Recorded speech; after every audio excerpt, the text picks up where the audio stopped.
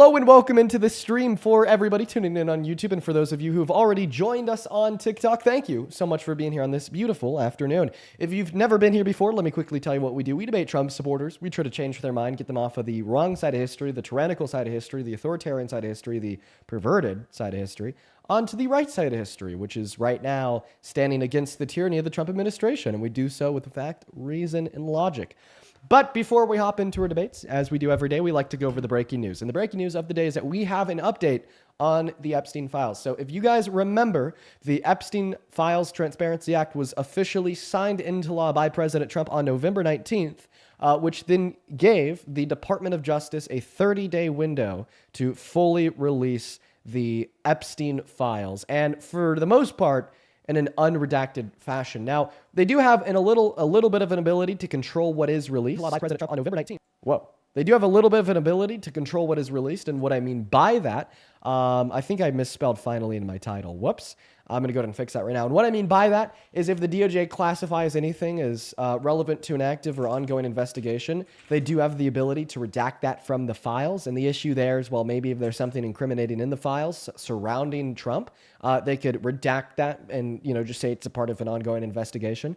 Now, alternatively, this is something else. I don't know if this part is confirmed or not. It's just something that I've heard, is that they'll actually have the ability to redact things from the files that may serve as a threat to national security. And of course, the big issue there is, well, what if, they constitute something that would incriminate the president of the United States of America as a threat to the national security of this country, right?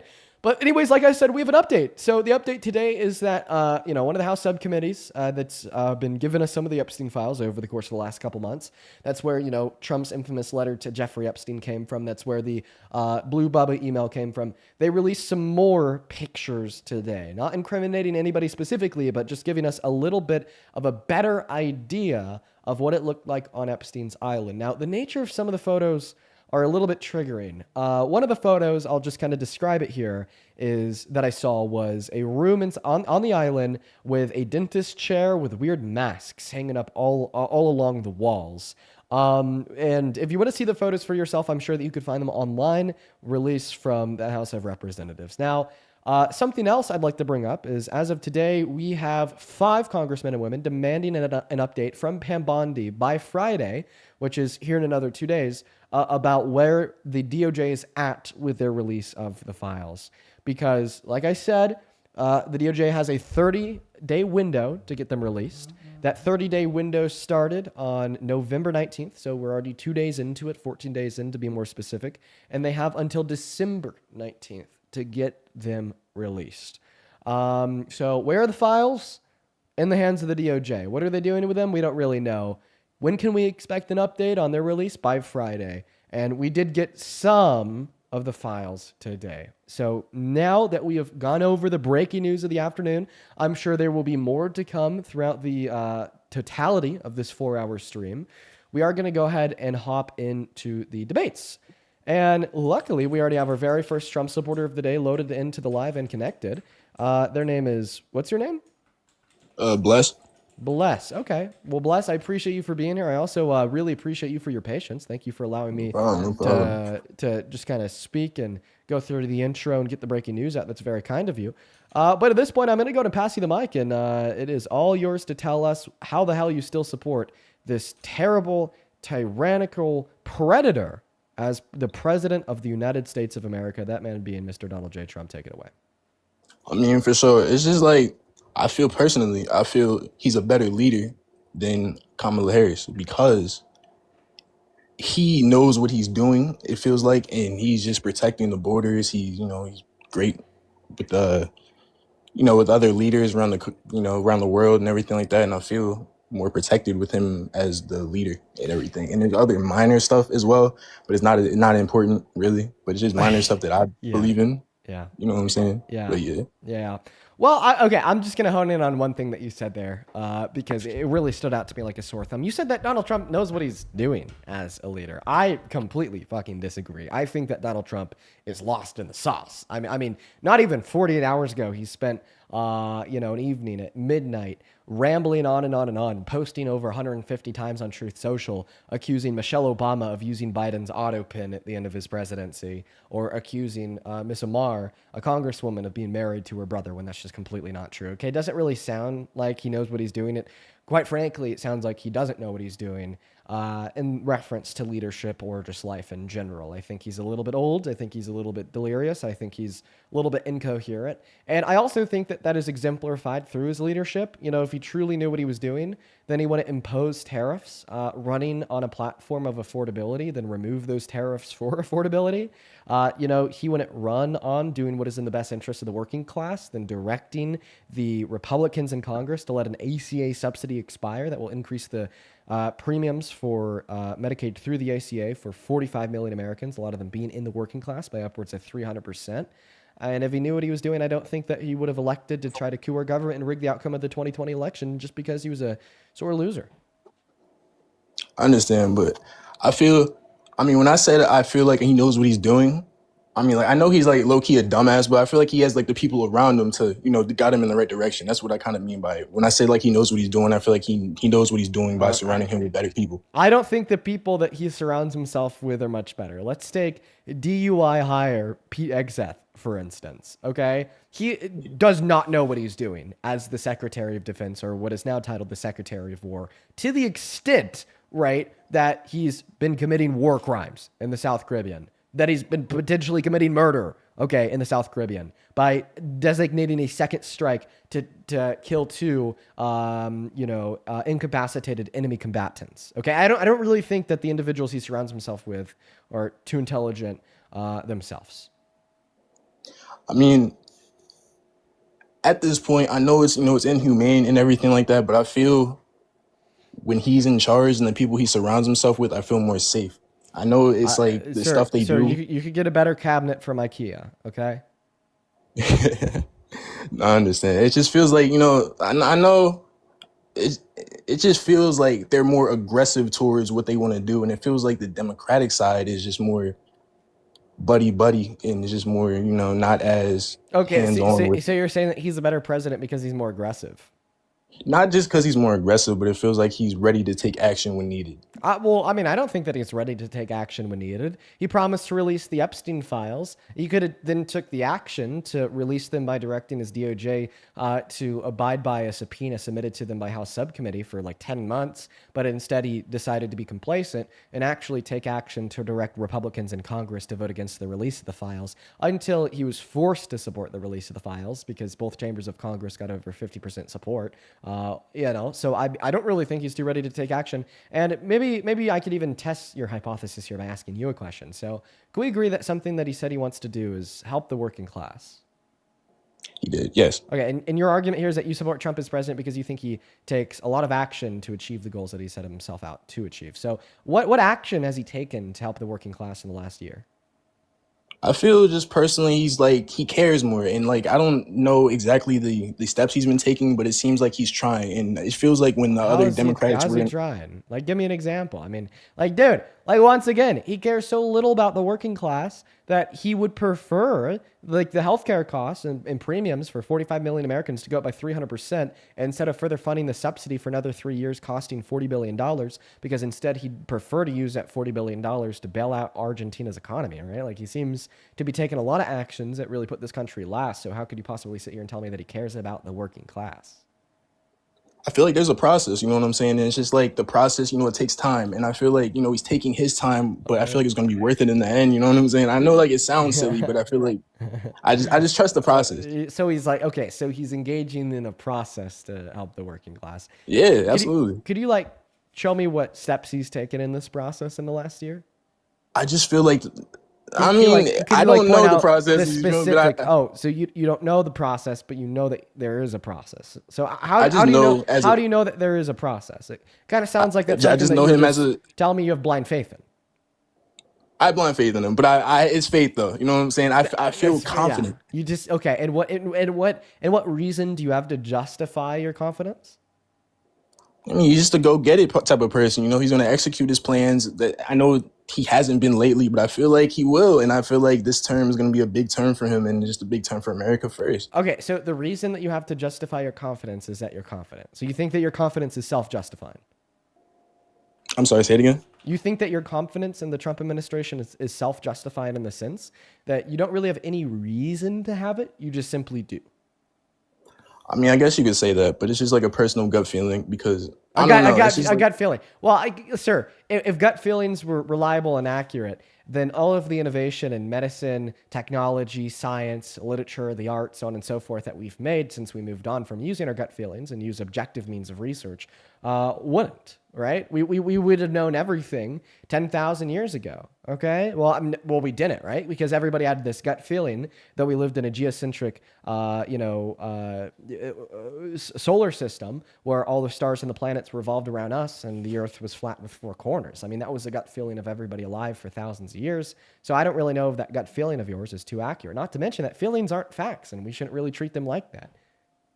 no, you're 100% correct, but I feel like people are just trying to tear him down. Like, you know, like the files and everything. They're talking about Trump is, you know, with doing, you know, Paul's stuff with Bubba, whoever that is, bro. And it's like, even if he was, bro, let him drop neck. It's not like it's none of our business. You know what I'm saying? Like for real, like you know what I'm saying? It's not, and it's just like, you know, it's his own Okay. personal. Okay. So if Trump deep throating Bubba is none of your business, then let's make it clear for the record. Neither are trans people. Okay, but you know the totality of the GOP has made trans people all of their business by spending over $300 million directed towards the demonization of the trans community in an attempt to get individuals to focus on the fact that Donald Trump is anti-trans compared to the fact that Donald Trump is an adjudicated rapist.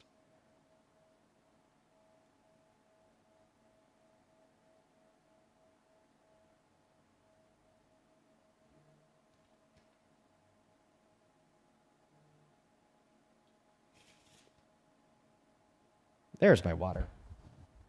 You still with us?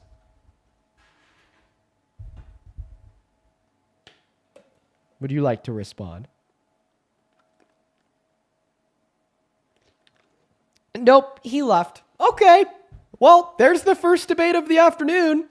We're gonna move on to that second debate here, folks. So go ahead and hop inside of that queue if you happen to be an American adult that's pro-Trump. We'll get you loaded. We'll get on to loading up that next Trump supporter right now, guys.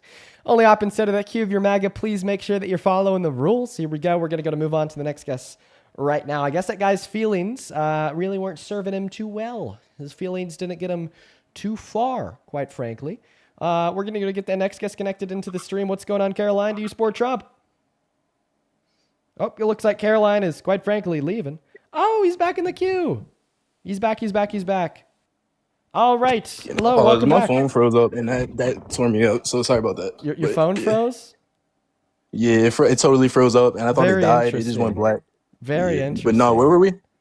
Oh, I'll tell you where we were. So you're telling me about Trump and Bubba, and you said, well, that's none of, our business. I said, if Trump and Bubba's none of your business, then neither are trans people. But then you turn around and support the GOP, who spent over $300 million during the election on ads to demonize the trans community to get you to focus on trans people instead of focusing on the fact that Donald Trump is a 34-count felon adjudicated rapist that is boasted about the sexual exploitation of naked teens and naked girls, that hates poor people, took health care away from 10 to 17 million of them, and in the process of doing so, also passed the largest redistribution of wealth from the working class and low-income Americans to the top 1% in modern American history, costing our government $4.5 trillion over the course of the next 10 years, which is the most expensive bill in this country's history.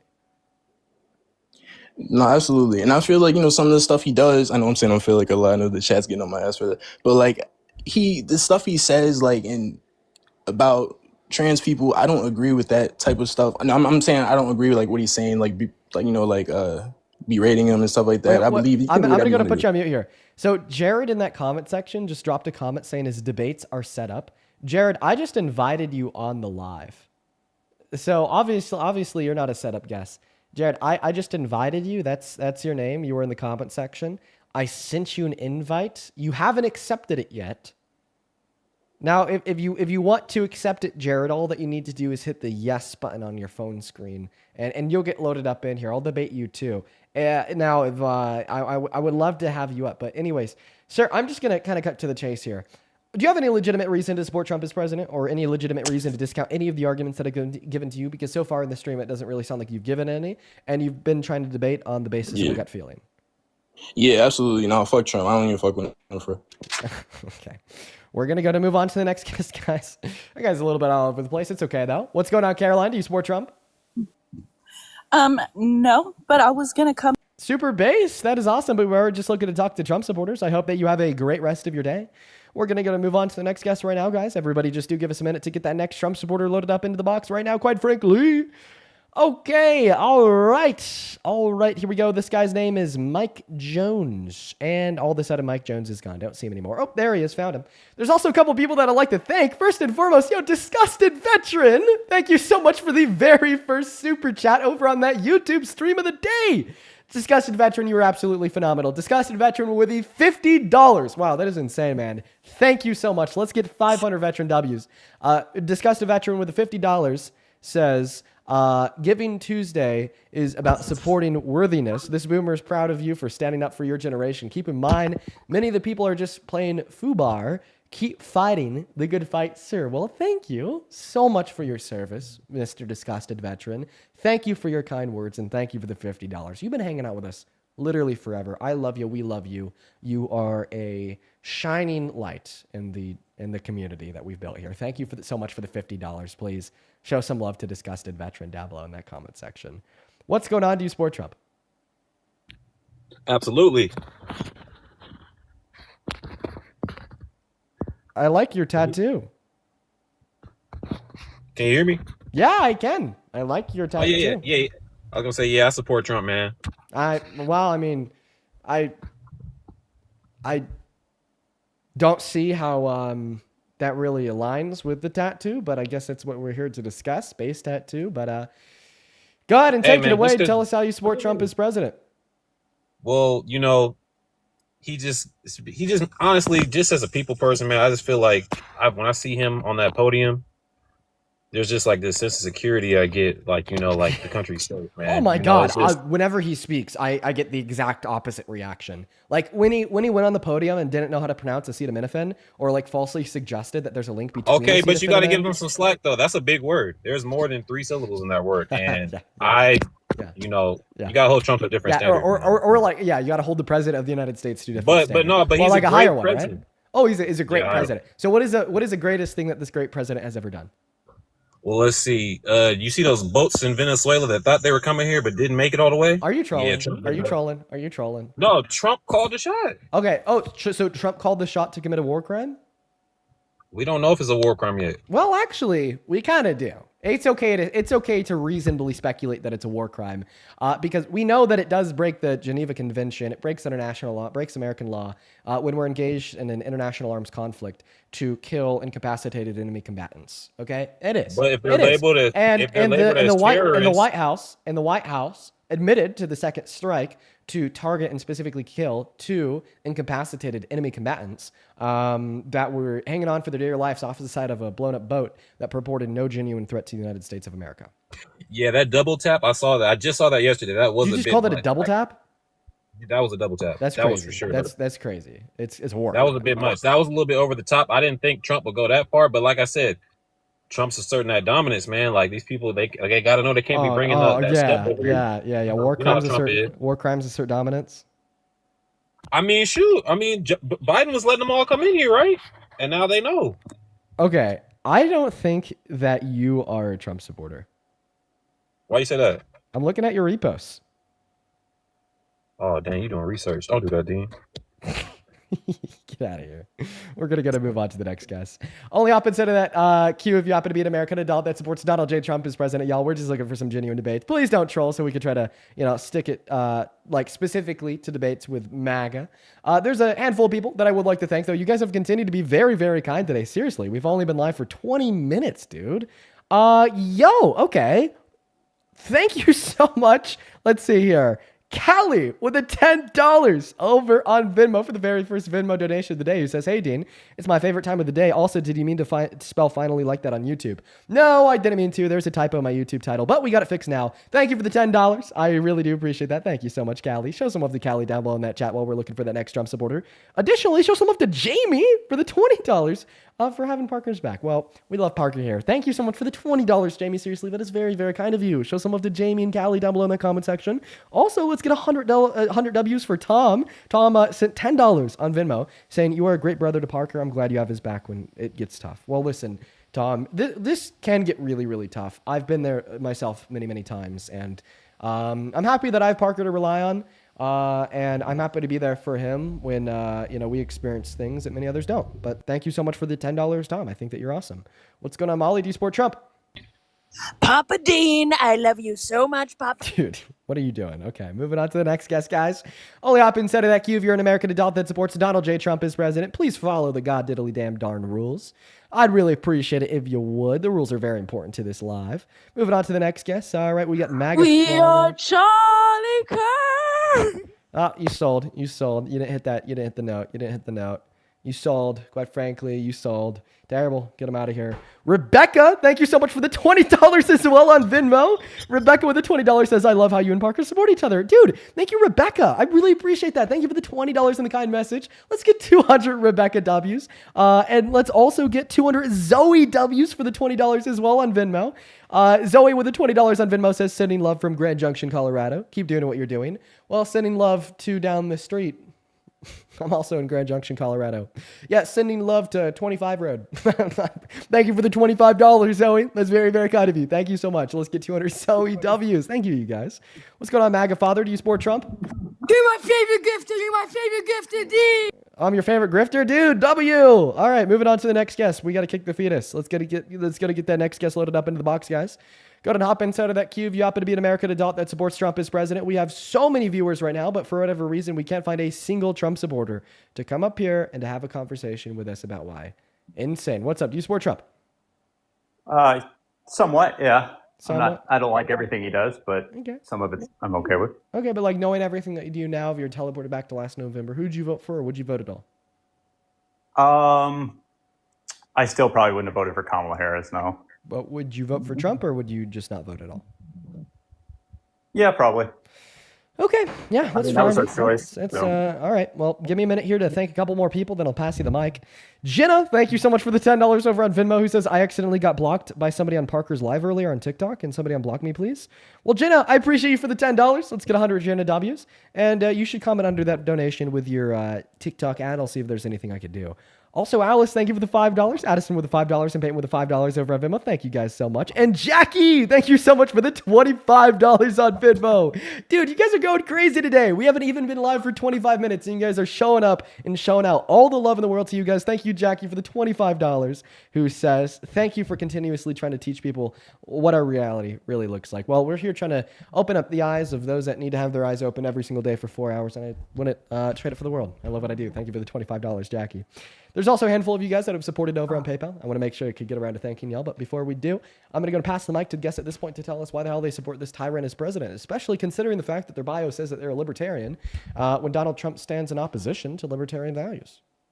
Yeah, I mean, that's why I said I don't entirely support him, but I haven't entirely supported a single president that we've ever elected. So, but, you know, a lot of things that he's trying and doing are things that ironically were stuff that like Democrats have either done or talked about doing for 20 years. Like his tariffs were all Democrat ideas. Obama, Bernie, Hillary all talked about tariffs. Biden didn't lift the tariffs. He kept them in place. Do you support his tariffs? I'm open to seeing how it goes. You know, it's like I'm a libertarian in principles, and that, Yeah. you know, I start. Yeah. Well, yeah. So because that's you're like, open. like it's a label, so, and I know you're putting like a whole you're bunch open of to beliefs seeing on me how based on something the label. goes. Yeah. Even though it's antithetical to what you are. So your bio also says, I troll and That's stir the pot. incorrect. Oh, no, it's not That's- incorrect. No, it's it is. If you're gonna, if you'll let me, am I talking or are you? Because you told me to talk, right? And now you're cutting me off, and that's what you do. Well, to me. I'm not So really. cut the shit I'm and not let really. me talk. I'm not really sure who's talking. Do you want to talk or do you want to let me talk? Which one? I mean, you'd asked me to, and then you cut me off. But Well, how about this? I'll let you talk first, just because I'm a real good guy. Then I'll go ahead and give you a response. Take it away. yeah, So anyway, I'm a libertarian in the sense that it's first principles, and that my default assumption is that the government should be involved as little to nothing as possible. But then from there, if you make a compelling argument, I'm not an unreasonable or irrational person. I can be persuaded to an extent that the government should be involved in something. Well, see, here's the thing. There's no compelling argument for universal tariffs in every other country in the world. I mean, there is a compelling argument for reciprocal tariffs on countries that have tariffs on us. Okay, well, guess what? Donald Trump didn't even implement reciprocal tariffs. He calculated what like the quote unquote tariff was that other countries had on us by like doing a division of how much we send to them per year divided by how much they Sure, send and you to can us. say he's imperfect. He said that like the tariffs that they've imposed on us were like the trade deficit, but a trade deficit is not identical to a tax on imported goods. And your response to that was to say, sure, you could say he's imperfect. That's not an imperfection; it's just a lie. No, it's imperfection. It's a thing that he does that, like I said, I don't think the tariffs we haven't seen evidence that it's ruined the economy or anything. Well, we have evidence that it's countries that increased the we've price of imposed them consumer on. goods. We are doing it to influence other countries to do behaviors that we find more beneficial to us, or at least that the administration finds more beneficial to us. So, my relationship with tariffs is like, hey, it's something that we haven't tried in a while. Other presidents have talked about doing it. I'm willing to wait and see that one out.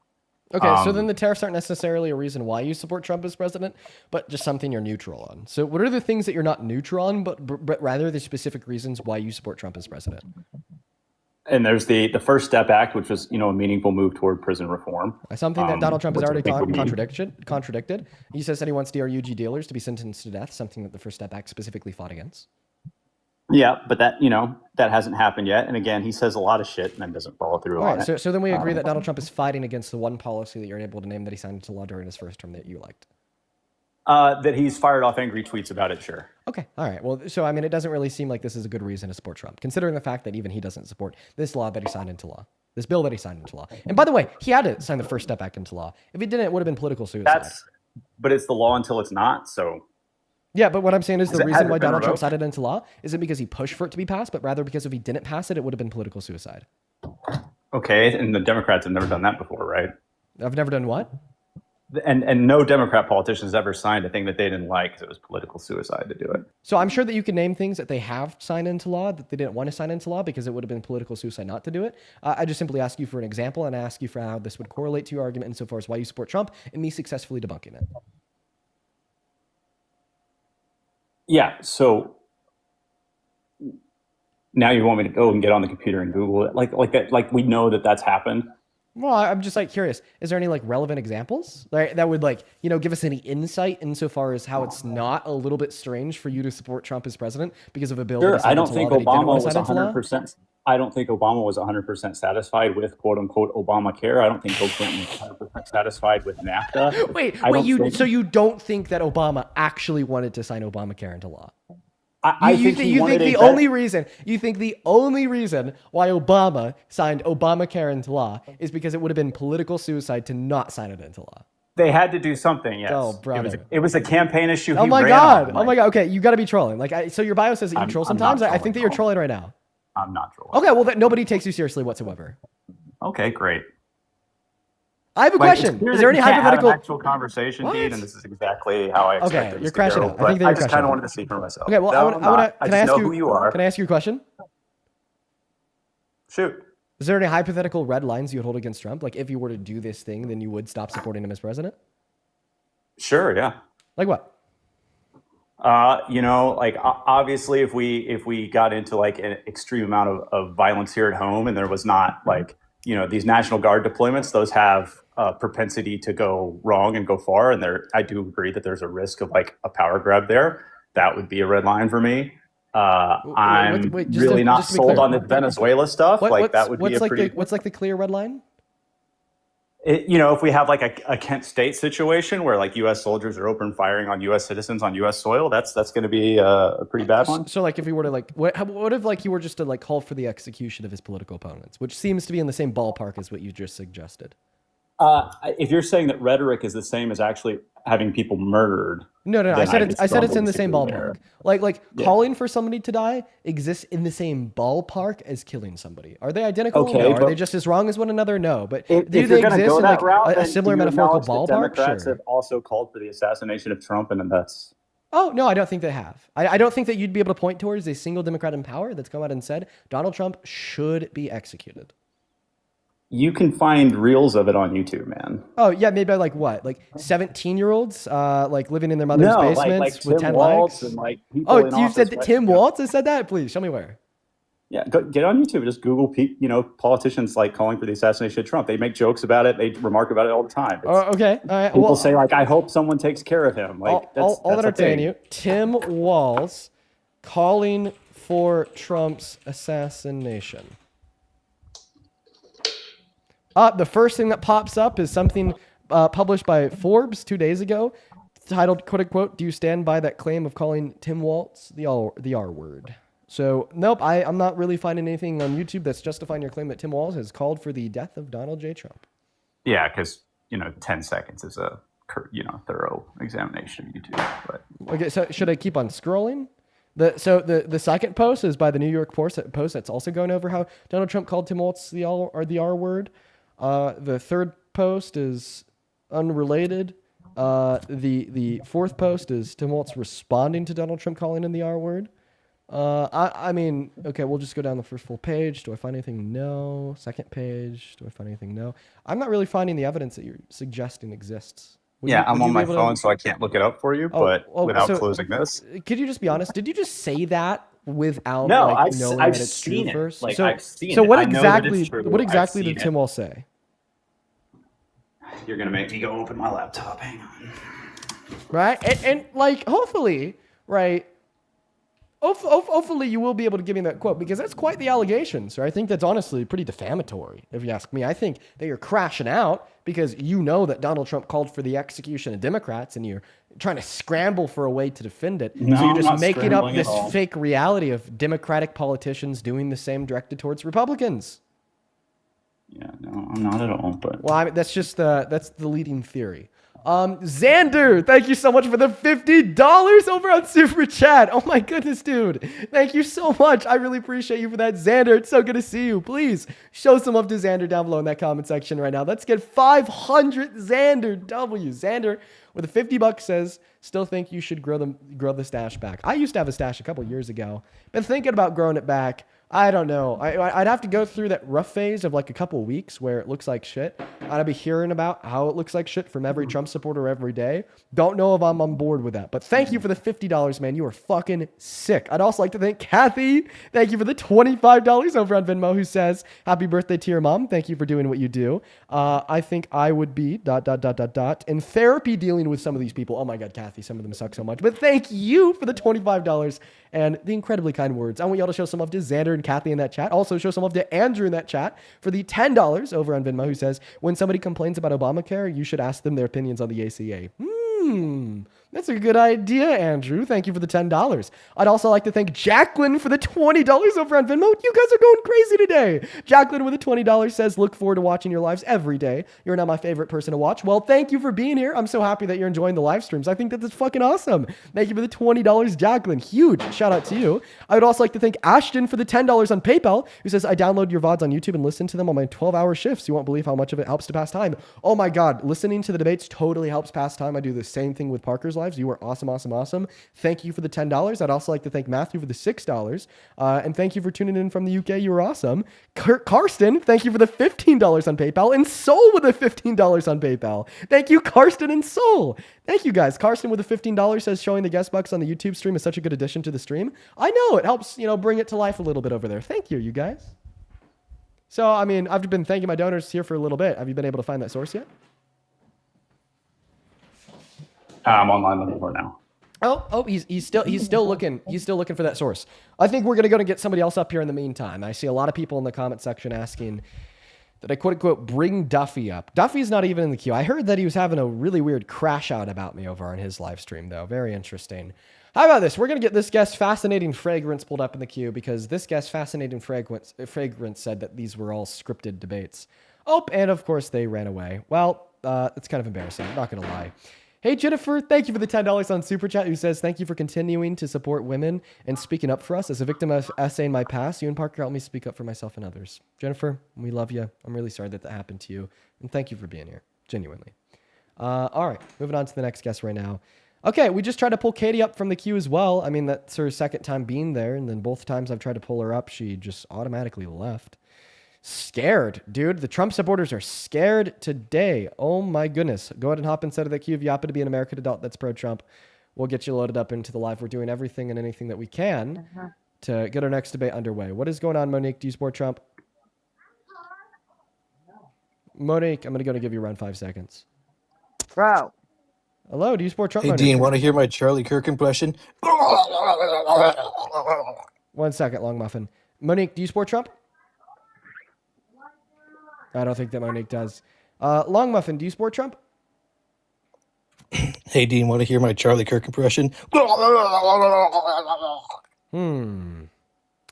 Well, if I had to take an educated guess, I'd say you're not a Trump supporter. So we're going to go to get them out of here. Moving on to the next guest, we got LJ loaded up into the box right now. What's Hey going Dean, on? how are you? Hey, I'm doing all right. How are you? I'm good. Oh, good. Do you support Trump? I do, You but do. I have since his presidency, I'm very open-minded and I wanted to know why you support the left and I just wanted an open mind. Okay, so you have an open mind, but you support Trump as president. So if you genuinely have an open mind, I think that there's maybe some really good things I could share with you here to attempt to change your mind. I think any fence sitter with an open mind should really stop supporting Trump as president, considering the fact that he wants to execute Democrats. Any fence sitters with an open mind should really stop supporting Trump as president, considering the fact that he's an adjudicated rapist and felon. Any fence sitter with an open mind should stop supporting Trump as president, considering the fact that he's really fucked over the working class by taking their purchasing power away, making the ACA more expensive, and taking 10 million low-income Americans off of Medicaid. Okay. Um, the reason why I have my supports on Trump is specifically when it comes to the immigrants coming in illegally. I have a grandma who's Venezuelan, came in the legal way, and I don't agree with people who come here illegally and kill our citizens. I don't find that right. Well, guess what? No one finds murder all right, except for Pete Hegseth, who ordered murder and committed a war crime in the South Caribbean. Okay? All right, just putting that one out there. Now, first point of order. Did you know that undocumented immigrants are 2.5 times less likely to commit violent crimes such as murder on American soil compared to citizens? And did you know that the Biden-Harris administration was actually deporting undocumented immigrants with prior violent offenses at higher rates than the Trump administration is doing today?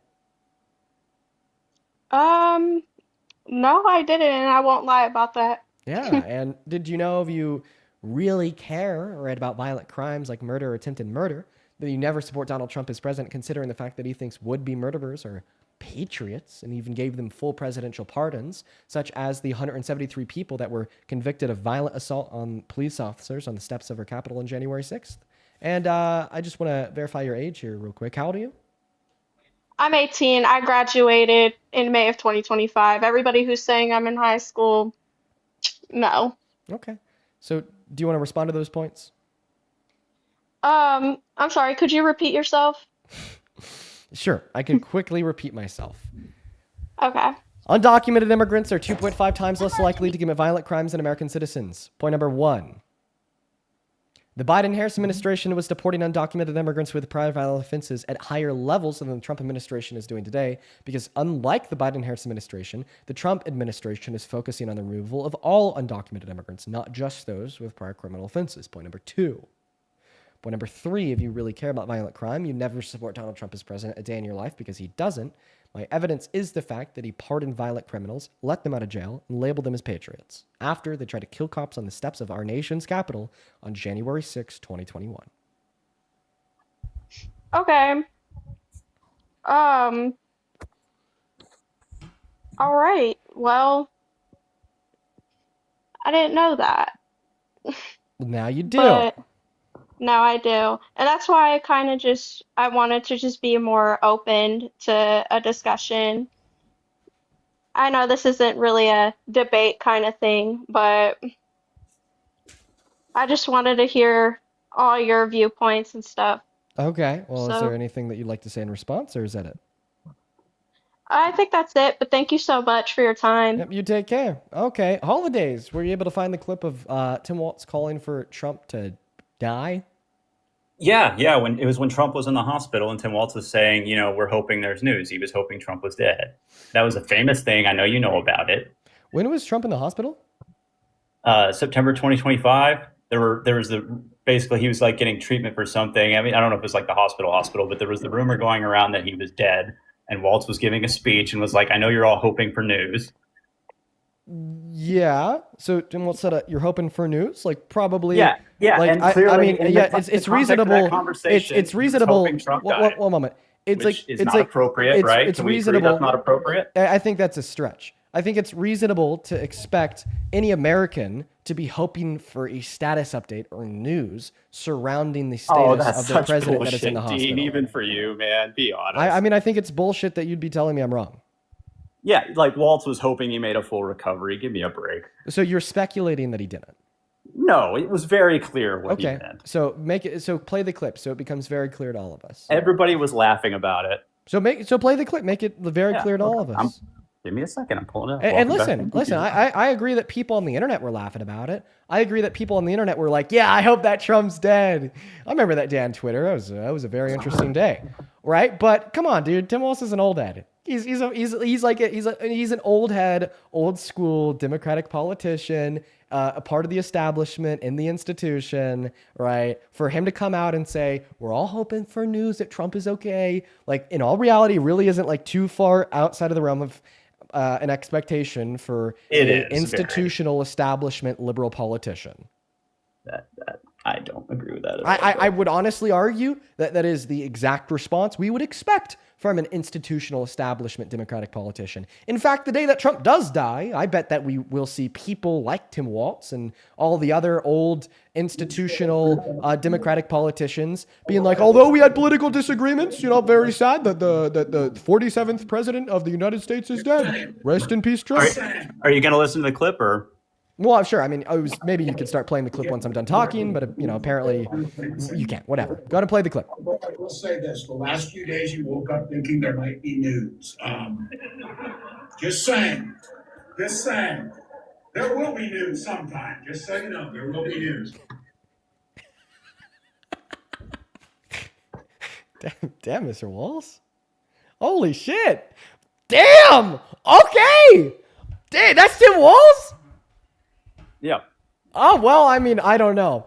I obviously think it's clear to everybody that's watching that when Tim Walz said what he said, he meant nothing ill by it. Yeah, that's horseshit. Come on. I mean, obviously, you're reaching. You can't even say it with a straight face. You got this big grin, this fixating grin. Man.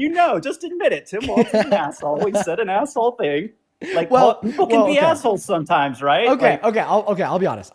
Okay, in that clip, it does kind of like rhetorically sound like Walz is promoting, right, like news that he's dead. I'm gonna be honest. Like, I think it's quite possible that in that clip, Walz was making a little bit of a joke about the potentiality of Trump ended up dead. Okay, fine. Okay, you're right. You played the clip. It makes sense. I understand exactly where you're coming from. But simultaneously, making like a little bit of like an implied joke, maybe hoping that news comes out that Trump is dead, is completely, totally separate and distinct from a politician directly calling for the execution of his political opponents via the means of hanging. And what example there are you citing? Oh, yes, I'm citing Donald Trump about a week and a half ago, calling for the execution of Democratic lawmakers in Congress that suggested to members of our military that they don't have to obey any unlawful order that the president were to make. Right, which was saying basically just that, when it's sedition and treason or crimes punishable by death. Yeah, well, he said this is seditious, that's punishable by death, and then he reposted somebody else's post saying hang them. Okay. Yeah, I mean, I'll get the first part. Like, I think is like just a reasonable thing to remind people of when they're trying to step into the commander in chief's shoes and talk directly to the American military from their position in office. The Oh well, second part, it's reposting we not should hang them. seditious. That's a bit much. It's not But seditious to tell our military to honor their oath. It's American. It's I patriotic. they know that. Like, you don't have to remind them of that. But I think, when you say things in a way where you can't cite a specific example of anything, and you're just trying to create doubt in the minds of service members, that can be a little seditious. Wait. The oath that members of our military take to uphold the Constitution says, right, if an order ever comes in conflict with the law, follow the law. That's speaking vaguely. It doesn't give any specific example. So would you argue that the oath that members of our military take is seditious by nature?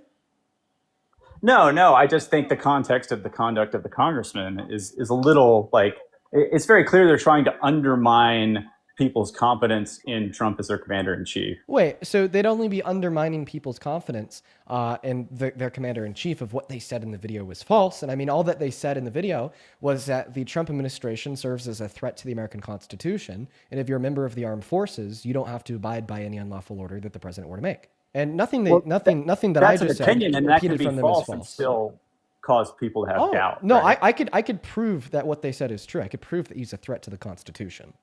I mean, in the same sense that you could prove that every president, probably since we've been alive, has probably outstepped the bounds of the Constitution to some extent. No, it's not merely outstepping the bounds to some extent and then being checked by the checks and balances. It's intentionally and belligerently infringing on the amendments of the Constitution. It's for instance, Trump's first day in office, Executive Order number 14160. He intentionally and belligerently infringed on the first section of the 14th Amendment by arguing that the children born to undocumented immigrants on American soil don't have birthright citizenship. That right's been guaranteed to them since 1868 with the ratification of the 14th. I mean, it says it very clearly in the text, plus that's been specifically adjudicated 2 times in one sense or another, in U.S. versus Wonka-Mark in 1898 and Plyer v. Doe in 1989. We have other examples too, like when he said that we're quote unquote taking your free speech away and that he wants to ban the burning of the American flag, even though SCOTUS ruled in the 80s as well in the Texas v. Johnson court case that is expressly protected under the First Amendment. He's launched an attack on the Second Amendment by directing his DOJ to try to find any way to ban any and all gun ownership I'm not for denying trans American citizens. Not to mention that he's launched an unprecedented attack on the American democracy when he tried to coup our government and rig the outcome of the 2020 election by installing fake votes for himself in Congress and having his supporters smear their shit on the walls inside of the Capitol. And once they went to jail for smearing their shit on the walls inside of the Capitol and attacking cops on the steps of, he pardoned them and labeled them as patriots. Like, obviously, the Trump administration is purporting an unprecedented attack on the rule of law, on the American Constitution, on our electoral and civil processes, on our democracy, on our on our constitutional republic. Like, all of these things are true. Did you have that same intensity for Obama ordering the murder of American citizens in drone strikes and like the Patriot Act under Bush? So when the Patriot Act under Bush was signed into law, I wasn't even alive yet. And when Obama was ordering drone strikes that killed American citizens, if I was alive at that time, I'd say that this would demand immediate investigation. I think that this would demand immediate accountability of law was broken. So he should be arrested. When and tried, when I was a little child, I mean, I obviously wasn't paying too close of an attention to the American government. But from what I do know about that circumstance, I think that was investigated by a special counsel unrelated to the Obama administration. And I'm happy to have a conversation with you about the Obama administration once we finish our conversation about the Trump administration. But what will hopefully be inevitably true, what will hopefully be inevitably true here, right, is that if any president has intentionally and belligerently launched an attack on the Constitution, then they are a threat to the Constitution, regardless if it's Trump, Obama, Biden, Bush, so on and so forth. Which I would agree with, and then I would just say that all presidents are a threat to the Constitution. Oh, okay. So all presidents are a threat to the Constitution. Can you name any other president that has purported such a grave threat of intentionally and belligerently infringing on core tenets of the core amendments of the Constitution, like Trump with his attack on the 14th? I mean, FDR put American citizens in concentration camps. Okay, you give a really good example. FDR, okay? And guess what? Because of what FDR did, if I was alive when he was president, I would be running these same debates about him if I could. I mean, you say that, but we'll see. It's like Well, we'll never see because guess what? We can't wind back time and we can't put Dean. Well, right. We'll back just see during who World Dean War is II. after Trump's not in office, and Dean doesn't have Trump to argue about all the time. Well, I mean, we'll see who you are once Trump's not in office, and you inevitably have to tell your grandkids in 30 years that you stood 10 toes behind defending the tyrannical wannabe dictator, predator that tried to coup our government and rig the outcome of a federal election. And I would say, yeah, he was a flawed guy, just like all of them are. Okay, so did Biden try to rig the outcome of an election? Did Obama try to rig the outcome of an election? Did Bush send fake votes to Congress? Did Clinton have his supporters attack cops on the steps of the Capitol, then pardon them and call them patriots? No. What are you even saying? And then also, I just want to make it clear here, right? If like multiple presidents engaged in the same bad action, that doesn't make that bad action any better. Right. And my argument would be it's kind of par for the course. It's just the course is now 2025 and things are always getting worse, not better. Well, I mean, what were the two options that we had in the last election? Kamala Harris and Donald Trump. Kamala Harris never tried to rig the outcome of an election. Kamala Harris never intentionally and belligerently infringed on the Constitution if actually upheld it as a lawyer. Kamala Harris never boasted about sexually exploiting naked women and naked girls. Kamala Harris was never found guilty inside of a court of law for the rape of anyone. Kamala Harris, did none of these things. And that's who the alternative was to the president that we have today. And that's who you said you'd still vote against and vote for Trump if you were teleported back to last November. And there's other reasons for doing that. One thing I just want you to respond, but before you move on, I just want you to respond to the fact that you continue to try to make this argument that other presidents have done the same thing or similar things. Okay, but one of those people is Kamala definitely Harris not was Kamala never Harris. a president, so One of those people is definitely not Kamala Harris. yeah, and she was also never a president. So and you also want to be able to demonstrate us with any good reason to believe that if she won the election, if she was our president, she would have engaged in this action or any similar ones. Because all presidents do. Oh, so you're basically saying that if she were to be president, then she definitely would have also pardoned violent offenders. If she were to be president, then she definitely also would have boasted about sexually exploiting naked little girls. He would have definitely. If she were to be president, actions that she were definitely also would have questionable, yes. intentionally and belligerently infringed on the Constitution. You sound crazy. I don't. I think every president has done actions that were questionable and probably unconstitutional. And we've never had a president like Trump do them to this extent. In our lifetimes, probably so. Yeah, I would agree with that. Oh, He's a okay. very unconventional president. So then you agree that Donald Trump is the worst president of our lifetimes. Remains to be seen. We still got a long ways to go, and we'll see how history plays out. Well, I mean, not even 10 seconds ago, you told me that it doesn't remain to be seen as you affirm that, in our lifetimes, nobody has infringed on these core American values to this extent as Trump has. Yeah, but that doesn't necessarily mean worst president ever. Whoa, right? Why not? Why not? Why doesn't it mean worst president of our lifetimes? If nobody else has demonstrated a dictatorial rule of law to the same extent Trump has, if nobody else has demonstrated a lack of a regard for the consent of women and girls boasting about their sexual exploitation or rape, right? What else could it possibly mean? Like, if this doesn't make him the worst president of our lifetimes, who would be? Probably George W. Bush. I agree. Bush was shit, okay, but Bush didn't try to coup our government and rig the outcome of a federal election. I mean, depends on your opinions of Bush versus Gore, but maybe a little bit.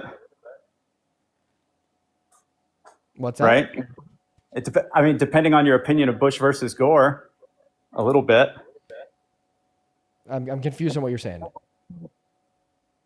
He ran into the court system to, get involved in the election and got a conservative Supreme Court involved in deciding who the next president was going to be, which is kind of subverting democracy a little bit. Yeah, so you're talking about like the ruling judges that invalidated the outcome of the election for Gore.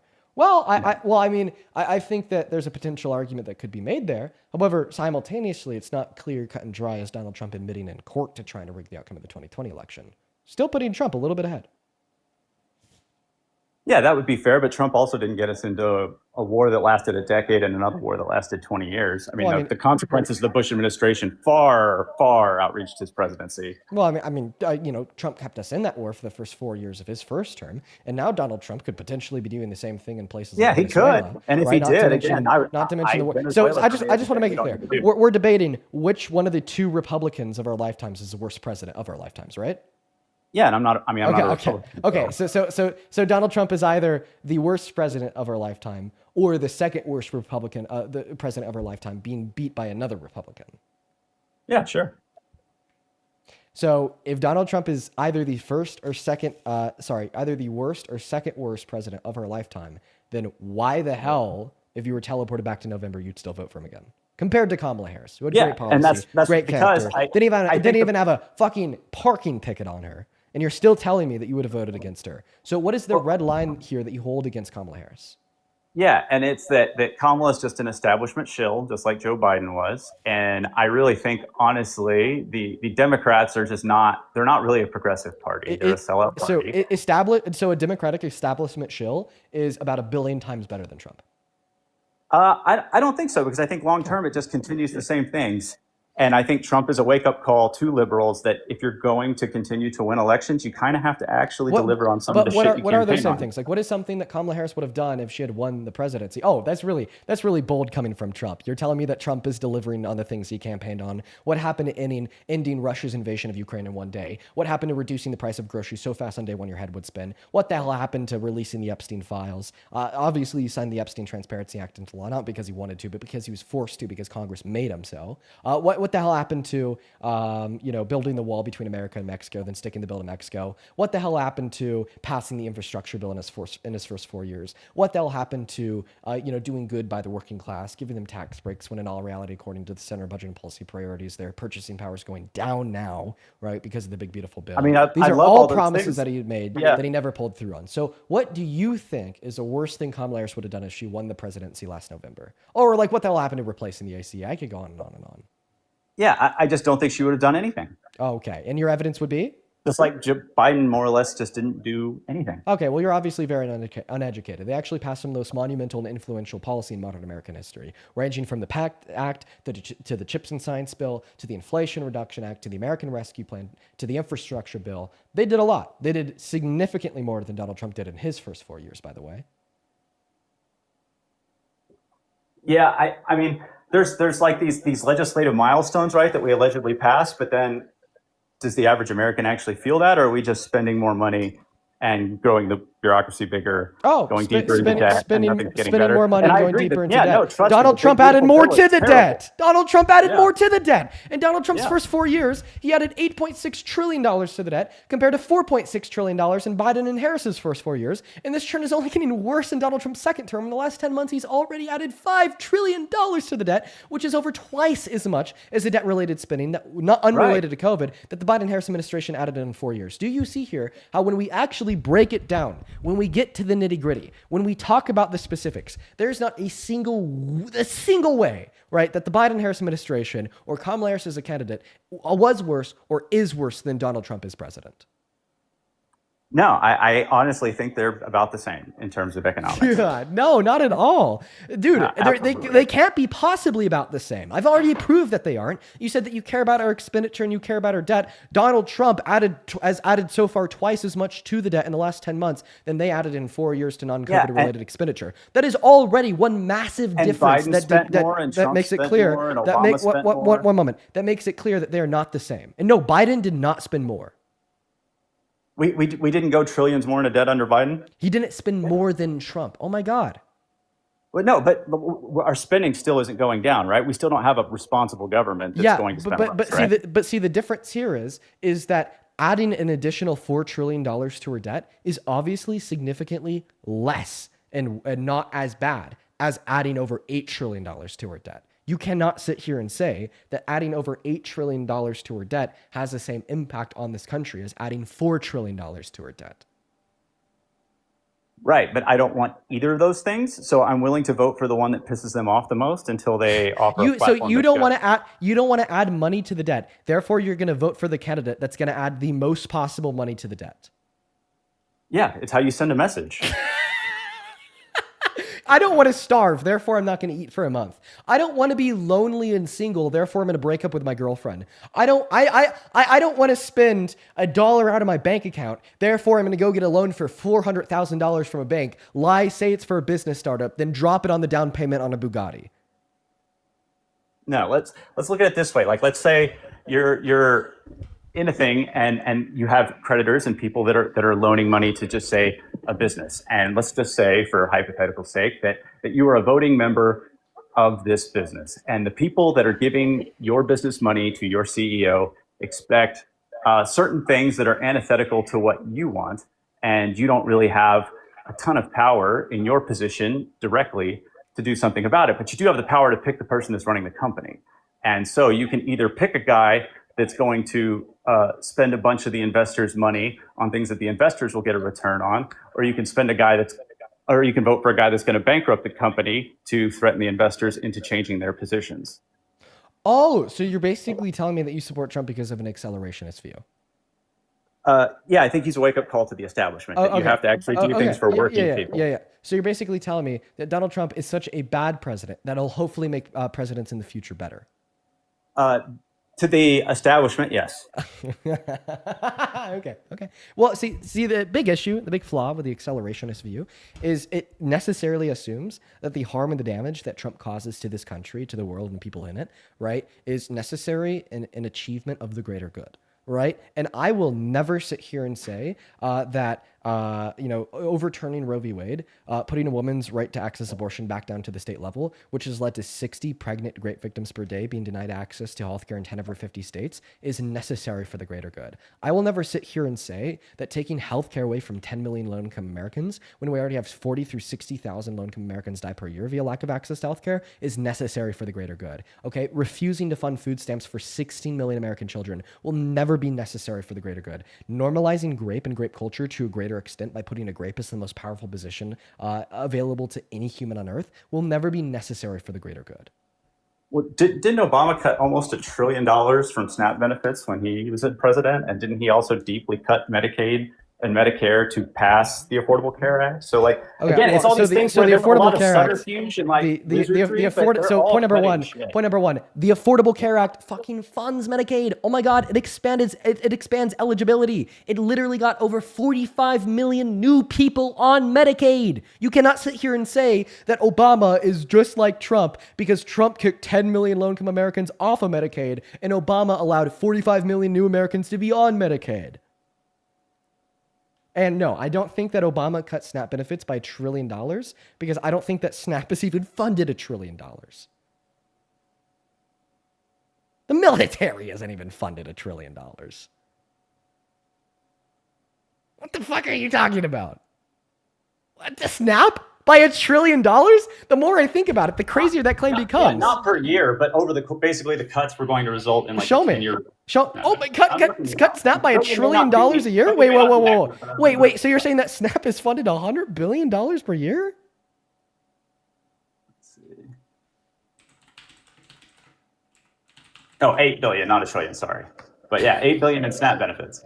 Okay, great. Well, guess what? Trump just cut it by $156 billion. Which number is bigger? You tell me. Yeah, there's a deeper cut. Thank you. And by the way, did Obama run against Donald Trump in the election? You tell me.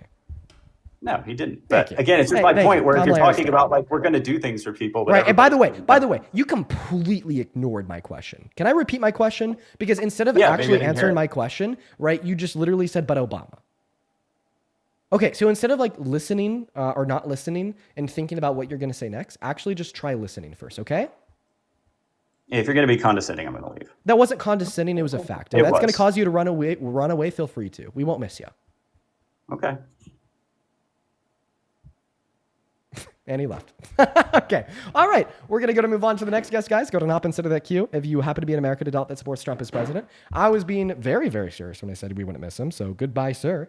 Moving on to the next guest right now, guys. Go and hop instead of that queue if you happen to be an American adult that supports Donald J. Trump as president. Katie, we got you loaded up into the box, but it seems like you've gone on pause at this point in time. If you want to be able to have a conversation with me, I'm just going to ask you to get off of pause. I don't know if she is or not. We'll get somebody else loaded up in the meantime as well. Katie's been trying to join literally all day, and we haven't been able to get her up here yet, unfortunately. But that's okay, because we're going to go to load up that next guest at this point in time. Oh, Katie, hello. Do you support Trump? Oh, Katie's still gone. Tanner, hello. Do you support Trump? Tanner? Is not here. Goodbye, Tanner. Moving on to the next guest. We got John loaded up in the box right now. Okay. We got John connecting. Hello, John. Do you support Trump? Oh, no. Oh, doesn't sound like John really wants to be here. That's okay. Yeah, he left pretty quickly. Moving on to the next guest, Batman's Corvette. By the way, we also have a bunch of people to thank. You guys have been incredibly kind today. Before I get around to thanking you guys, let's just first make sure that this guest is a Trump supporter. Hello, Batman's Corvette. Do you support Trump? I'm Batman's Corvette. I support Trump. I feel like that you're not Batman's Corvette. Because let's see. That is a base model C7 Stingray. I feel like if Batman were to drive a Corvette, he'd definitely be 2017. rocking. He'd definitely be rocking a 2019 matte black 01. Trump hasn't given me my tax break yet, so I can't afford that one. Well, no, I'm saying, I don't, dude, you understand that 01s are like $253,000. I'm saying if Batman were to drive a Corvette, he'd definitely be driving that. Yeah, or a Lamborghini. Simple. Yeah. So how old are But you? yeah. 38. And you said that you're MAGA? I'm actually not MAGA.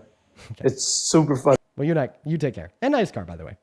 I like Corvettes. They're very good looking. Very, very, very cool cars. Very cool cars. Moving on to the next guest. Hello. Hello, Chat DNC. Chat DNC, are you with us? I am now. You are. So you were commenting, calling me a grifter. Yeah. Why? We all know. Expand. I mean, you're performative. How so? Performative grifting. How so?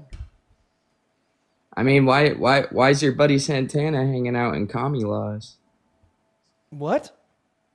Why is your boy Santana hanging out in communist laws?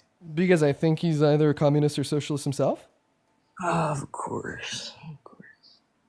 What does Santana being either a communist or socialist have to do with me being a grifter? I was just bringing it up. I mean, it's just part of the performance, you know. That doesn't really hit like it did in the 70s. We're kind of over the Red Scare, brother. Yeah, guys, go look at my repost, guys. Yeah. It's an AI video of me and Parker making out. You're gonna get flashbacks. just telling you. So why am I a grifter? Do you want to try to get an argument? Why is your following list private, Dean? I have it private on all my accounts Yeah, why is that? because I don't really want like everybody on the internet to be able to see who I follow. What are you hiding? The people who I follow. The underage people that you follow? The reason why I have my following list hidden is so you individuals sound like that? can't see so individuals can't see the people that I follow, like my girlfriend, like my IRL friends, like my mutuals. It's truly nobody's business who I follow, and the moment when I make my following list public, all of a sudden it becomes everybody's business. Then people that I follow get a whole lot of DMs. Most individuals with millions of followers on this app have their following lists private for that reason. Yeah, you could say that. I mean, just tell the people what you're hiding. Show them. Well, what I'm hiding is my Show 'em following that- list. Show them it. No. See, here it is, guys. He's obviously hiding something. I mean, Yes, I'm hiding who I follow from the general public. no, it's the minors. It's the minors, Dean. Okay, and why do you think I follow minors? I mean, it's just projection. I mean, didn't you take like? Wait, a projection? Wait, so you're projecting onto me? No, you're projecting on the. What a crazy response. What a crazy response. I think that you're following little kids, and I'm like, why? And then you're like, well, it's just a projection. What the fuck? Did you mean to say that? did you mean to say that? Wait! Your following list is private. Oh my god! It is a projection! It is a projection! It is a projection! Why? Whoa! So you're saying because my following list is private, it must be because I follow little kids, right? Your following list is private. Should we be concerned? No, I mean, I'm just saying you projected. No. You Like project imagine your- imagine if you truly believe with vindication, every person that wears a red shirt is a P3DO, and then you believe this with so much vindication that you're willing to go in front of a crowd of like 16,000 people and tell all 16,000 people that everybody who wears a red shirt is a P3DO, and then somebody stands up and they're like, "Hey, man, not everybody that wears a red shirt is a P3DO. Some people can wear a red shirt because they like the color red. Some people could wear a red shirt because they're going to an event where that color makes sense." And then you're like, "No, every single person that wears a red shirt is a P3DO." And then we look at you and you have a red shirt on.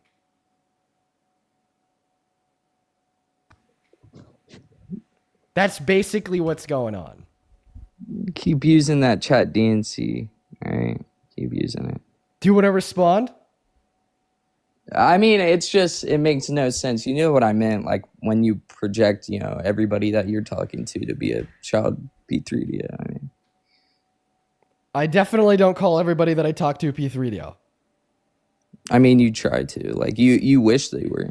Like it's weird. It's really weird. I like, definitely do not wish the people I talk to were P3DOs.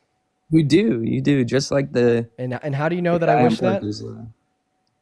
I mean, it's just. It's, I see it every day. Oh my God, this guy's folding. Here, let me thank a couple of my donors for the grift. Professional Dog Trainer, appreciate you so much for the $50 over on YouTube Super Chat. I really appreciate you so much for that love, Dog Trainer. That is crazy. Thank you so much for your kindness. Let's get 500 Dog Trainer W's down below in that comment section who says, thank you for not letting this absurdity go unanswered, 14. Oh, we're here to check the absurdity every single fucking day. And seriously, thank you so very much for the $50. Real quick, can you thank Dog Trainer for the $50? I share empathy with that person for being brain rotted from you enough that they have to donate to you. Oh, okay. It's really sad. Okay. Well, do you want to reimburse them? Since you think it's really sad. I would never do that. Wait, why? Because you think it's really sad? You think that they've been brainwashed? Don't you want to help the scam victim that's been brainwashed that you hold empathy for? I'm sure you got $100 I mean, to spare. holding you accountable might help, like putting you in jail or something. Yes. When somebody disagrees with you politically, okay, and they're like speaking facts and spreading common sense, yeah, make sure to throw them in jail. It's gonna be great for the GOP in the midterms. Then Gents, I apologize if I mispronounce your name. That is JENCYE. Thank you for the $10 over on Venmo. Who says, as somebody that voted for Trump, sadly, your lives have truly changed my views and opened my eyes. Thank you from the bottom of my heart. Well, thank you so much for the $10, and I'm really happy that we were able to change your mind through the lives. Molly, thank you for the $10 on Venmo, and you got it, Molly. I'm gonna keep that message to myself, but you got it. Show some love to Molly down below in that chat. Claudia, thank you so much for the $10 over on Venmo. Thank you so much, Claudia. And unfortunately, Claudia, that whole thing is just a bit. It's a joke. It's not actually one of those, so I'm sorry to inform you. But thank you for the $10. Tom, thank you so much for the $5. Who says Andrew Jackson's Trail of Tears may have been worse than Trump. But Jackson is Trump's favorite. Yeah, I'd say like the toss-up for the worst president in American history is either Andrew Jackson or Trump. One of the two. Natalie, thank you for the $5. David, thank you for the $5. McKinney, thank you for the $1. Christopher with the $1. Robot, thank you so much for the $10 over on Venmo. And Margaret, thank you so much for the $50. Oh my goodness, you guys. Thank you so very, very much for the $50, Margaret. You're a goddamn icon. I want everybody watching right now to show some love to Margaret down below in that chat for the $50 who says, thank you, Dean. I appreciate everything that you're doing for our country. I appreciate you for being here, and I appreciate you for your kind words in the $50 donation. Thank you so much. As well as Allison, thank you for the $10 who says, keep on fighting the airheads. We'll never stop. Quite frankly, we'll never stop. I'd also like to quickly thank Ashton for the $10 over on PayPal, James with a 1, and Nicole with a 2. If you're watching right now and you want to help support the grift, you can find my Venmo and my PayPal in the link tree in my bio on TikTok. You can find it at the top of the phone screen as well as you can find it in the pin message over on YouTube. Why don't you go help Parker with his Trail of Tears partner, Dean? Do you even know what you're saying? Yeah, I said go help Parker with his Trail of Tears. Are you talking about like Parker's like actual tears because he was like crying a little bit when he ended his life? Yeah. Do you think can't handle it? Do you think it's justified to like break down when you are struggling to handle people telling you that it'd still support child rapists? Is it? You are so insufferable, bro. Okay, is it like justified to have a little bit of a mental breakdown because you're sick and tired of people trying to convince you that you should support people that grape children? Who are you talking about? Who are they supporting that grape children? So the reason why Parker had a little bit of a breakdown is because he was talking to a guest that was straight up arguing even if Donald Trump raped a child, they would still full-heartedly support them as president. Can't we like agree, right, that it's like pretty like human, honestly, like pretty like good too. It's like pretty virtuous, right, to like kind of have a mental breakdown after you convince somebody that we shouldn't support or try to convince somebody that we shouldn't support child rapists. Isn't that like completely acceptable? Maybe somebody in your profession should have the maturity level to discuss those kind of topics. Do you think it's reasonable? Because I think it's important to Do you think that disavow those kind of people. do you think that it's like reasonable to expect anybody, regardless of their of their profession, to be able to keep a level mind when speaking to somebody that thinks it's just so totally okay to support child rapists? I mean, definitely. I mean, there's definitely some sort of professional, scenarios where you would need to keep a level-headed mind, like a defense lawyer. So do you think are it's kidding wrong? me? Do you think it's wrong that Parker can't keep a level head in those scenarios all the time? No, I think it's immature though. And why do you 'Cause think he that's knows immature? the type of discussions. So why do you think it's immature? Because he knows what he's going to endure by doing these kind of discussions. Okay, you're So, saying that because it's a potential expected outcome, that therefore he has to be able to deal with with the potential expected outcome. So, like a potential expected outcome of like getting in your car and driving is getting T-boned by a drunk driver. So, because I know that that's a potential expected outcome, if I was to get T-boned by a drunk driver, would you call me immature if I were to start to cry? are you trying to say we have to apply the same logic to everything that we do in life? I'm trying to say that if you're going to hold on to a principled view, you'd have to apply said principled view in any scenario where it could apply. And this would be one. You're basically saying if you engage in an action which yields the risk of a potential expected outcome, you have to be able to deal with that potential expected outcome without crying, or else you're immature. And I'm describing you to don't you have how this to come logic on fails live to and be the discuss case. this. You don't have to come on this live and discuss this, but you kind of have to travel by car. Wait, you have to travel by car? You kind of have to. Like, So are you going to play this childish game? last Are you night, going to play this so childish last night when I went to City Market to buy some ice cream and I traveled by car, did I have to do that? I mean, otherwise it would have taken hours, yes. Oh, so no, I actually didn't. Maybe I should have clarified that point number one. I didn't need ice cream. And point number two, my local grocery store is less than a mile away.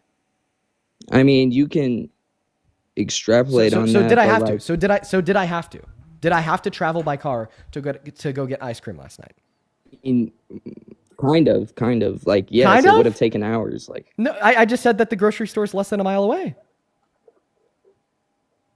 it still would have taken a way longer time. I mean, So it would have let's taken be longer logistical. if I Let's be were to, logistical. it Is would it have taken logistical? longer if I were to ride a bike compared to drive my car. But does this mean that A, I needed the ice cream in the first place, or B, I needed to drive my car to go get the ice cream in the first place? You're just doing these like logical, like hyperboles. Like, no, Well, so the answer it doesn't matter. It doesn't. So now all of a sudden that I've been able to dispute your logic doesn't matter. I mean, good to admit that you don't matter, and neither does your logic. I appreciate you for the concession. Yes, everybody, that guest's logic does not matter. I think that you are very finally being honest with yourself and admitting that. Thank you. Thank you for admitting that you know your logic doesn't matter. Let's go. Welcome in, Katie. Hi. So do you still support Trump? A little bit, because I am pro, pro-life. So Are you driving? No, I'm drinking my milkshake. My protein shake. Okay, the background noise went away. Okay, let me thank a couple people. Xander, thank you so much for the $20 over on YouTube Super Chat, who says it's almost as immature as this guy's following list. Thank you for the $20, Xander. Wow. Camp, thank you for the 10. Wow. Thank you for the $10, Camp, who says, why do MAGA Chud callers have all the Beavis and Butthead laughter regardless of their age? Well, Camp, I mean, let me tell you, they're all a little bit like Beavis and Butthead. They're all a little bit silly. Thank you, Xander, for the $20, and Camp, thank you for the $10. That is very kind of you both. There's a couple other people that I'd like to thank you real quick. Maya, thank you so much for the $15 over on Venmo. Says, tell Momo I said hi. Listen, as soon as I'm off live, I'll make sure to tell Momo that Maya says hi. Thank you for the $15. And then Elijah, thank you for the $5 over on PayPal. Shauna, thank you for the 5. Molly with a 5. And Nicole, thank you for the 2. Huge shout out to all the donors down below in that chat. So you said that you're pro-Trump because you're pro-life? Yes, I'm And pro-life. and how many times have we debated on abortion, Katie? Well, I guess my question would be, like, for you, is the right to bodily autonomy absolute? Is the right to bodily autonomy absolute? No. Okay, so then it's the same principle applies. Nope. It doesn't. abortion. So it's okay to infringe on somebody's bodily autonomy when you have a good enough reason to do so. Wow. Like for instance, legislation that says it's illegal to murder, right? Legislation that says if you murder somebody, you're going to go to jail. Legislation that allows for individuals to be held in jail, period. Those are all infringements upon individuals' bodily autonomy. Okay, but we infringe on individuals' bodily autonomy to prevent them from murdering with good reason. However, there's just no good reason to infringe on a woman's bodily autonomy in preventing her from accessing abortion. Well, I mean, if the right to bodily autonomy is not absolute, then to some extent we have to give protection to the unborn because you're literally intentionally unaliving a human being. That doesn't follow. I will re-explain myself. Just because the right to bodily autonomy is not absolute means that it's always okay to infringe on somebody's bodily autonomy. What we'd argue here is that it is true that the right to bodily autonomy is not absolute, but the only times that it's okay to infringe on it is when you have good enough reason to do so, right? Sure. And so now my next question is, what is the good reason to infringe on a woman or girl's bodily autonomy in preventing her from legally accessing abortion? Because there's another life involved. So I don't think that another life being involved gives us good reason. Would we say that we have good enough reason to infringe on the bodily autonomy of hunters and preventing them from hunting since there's another life involved, like the life of a cow, chicken, or pig? Well, no, because they're not part of the human species. But okay, so you're saying that because there's another human life involved. So would we say that we have a good enough reason to infringe on the bodily autonomy of a family and their medical healthcare provider and limiting their access to pulling the plug on a brain-dead family member since another human life is involved? I mean, the brain-dead person is not going to be growing anymore. But are they a human life? They are done evolving. But are they a human life? That's it. And you're not. Hey, ma'am, are they a human life? Yeah. Okay. So then no. Just because there's another human life involved doesn't give us enough good reason to necessarily infringe on somebody's bodily autonomy. I mean, but the baby, the unborn, is still developing versus the brain dead person. They're going to unalive. It's going to. Yeah, it doesn't matter because they're still both human. They're still both human lives. Therefore, just simply being a human life is not sufficient to have moral value. But pro-life. True pro-life people do not believe in like the help of like ventilators and being on life support. Like we believe in a natural death. So so now you're saying it is murder to pull the plug on a brain-dead patient? I mean, technically it is. I don't believe you. I think that you're just insane. I don't think that you actually believe that.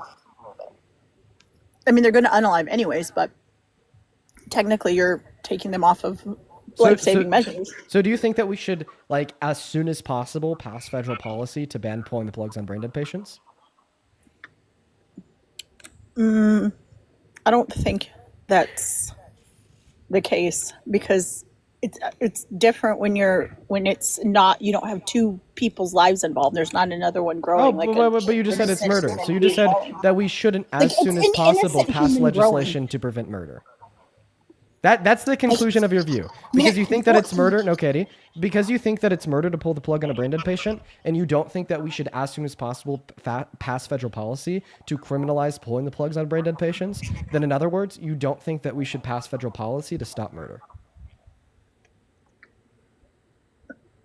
I mean, I look at pregnancy. It's like the labor of labor. Can you please respond to the argument that I just gave you? You're not.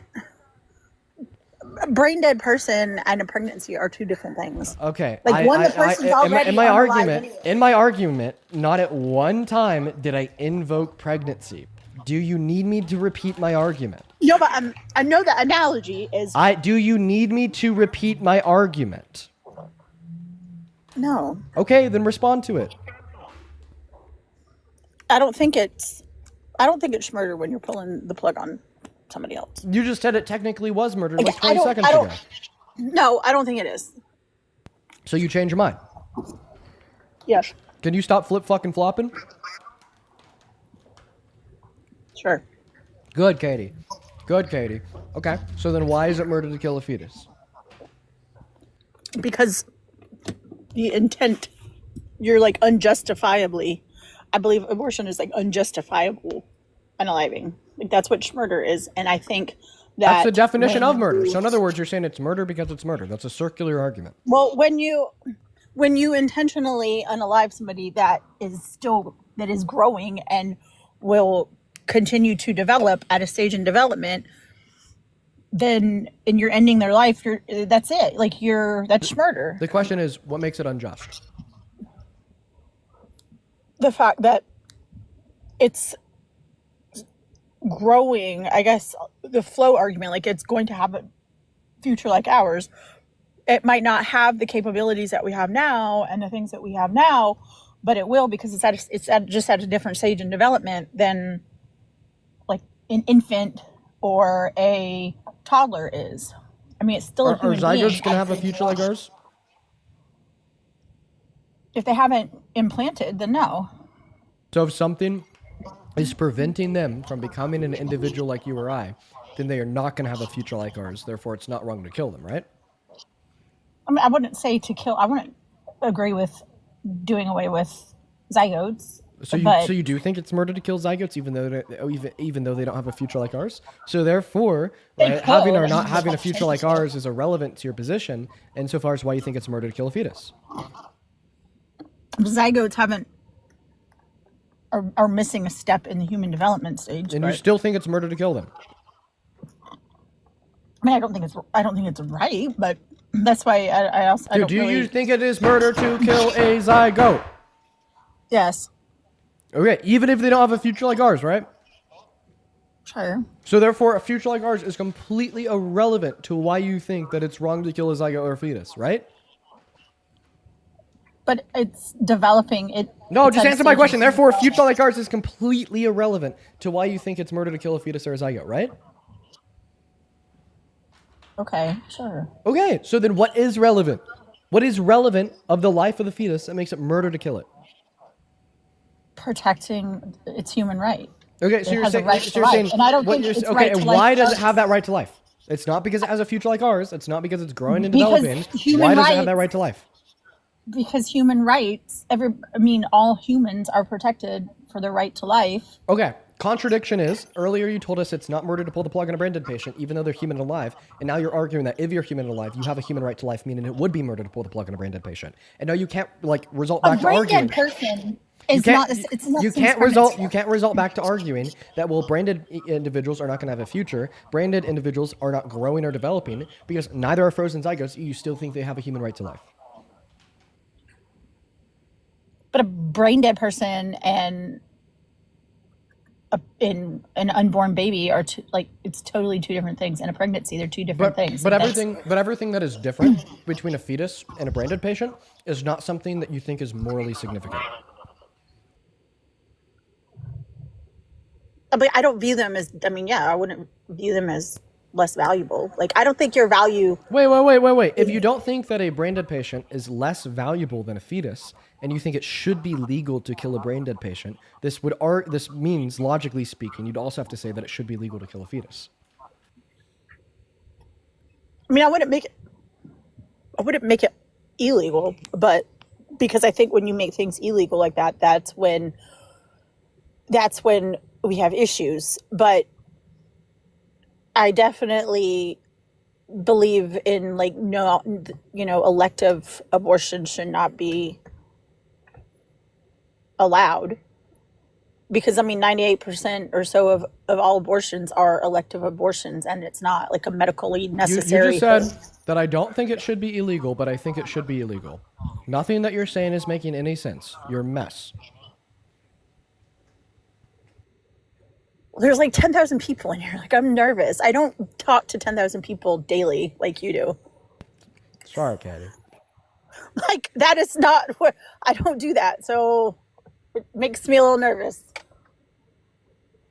I'm sorry if I'm coming at you with some prejudice. It's because I debated you a year or two ago on abortion, and the only reason why I remember that debate is because of how insufferable I found you to be. I don't debate like you do. I don't do it very often. Like, Yeah. but I mean, I'm Catholic with pro-life views, so however I need to improve on those, then I can do so. But Well, I hope that you watch the stream. I hope that you tune in. I appreciate you for coming up, Katie. I hope that you could leave with something positive. Hi, Katie. Hey, Dean, do you remember yesterday when you said nobody knows me? Yeah, It no, seems no, like you. quite a bit of people who know me. They were in your comments telling you to bring me up. So I'm up here right now. I saw like 3 people spamming your name. Okay, 3 people. Apparently, you were crashing out on live about me again today. Okay, because your fans are just ludicrous. Ludicrous. And hey, stop doing that. Another thing was like, Parker, did you see Parker cry today? What an ungrateful little shit. I can't do this anymore. I can't go on live anymore. I can't make thousands of dollars a day. What an ungrateful little shit, chat.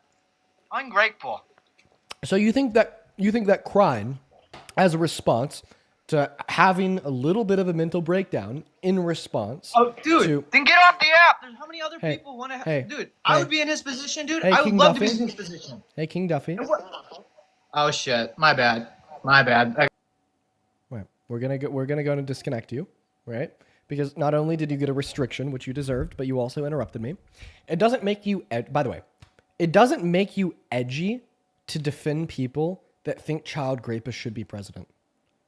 It doesn't make you cool to condemn somebody that had an emotional reaction when faced with a person, right, that was trying to convince him for 30 minutes that we should accept child rapists in positions of power. It actually makes you the problem. It makes you the problem. Men like to complain so much about how they feel like they can't express their emotions, okay? What outcome do you think you're generating when you're condemning a man for expressing his emotions when faced with a wannabe child predator or supporter of child predators? Okay? If men can't cry because they're frustrated after trying to convince somebody with no win in sight, with no end in sight, that it's not okay to support children rapists, people that rape children, then when can men cry? Like, if that's not an acceptable time to cry, then when would be?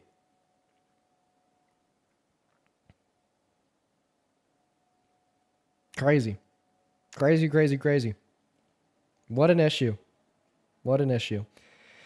We're going to move on to the next guest, guys. We got Penny loading up in the box, guys. Only hop instead of that Cube Yappa to be an American adult that supports Trump. Hey, DeBoss, thank you so much. Oh, excuse me. Thank you so much for the $50 over on YouTube Super Chat. I appreciate you so much for that love, DeBoss. DeBoss with a big 50 says, on this topic of abortion, how does she feel about a 10-year-old who was raped that had to travel to a different state to get an abortion because her state prevented her from it? Well, she's gone now, DeBoss. Just know that I really appreciate you for the $50. And I'll give you my thoughts. That's fucking abysmal, bro. Thank you for the $50, DeBoss. I think that you're absolutely fantastic. As well as David, thank you for the $10 on Venmo saying I got to debate Trevor Blade. Who the hell is Trevor Blade? I'm going to do it, but I don't know who that is. Thank you for the $10, David. Let's get 100 David W's. And then Scarlett, thank you for the $5 on Venmo and for your message. Alana, thank you for the $12 who says, I can never have the patience you have. I envy your ability to continue on even when you're so exhausted. Honestly, I'm not even exhausted yet today. Like, everything so far today has just been like the typical. But thank you for the $12, Alana. As well as Preston, thank you for the $5. Maya, thank you for the 1 cent. And it looks like we're all caught up over on Venmo and YouTube Super Chat. Welcome in. What is going on? Do you support Trump? Penny's not here. Penny's not here. Moving on to the next guest right now, guys. Only up instead of the queue if you are an American adult that supports Donald J. Trump as president. Please follow our rules. Please follow our rules. We got Preston loading up in here.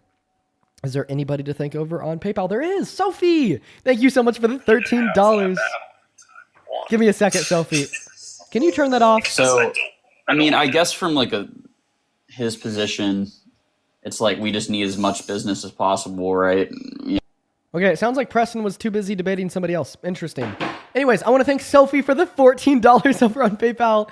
Thank you so much for the love, Sophie. Sophie with the $14 on PayPal says, I ended up believing all men were abusive and violent. You helped me see that some men are good humans that would not hurt me. I thank you so much for giving me hope. I thank you so much for standing up every day for all the underdogs of this world. Well, Sophie, I'm happy that you're here with us. And a lot of men out there are really shitty. Thank you so much for the $14 Sophie. Let's please show some love to Sophie down below in that chat. And yes, I can hear you. Just give me another second, Braxton. Amber, thank you so much for the $14 over on PayPal, who says a lot of the dudes making fun of somebody else having emotions are probably confused why no women want to date them too. Yeah. Yeah, no, absolutely. Like if I was a woman and I heard some dude calling another guy like embarrassing or like bad because they expressed emotions over the frustration yielded from a conversation of trying to convince somebody that supporting literal child rapists isn't cool, right? Like that's a huge red flag. Thank you. Thank you for the $14, Amber. You're awesome. As well, Shauna, thank you for the 5, and Sean D with the 5. Thank you, you guys. You guys are awesome. Appreciate it. Baxton. Sorry, not Baxton. Braxton, that's your name. Do you support Trump? Yeah, what's up? I do, yeah. And how old are you? I'm 18. Cool. Demi, that is DEMIE. Thank you for the $5 over on Venmo. You're awesome. So why the hell do you support the worst president of your life, Mr. Predator, Donald J. Trump? I don't know, to be honest. Okay, so you really shouldn't support the president unless you have good reason to. I just hear everyone say he helped the economy, though. Okay. Just because somebody says something doesn't make it true. So what did he do that was bad? He raped a woman. What woman? E. Jean Carroll. Really? Yes. But did he help the economy? So that's what I hear he did. No. So what? Did he make it bad or what? Yeah, he made the economy worse. What did he do that was bad? He passed a $4.5 trillion bill that hurts the average American by reducing their purchasing power. So who should I vote for? So I just turned 18. Well, the point of this live is to try to get people to not support Trump. Now, who should you vote for? We'll begin to have those conversations the closer midterms come and the closer the next presidential election comes. But honestly, I think that you'd definitely benefit more from watching the live compared to engaging in a debate with me on it. But I do hope that you have a great rest of your day, man. Moving on to the next guest right now, y'all. Only hop instead of that box if you happen to be an American adult that supports Trump as president. All right. We are going to move on to the next guest, Brandon. Here we go, everyone. Yeah, Hannah, thank you so much for the $20 on Venmo. Hannah, thank you so much. That's crazy. Hannah with the $20 says, it was so sad to see Parker upset on his live, and I want you and him to know that at least you guys feel the way people are supposed to feel about these egregious things that others are normalizing. Yeah, low key, anybody that criticizes Parker for his response is, in all reality, in virtue of that fact, normalizing child rape. Criticizing somebody for having an extreme emotional reaction to the defense of child rape is the normalization of child rape.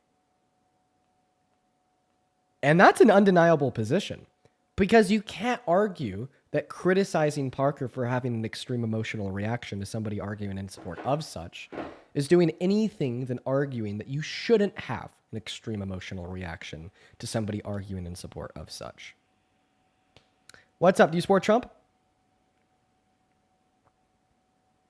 Hello, Rana. Not here. Moving on to the next guest. Only hop instead of that queue if you happen to be an American adult that supports Donald J. Trump as president, please. We got that next guest loaded up in the box right now. We got Corbin Matthew connecting in. Susanna, thank you so much for the $20 over on Super Chat, who says you give this Gen Xer hope. I have 2 Gen Z daughters, and we all love you. Well, Susanna, thank you for the $20. Shout out to you and your 2 daughters. And I'm happy that the live streams can help give you some hope. Huge shout out to you. Let's get 200 Susanna W's in that chat. What is going on? Do you support Trump? Yeah. Okay, are you driving right now, sir? Yeah, I'm on the way home from work. Corbin, feel free to hop back inside of that box once you're done driving. I'd love to have you up. I'd love to have a conversation with you. We would love to do that. Just unfortunately, can't be talking to you while you're driving. Got to look out for the safety of everybody else on that road, yourself included. Moving on to the next guest, we got Aaron loading up into the box, guys. Only hop inside of that queue if you're an American adult that supports Trump and you're ready to come up here to have a dialogue about why. What's up? Do you support Trump? Hey there, Dean. How you doing, bro? I'm doing all right. I'm sensing a little bit of a troll, so I'm going to go to kick you at this point in time. You do take care, though. Clock that fake Southern accent from a mile away. Unfortunate for you. What's up? Do you support Trump? Brittany, thank you for the motorcycle. Hello? Okay, Colonel Lewis. Sorry, he's not here, so we're gonna move on to the next guest. Okay, we got our next guest connecting up to the stream right now. Hello, do you support Trump, Chad? Yes, sir. Yes, sir. Oh, I've already had 2 conversations with you, right? Yeah, but this time a little more. Actually, like did some research on how to answer some of your questions, and I have more questions for you if Okay. you wanna. So If you want so to, why do you still support this guy, bro? because he's pro-life, Okay. and I don't think that we should support pro-life policy. I think that pro-life policy is bad. I think that pro-life policy harms women and girls. I think that pro-life policy amounts to human rights infringements. I also think that pro-life policy harms the family unit and the next generation of children. If you want to be pro-child, be pro-choice, because we are influencing the family dynamic to exist in virtue of adults that want to start a family and consent to having children, compared to forcing children on unconsenting and unready 18, 19, 20-year-old boys and girls, men and women. This is also why we see better outcomes in areas with pro-choice legislation, like higher levels of income, higher levels of employment, higher levels of education, compared to the lower qualities of life, higher levels of poverty, and higher levels of unemployment observed in areas with pro-life legislation. so if we're gonna, can we agree if unaliving a newborn is wrong? Why would it be acceptable to unalive a baby before birth? Because there's a difference between a newborn and a fetus prior to the thymocortical connections at around 20 through 24 weeks, which would be the existence of subjective experiences or consciousness in the newborn, to the lack thereof in the fetus prior to the development of the thymocortical connections. I value our minds. I value our subjective experiences. I value our consciousness. I believe that is what gives us the right to life, not our species classification, not our biological life, or our resemblance to one another. So would you agree that personhood and like definitions of personhood can vary culturally and philosophically? So because definitions of personhood could vary culturally and philosophically, I just gave you mine. Okay, Dean. So I have more questions for you. Let me pull out the list of questions because you got me going thinking, Dean, and I really do appreciate that because most people want to have a conversation, it just slips out my mind. But you have me stuck on some of the things we discussed previously. Well, I'd love to hear your response to my pro-choice position that I just gave you. I think that pro-choice from a societal standpoint is fundamentally unethical and legally and morally insane. And the question would be why? Because from a biological standpoint, an abortion ends a unique human life. From an ethical standpoint, we're supposed to protect infants, the elderly, and the disabled. Why not an unborn baby? And psychologically and emotionally, a lot of okay, so women. So you think that if you're a Homo sapien sapien, then you have the right to life? Yes. Okay. If you're Homo sapien, yeah. If you're Homo sapien. Okay, so what if you're not a Homo sapien? What if Neanderthals were still alive today? Would Neanderthals have the right to life? Yeah. What? Wait, why? Neanderthals are not Homo sapien sapiens. What's the species classification of them? Listen, I know I'm not trying to like do all this mental gymnastics. Yeah. So Neanderthals are not Homo sapien sapiens. So why would they have the right to life? Well, we're talking about human life right now. We're talking about human life. Well, I mean, we're not talking about. I just specifically asked you. Yeah, I'm sorry. Go ahead. Homo sapiens. Okay. Well, just to correct, like for definitions and terms, a Homo sapien is a human being, correct? Yes. Okay. So yes. if you define a human being as a Homo sapien, then Neanderthals would not be human beings under your view, since they are not Homo sapiens. Therefore, why did you just argue that a Neanderthal would possess the right to life if they were alive today? Well, because they have they're a living species, they're a living organism. Well, they were, but they would have a right to live if Why? Why? They're not humans under your view. because I mean was because listen, Dean, because they are a unique DNA organism, and what gives another human the right to decide that if it exists or not? Oh, so basically because they are a biological life form with unique DNA. Okay, the plaque that grows on your teeth that you kill when you brush them are unique biological life forms with their own DNA. So does your teeth plaque have a right to life? Are you committing genocide when you brush your teeth at night? No, we're not. Okay, so just because you have unique DNA and you're a biological organism doesn't give you the right to life. So that argument kind of fails. Okay? I would argue the similarity between humans and like Homo sapiens and Neanderthals, and the difference between Homo sapiens and teeth plaque would be the existence of a mind and the lack of an existence of a mind. The ability to explore the world around you, engage in subjective experiences at a high level of rationale, and the lack thereof. And this is why I think that we are not valued because of our species classification. We're not valued because we're humans. We're valued because we have the ability to deploy sentience or consciousness. And it just logically track that therefore, if you don't have this ability, you don't have the right to life. Therefore, before the fetus has this ability at around 20 through 24 weeks, they don't have the right to life. Well, I think this has like social consequences because we're like normalizing abortion, which will devalue human life in society and shift cultural attitudes towards unaliving and making it acceptable when it's convenient. Okay, so you're arguing that it is wrong to normalize access to abortion, which preassumes that access to abortion is something individuals shouldn't have. So your refutation to my position that you have no good reason to think that abortion is wrong preassumes that abortion is wrong.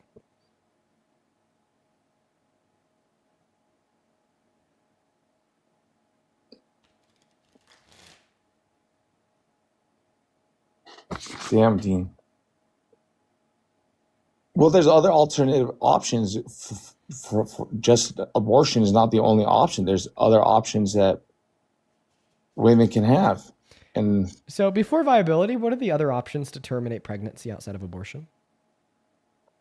Well, I'm saying you don't have to terminate pregnancy. Why is that an option? Oh, so it's an option. Like abortion is an option for women because there's nothing wrong with it. Abortion is an option for women because we shouldn't be able to ingress upon individuals' bodily autonomy unless we have good enough reason to do so. And a woman aborting a fetus would be an exemplary example of somebody enforcing their right to bodily autonomy, and we have no good reason to tell them they can't. Right? It's an option because pregnancy is fucking torture for so many people. It's an option because they don't want to be parents. It's an option because they don't want children to be born into a household that's unready to raise them properly. So does one's person's autonomy automatically outweigh another person's right to life? Well, once again, pre-assuming that the fetus has a right to life, which I'd argue it doesn't.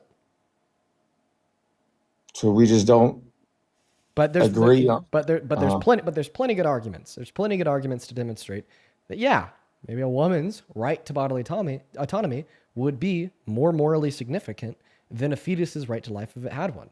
But under my personal position, the fetus doesn't have a right to life, so it's kind of a non-starter.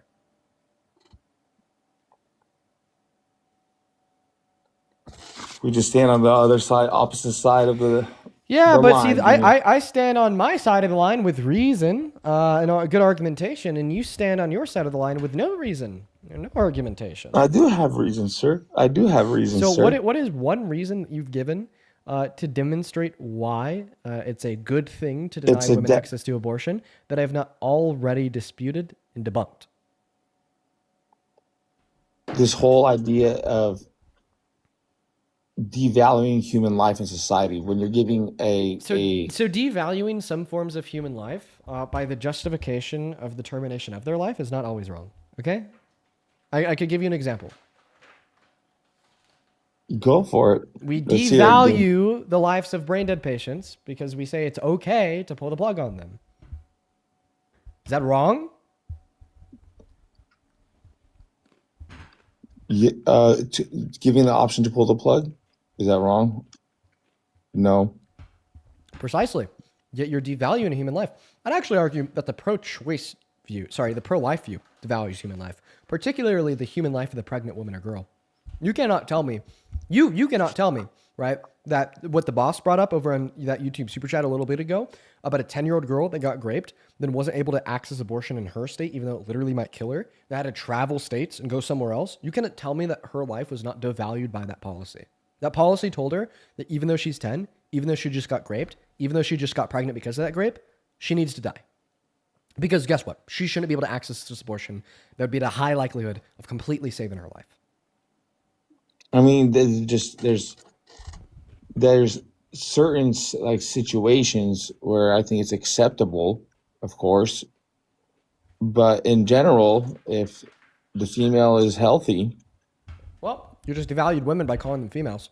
So seemingly, you don't really care Oh, about the okay. valuation of women. I mean, you're making that one clear. or I mean, this is what society's good. This is what the left is right now. We have to put all these little special little labels to call a woman.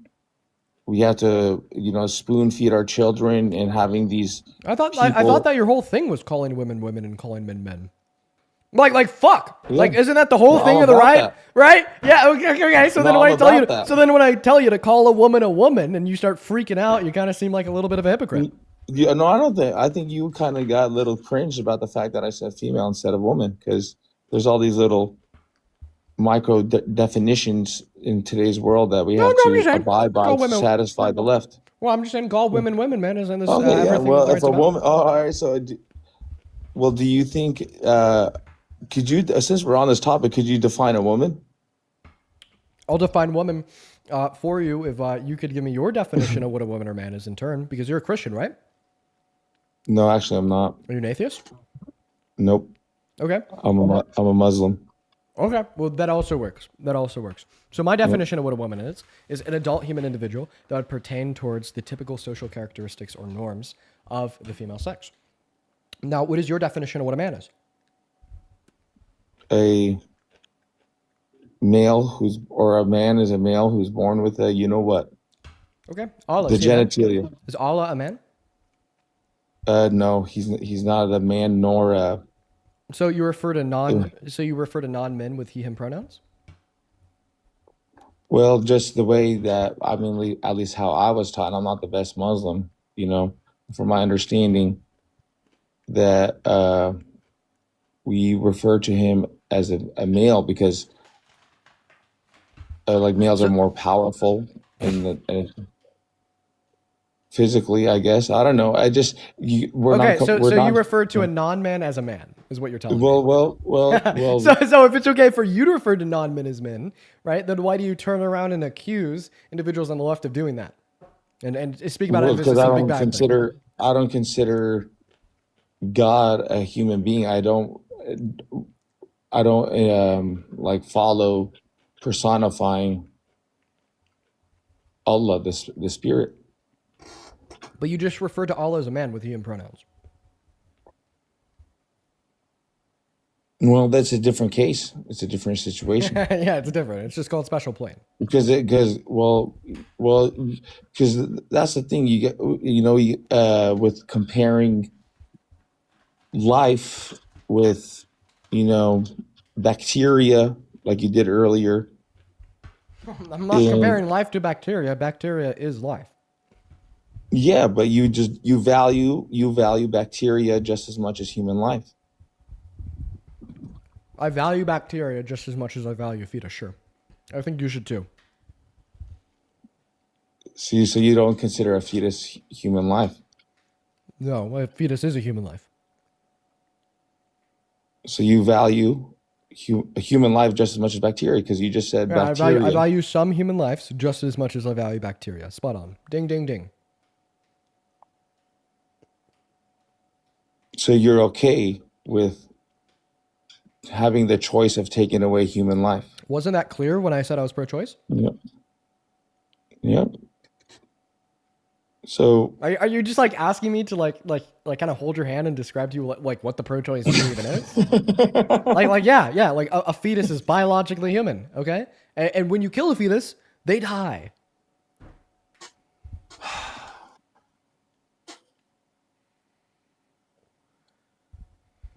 So this whole idea of Oh, by the way, if you want to talk about like, are you okay with doing X, Y, or Z to like young human lives? Like, I think that you called the fetus a young baby, a child.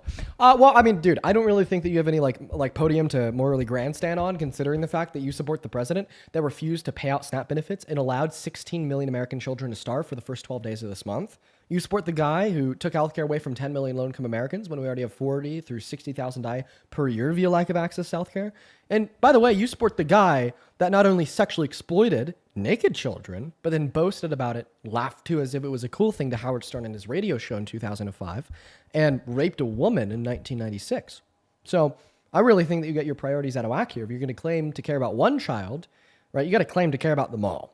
And in support of Trump, you deny a fuck, a shit, or a single care for the children that Donald Trump exploited, the woman that he raped, or the ones he denied to give food stamps to and made starve. well, I guess you support, or I guess you can't support her anymore, like Kamala and Kamala, G that's how you pronounce side. her name. How do you say her name? I'm Kamala. sorry, Kamala. Yeah. Miss Kamala. You supported G side Joe, who committed a genocide on the Palestinians. Well, see, what really becomes interesting here is when we come to recognize that Donald Trump is more pro-Israel than both Biden and Harris were. Donald Trump told Israel to finish the job. The job's genocide. You just agreed. So in other words, Donald Trump told Israel to finish the genocide. And at the beginning of his administration, because they hadn't finished the genocide yet, like he told them to, he actually suggested to Netanyahu that maybe we send American troops into the Gaza Strip, finish the job ourselves, ethnically cleanse all of the Palestinians living there, forcefully relocate them to Jordan and Egypt, and sanction the hell out of those two countries if they don't accept the forced refugees, flatten the Gaza Strip, build a Riviera, and gift it to Netanyahu. So, yeah, of course, I'm going to support the lesser of two evils, man. That is absolutely what every rational and sane citizen ought do when operating inside of a two-party system such as the one that exists in the state that we preside in. Would you agree Donald Trump has slowed down the G side on Gaza? No, I'm unconvinced of that claim. How so? Because during Biden's administration, Israel literally did whatever, and they still do whatever the fuck they want. But And during Biden's administration, Germany didn't stop arms shipment. Canada didn't recognize Palestinian statehood.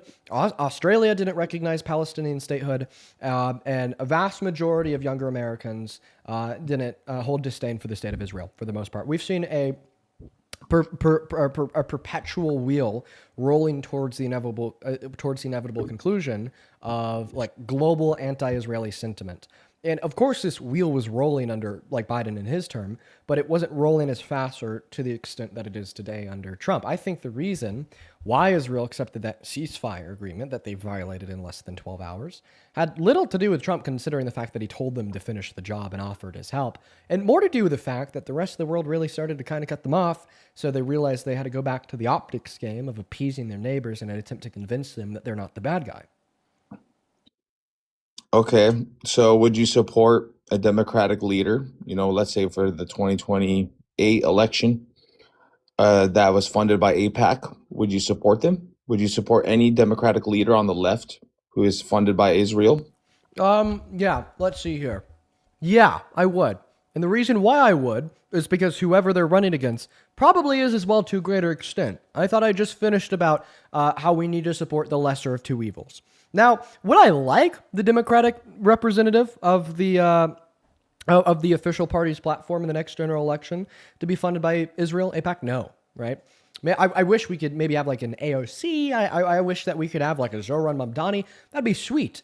And that's exactly who I'm going to be supporting when the primaries start. That's exactly who I'm going to be posting videos about. That's exactly who I'm going to be making videos for. That's exactly who I'll probably be working with our campaign, right? I'll dude, come back in like another year and a half.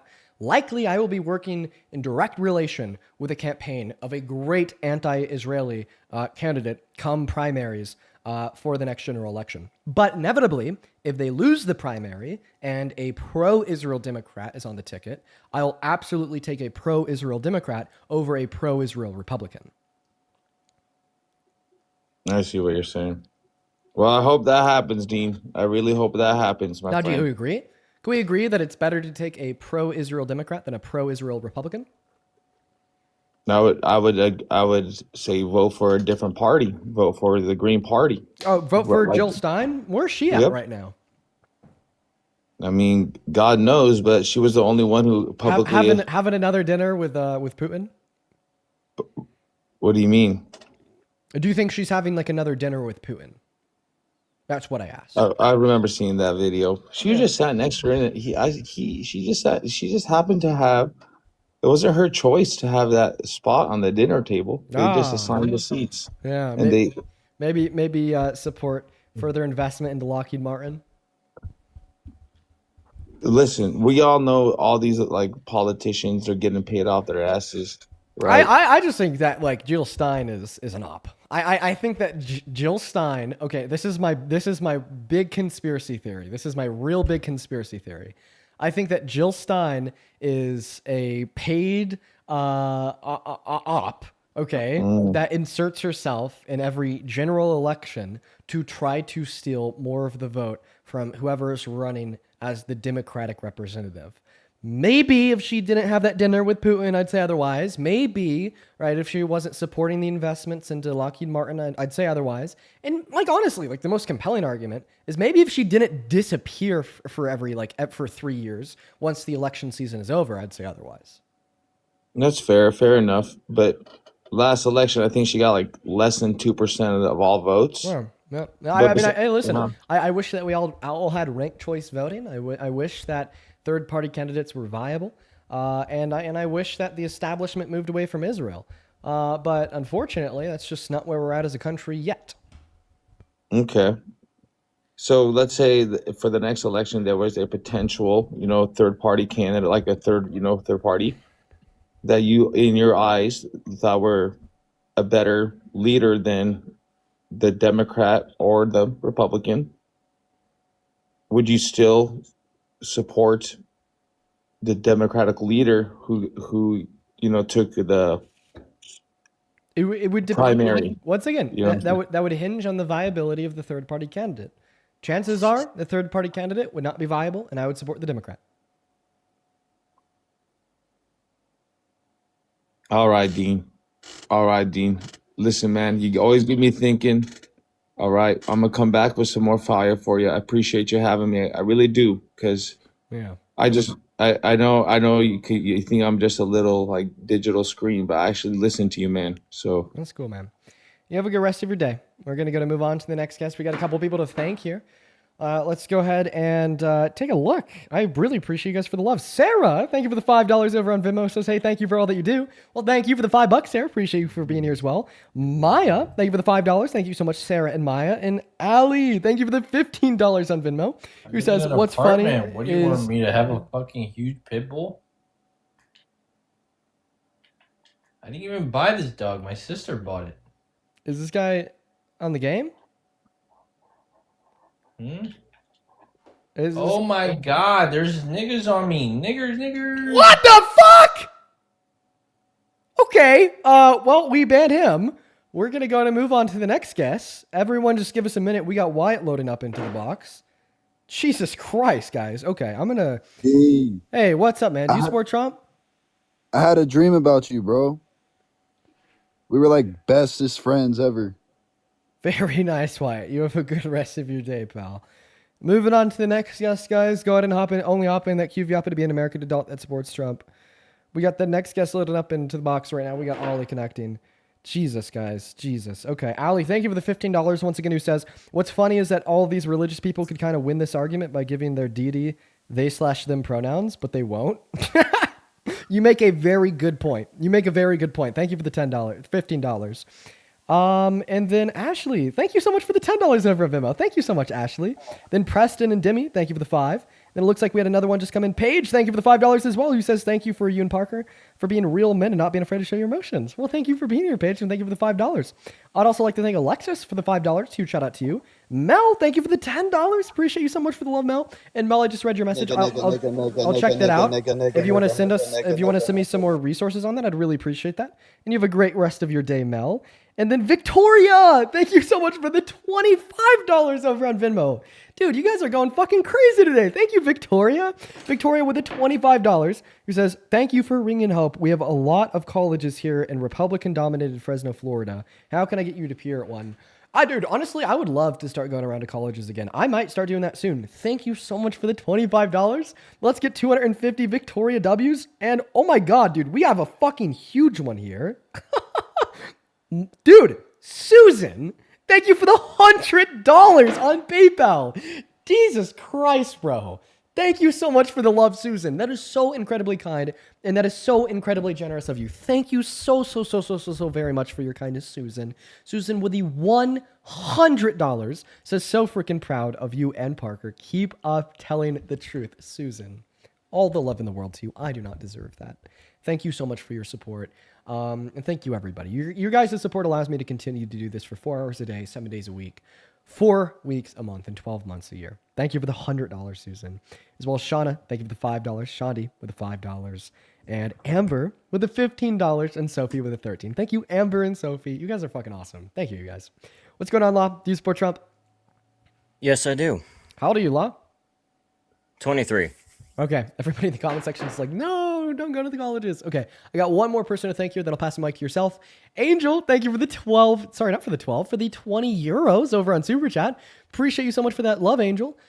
Huge shout out to you. Show some love to Angel down below in that chat. Let's get those Susan W's and those Angel W's. Go ahead and take it away, Law. Tell us why you support this predator president.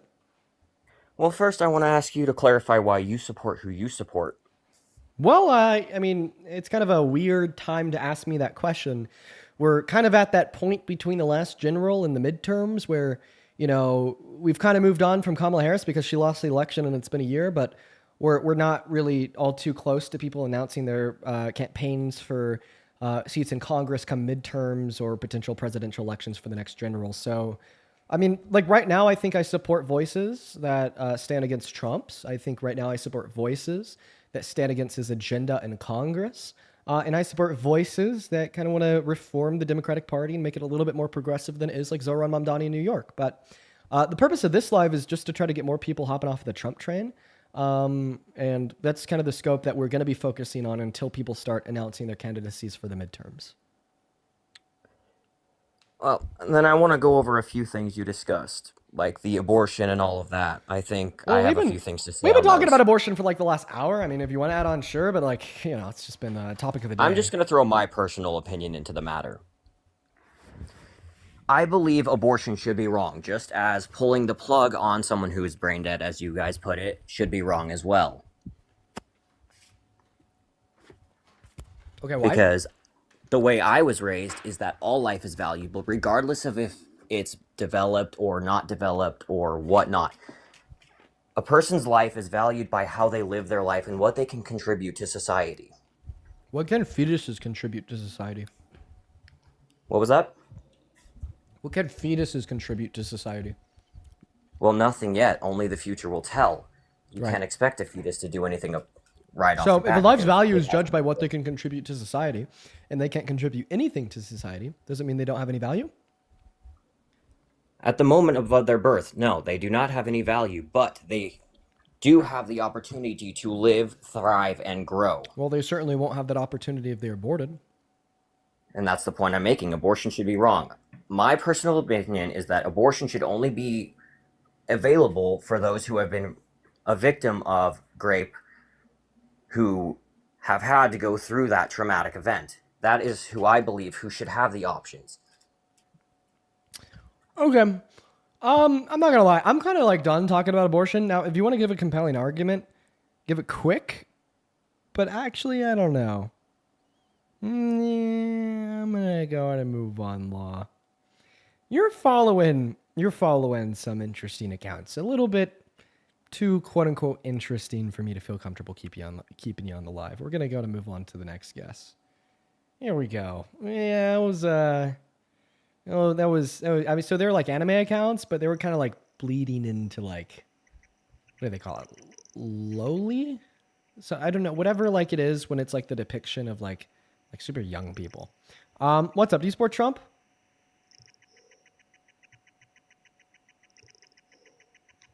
Okay, Melody's not here. Moving on to the next guest. Let's go to get the next guest loaded up into the box right now. Everyone, just do be patient. All right, we got Wyatt loading up into the box. Dude, I love like the one. I love you, Dean. Dude, W fetus. I love like the one-dimensional like Trump supporters in the comment section that are now all spamming that I lost. Even though like I've like refuted like that identical, that same pro-life argument like 3 times in the last hour, right? Because I kicked him, that means that I lost. God. Because I kicked them, that means that even though I've refuted the identical pro-life position 3 times in the last hour, I got stomped on. I just didn't know how to respond, even though I've already responded to the same argument 3 times in the last hour. Ava, what's up? Do you support Trump? Dean, I love you. Hey, You're you awesome. have a great rest of your day, Ava. Please only join the guest request of your MAGA. We're on our backup account today, so we don't have as many people tuned in. That means that we're going to be at a significantly higher likelihood of getting trolled. Please don't be one of those trolls. Are you a troll, Jonathan? I love you, Dean. Okay. Well, good RageBait account. All right, moving on to the next guest here. Everyone, just kind of give us a minute. We get our next guest, Lily, loading up into the box right now, folks. Hello, Lily. Do you support Trump? Lily is not here. Goodbye, Lily. Moving on to our next guest right now. Make sure if you're in the queue, that means that you're an American adult that supports Trump as president. Looks like we have 2 people to thank over on Venmo and PayPal. Lane, thank you for the $3 on Venmo. And Deja, thank you for the $5 on PayPal. Looks like we have 2 people to thank over on Venmo and PayPal. Lane, thank you for the $3 on Venmo. And Deja, they were screen recording, so they had a little bit of an echo. Moving on to the next guest, guys. Here we go. We got David loading up into the box.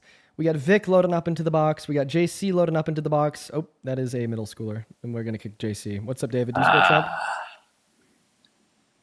David? Yeah. Okay. Vic, do you support Trump? Yep. Can you hear me? I sure can. All right. So, David, how old are you? 18. 18. What year were you born in? Not 18. Vic, how old are you? 35. Okay. And what time is it? 6:37 Perfect. p.m. And why do you support Trump? Mostly because he puts America first. Yeah, I think that Donald Trump places America last. Everything he does just fucks us over. Everything. Dude, oh my God. Placed America last when he refused to Hear fund. me out, right? Okay. So I think the idea that he has, like the manufacturing in America, the tariffs, all the idea is good, but the execution is piss poor. Okay, so then you're just basically saying that the way that he's actually been executing this policy has been hurting our country. You shouldn't support a president that executes policy that hurts the country. This one is an easy debate. I mean, his policies are good, right? But you just said that they're poor. His administration should help him achieve his policies, which they aren't. Dude, you just said that the execution of the policy was bad for this country. That means that the policy is But bad. I think it's going in the right direction. How can we be going in the right direction of like achieving more manufacturing in America? For example, no, the answer tariffs, my right? question.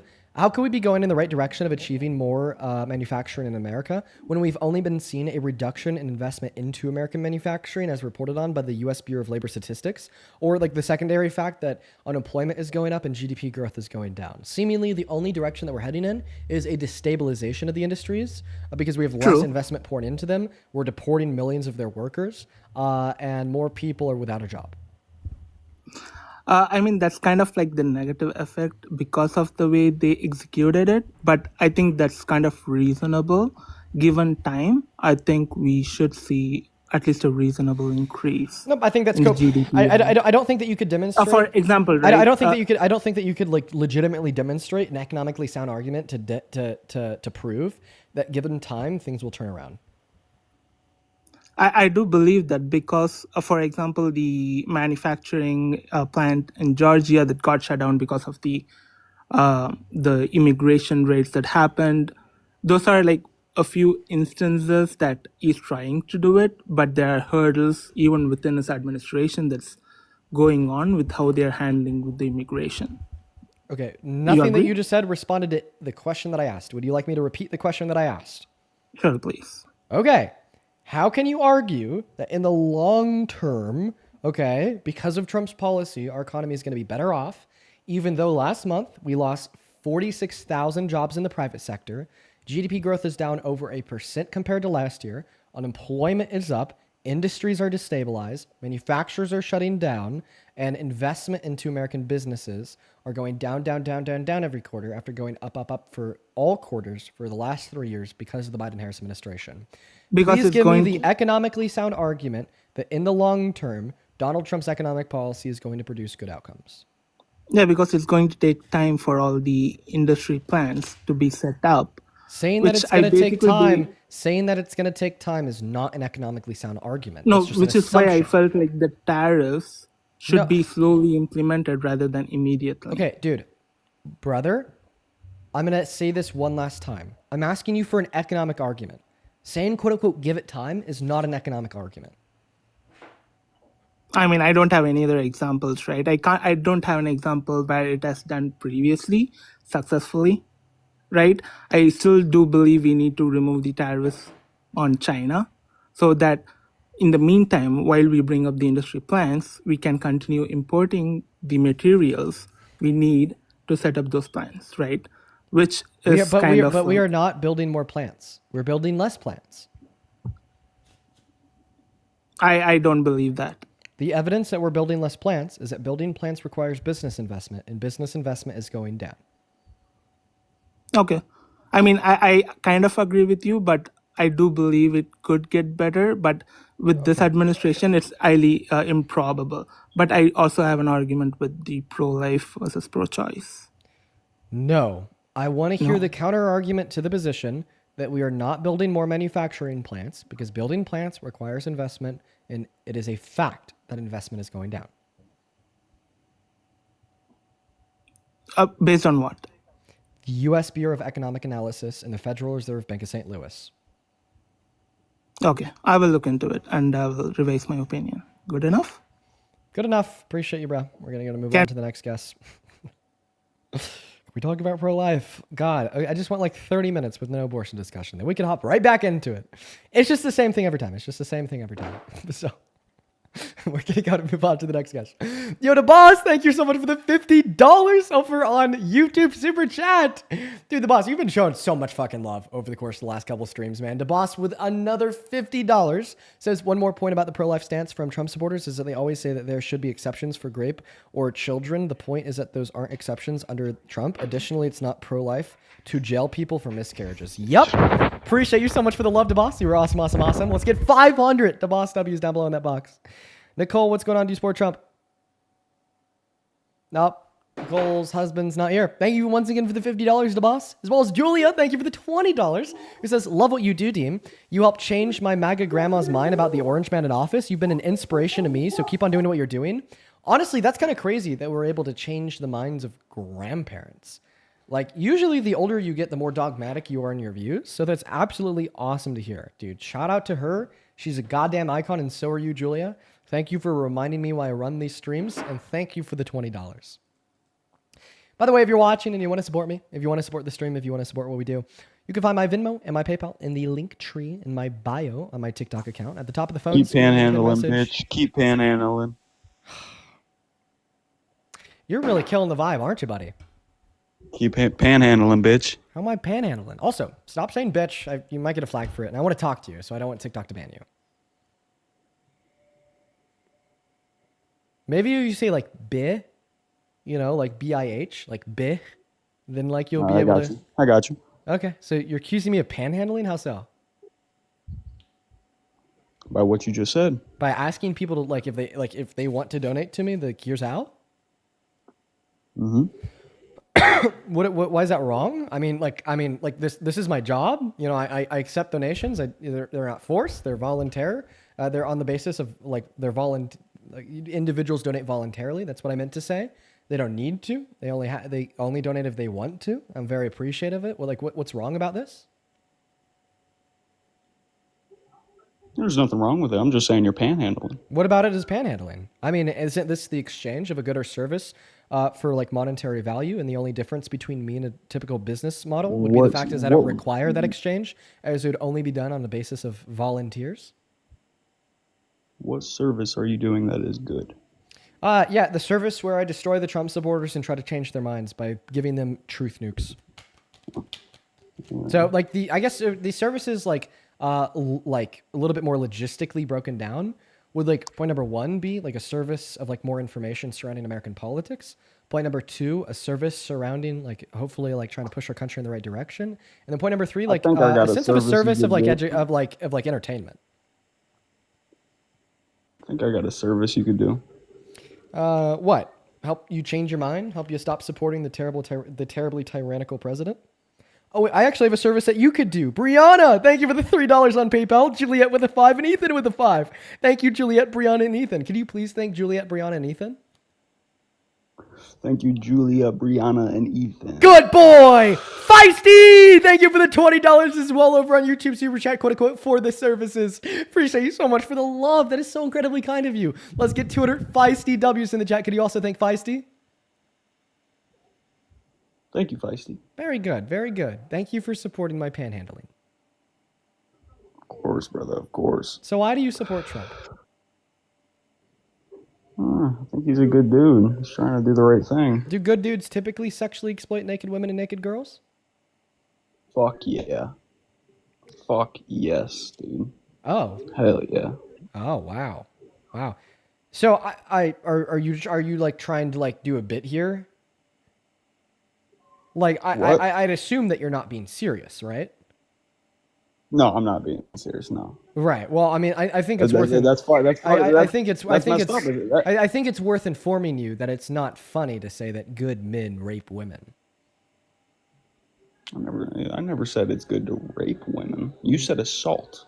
Oh, okay. Well, it's also not funny to say that good men assault women. Hey, let me talk. Well, I'm happy I could revise. It's also not funny to say that good men assault women. Okay. All right. Well, first of all, you need to work on not putting words into my mouth.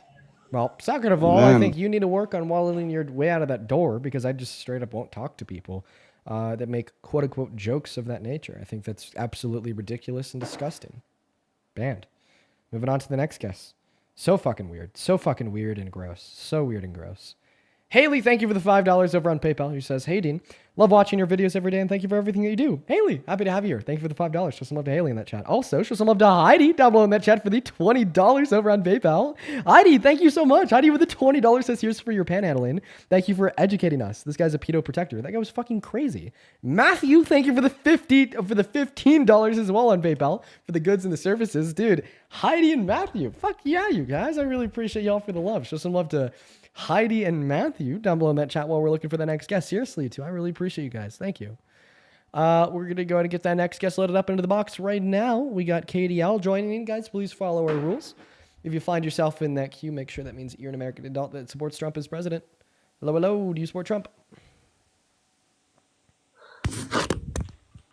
Okay, it looks like they're leaving. Looks like they're not a Trump supporter, so we're going to go ahead and move on to the next guest, Caden. All right, I could really use a restroom here pretty soon. Maybe I'm going to hit up maybe like Santana or something, see if he wants to join for a moment so I could go use, go catch a quick bio break or something. What's going on, Caden? Do you support Trump? I do. How old are you, Caden? I'm 18. And what year were you born in? 2007, March 18th. And why do you support such a terrible, tyrannical predator president? Well, for example, I have a question about not so much why Trump is good, more just I need to understand something about him. Okay. So this morning, there was something where he signed something to make cars cheaper and said Joe Biden made them more expensive. Can you tell me more about that? Honestly, I'm not up to date, so I wouldn't know. You didn't see the press conference? Nope. All right, well, he made cars cheaper. How so? And, well, that's what I was trying to ask you, but. Oh, well, okay, well, I mean, I don't know because I didn't watch the, watch it. But what I will say here, sorry guys, it got out of focus there for a little bit, is if you're going to make the claim that he made cars cheaper, you're going to have to know how, right? You're going to have to give me justification. And also, I just saw somebody in the comments section who says, why doesn't Dean do current events? No, I do current events. I just didn't happen to watch that press conference this morning. I was busy. All right, well, that's all I have, so thank you. Okay, I guess we're going to move on to the next guest. By the way, everybody, Venmo is down. So if you want to support me, right now the only option would be PayPal. But let's go to move on to the next guest. We got JC loading up into the box right now. Here we go, everyone. What's going on, JC? Do you support Trump? Nope, JC's not here. Moving on. We're going to get oh, JC is here. JC. Hello? Sorry, man. I kicked you because I haven't heard from you yet. And by the time I kicked you, then we heard your voice. If you want to hop back in that queue, please feel free to. Just ensure that you're an American adult that's pro-Trump. We're going to go to get that next guest up here right now. Oh, man. I'm feeling tired today. Fuck you, Dean. Okay. Very big emotions, but you honestly sound underage, so I'm not going to give it to you. I'm just going to kick you and move on. Take the high road. Take the high road. Okay, here we go, everyone. Kelly, thank you so much for the $25 on PayPal. Thank you, Kelly. That is insane. Kelly with the $25 says, good for you for kicking grape apologists and helping your boy Parker when disgusting Preds try to justify themselves. You're both real men. Oh, Kelly, thank you for being here. And thank you for the $25. That is seriously incredibly kind donation. Thank you so much. Yeah, we just got that guy out of here. Like, honestly, I have like no interest in talking to people like that. I think that they're just gross. They're just, not my thing. I don't even want to talk to them. Thank you. Thank you for the $25, Kelly. We got that next guest loaded up into the box right now. Hello, Emily. Do you support Trump? No, I'm not supposed to be it. Okay, goodbye. Moving on to the next guest right now. We're going to go to get that next guest, Coraline, loaded up into the box. Here we go. Hello, do you support Trump? Yes. How old are you? 18. What year were you born in? 2007. 2007? April 20th, 2007. I don't believe you. Take care. Moving on to the next guest. Moving on to Create with Bobby. Here we go. Don't believe ya. Hello, do you support Trump? Yes. And how old are you? 38. And why do you support the worst president of your goddamn life, Bobby? Because I just want to hear what you have to say about abortion. Abortion good. Abortion good. I love abortion. Okay. Listen. I think that every American woman, I think that every American You're woman. a huge fan. Yeah, huge fan. I think that every American woman should be legally obligated to get at least 36 biweekly, and Planned Parenthood should give them $1,500 every time they get one. In fact, I think that we should restructure the IRS, and for every abortion that a woman has received, she deserves to get a 1% tax cut. Up to 100 abortions, of course, because at that point, they wouldn't be paying taxes anymore. I love it. That's a whole lot of... I feel like you're trolling me. I am. I feel like that's what's happening. I am trolling you. That's definitely what's happening, right? Definitely what's happening, yeah. Gotcha. Okay, I love it. But I just want to hear your thing, because to me it does feel like I guess I could agree with some things that definitely Trump is doing not correctly, which all humans do, but I am just super curious to hear like what your opinion on evacuating a human life is. Yeah, I'm chill with it. No troll. I'm chill with it. I'm not trying to be disrespectful. I'm just so curious as to like you guys often, and I do watch you and Parker and Dean and you're Dean clearly, Dean Parker and the other guy, I'm blanking on his name right now, but the other one, and often you guys bring up zygotes and all this science stuff, and I do have a job to work and I make artwork for a living. I don't have time to pay attention to zygotes and stuff like that. But to me, I guess the potential of the zygote is what my argument would be based upon. So do you support Trump because of abortion?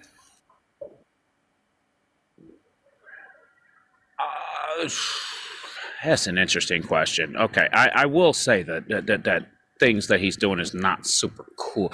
I guess I do wish that he would shift gears on certain things, but So why do you I consider guess yourself to be a I'm Trump just supporter? curious to hear why.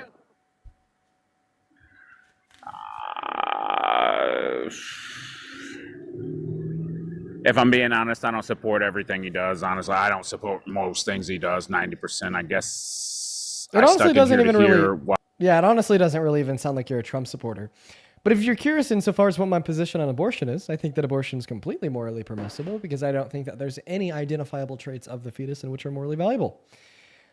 Let's see here. Yo, B, thank you for the $20 over on sorry, not on PayPal, on YouTube Super Chat. B with the $20 on YouTube Super Chat says, I missed out on my cult membership last night. You have a right to be tired after yesterday. Oh my goodness. Well, first and foremost, thank you for the $20. Let's get 200 Bs. And second of all, the stream yesterday was crazy. It was so crazy. Craziest callers we've had on this live in a very, very, very long time. Holy cow. What's going on? Do you support Trump?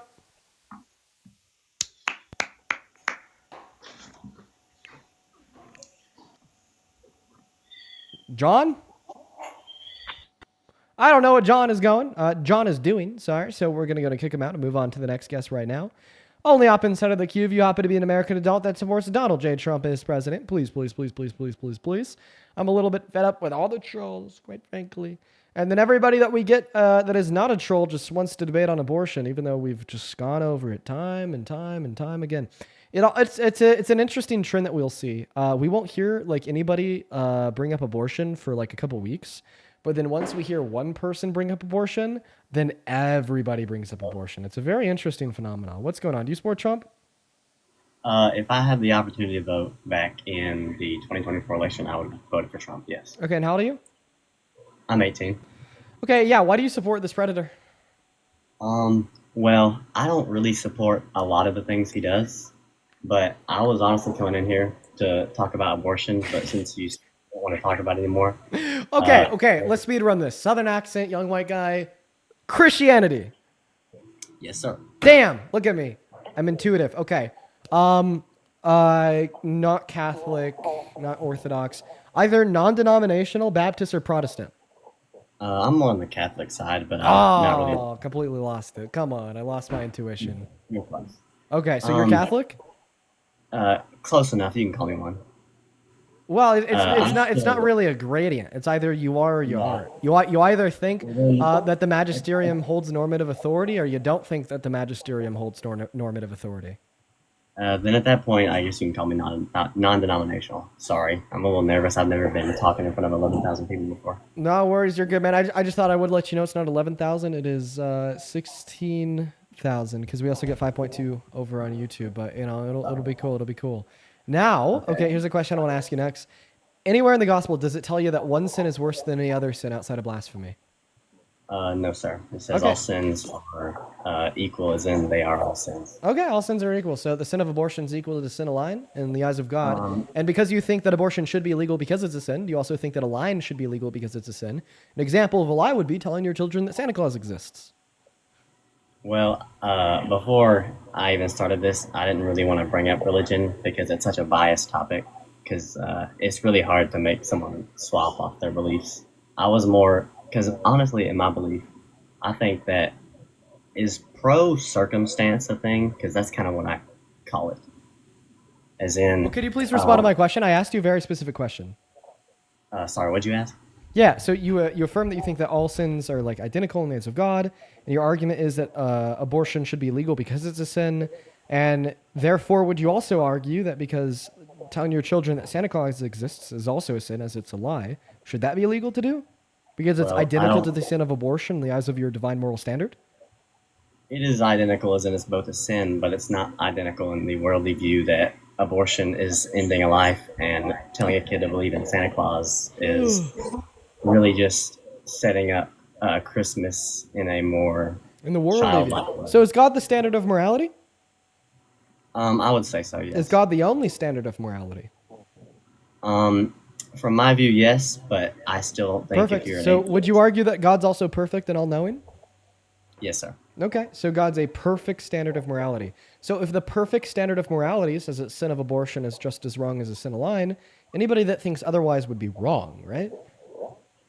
I guess in the way you word it, then yes. Okay, so because you want to be right, right, you would assume that perfect divine standard of morality. So what reason would you have to say abortion should be illegal because it's a sin, but lying to your children about the existence of Santa Claus should not be illegal even though it's a sin, given the fact that in your perfect divine standard of morality, these two sins are just as wrong? Well, I don't think in most cases lying will lead to the death of a child or what will be a child, and Yeah, well, abortion. so you're just saying that, well, abortion is a sin because it leads to the death of a child, but you're not actually responding to my point, that being that these two sins are just as morally wrong in the eyes of your divine moral standard. I guess from your view, then no. But I really didn't want to talk about abortion from a religious standpoint. I was more coming because, in my opinion, I believe that it should really just be post circumstance, as in if the woman is raped, then she should be able to get an abortion, and if the woman will die or will have serious medical issues, she should be able to get an abortion. Yeah, But so I why think, shouldn't a woman be able to get an abortion in elective circumstances? well, sorry, can you rephrase that? Why I should didn't hear you women right. not be able to access abortion in elective circumstances? Well, I just think that abortion, as in, well, I was very selfish, so I don't care about the child or the husband, or sorry, it couldn't even, it wouldn't even be marriage. Like, I Huh. don't care about the other person. As in, like, if you're very irresponsible and you have unprotected sex, or even in some cases protected sex that goes wrong, then I don't think abortion should just be a way to get out of that.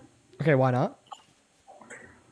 Because in most cases, sorry, not most cases, in some cases, the husband or the man would like to keep the child, and you're ending a child just because of Okay, so what? so that abortion should be banned because the man doesn't want it to happen. And that's your argument?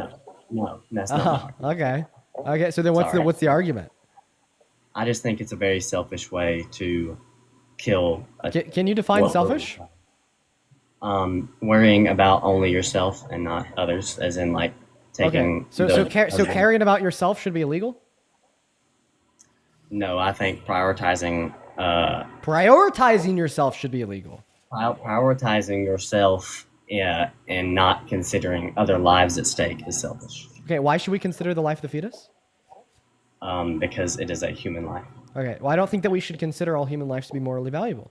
Good example would be brain dead patients or zygotes. Okay, that's I guess that's a good point, but sorry, under what I said before, I just think, from my view, that if the woman will suffer from this, Okay, you've already gone over. You hold the exceptions. I'm asking you why you think that elective lethal abortion should be banned. So far, you've been able to tell me that you think they should be banned because they're selfish. I asked you to define selfishness, and you said a lack of a consideration for the life of the fetus. I said that maybe we shouldn't give a consideration to the life of the fetus, in which you responded to by saying, well, we should consider all human lives. I said, well, we don't consider all human lives. We don't consider the life of a brain dead patient or a zygote. We don't say it's murder to pull the plug on a zygote, or it's murder for a woman to have an IUD, even though they can kill zygotes. Sorry, to pull the plug on a brain dead patient, not a zygote. And then just in furtherance of that point, the reason why I don't think that the life of a fetus has any moral value is because I don't think it, because I only value life forms that have a mind and the ability to deploy first-person subjective experiences. Those start at around 20 through 24 gestational weeks, meaning that the fetus does not have the ability to do so, meaning that I don't think they have moral value.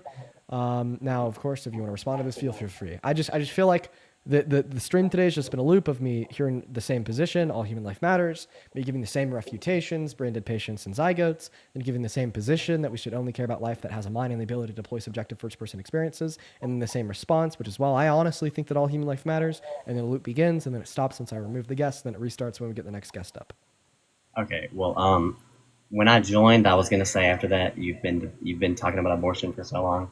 I was honestly gonna talk about immigration because, other than the last guy a little bit, I didn't hear about it, and I've been here for about an hour and a half. Yeah, how old did you say you were? 18. When did you turn 18?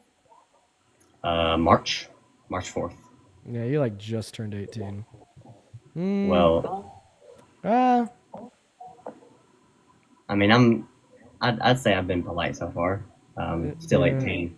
Yeah. Could I maybe talk about immigration? So the reason why I'm asking you that question is because some people in the comment section brought up how you follow like some like women or girls that seem to be in high school. Well, yeah, I just graduated high school. A lot of those people are friends because Yeah. I go to a high school that was 7 to 12, so it was 7th graders up to 12th graders all in like the same classes at lunch. Well, I mean, I would hope that you don't follow any 7th graders, but the people I'm seeing on YouTube No, don't really look like it. I don't. Yeah, okay. I don't think so. Just go ahead.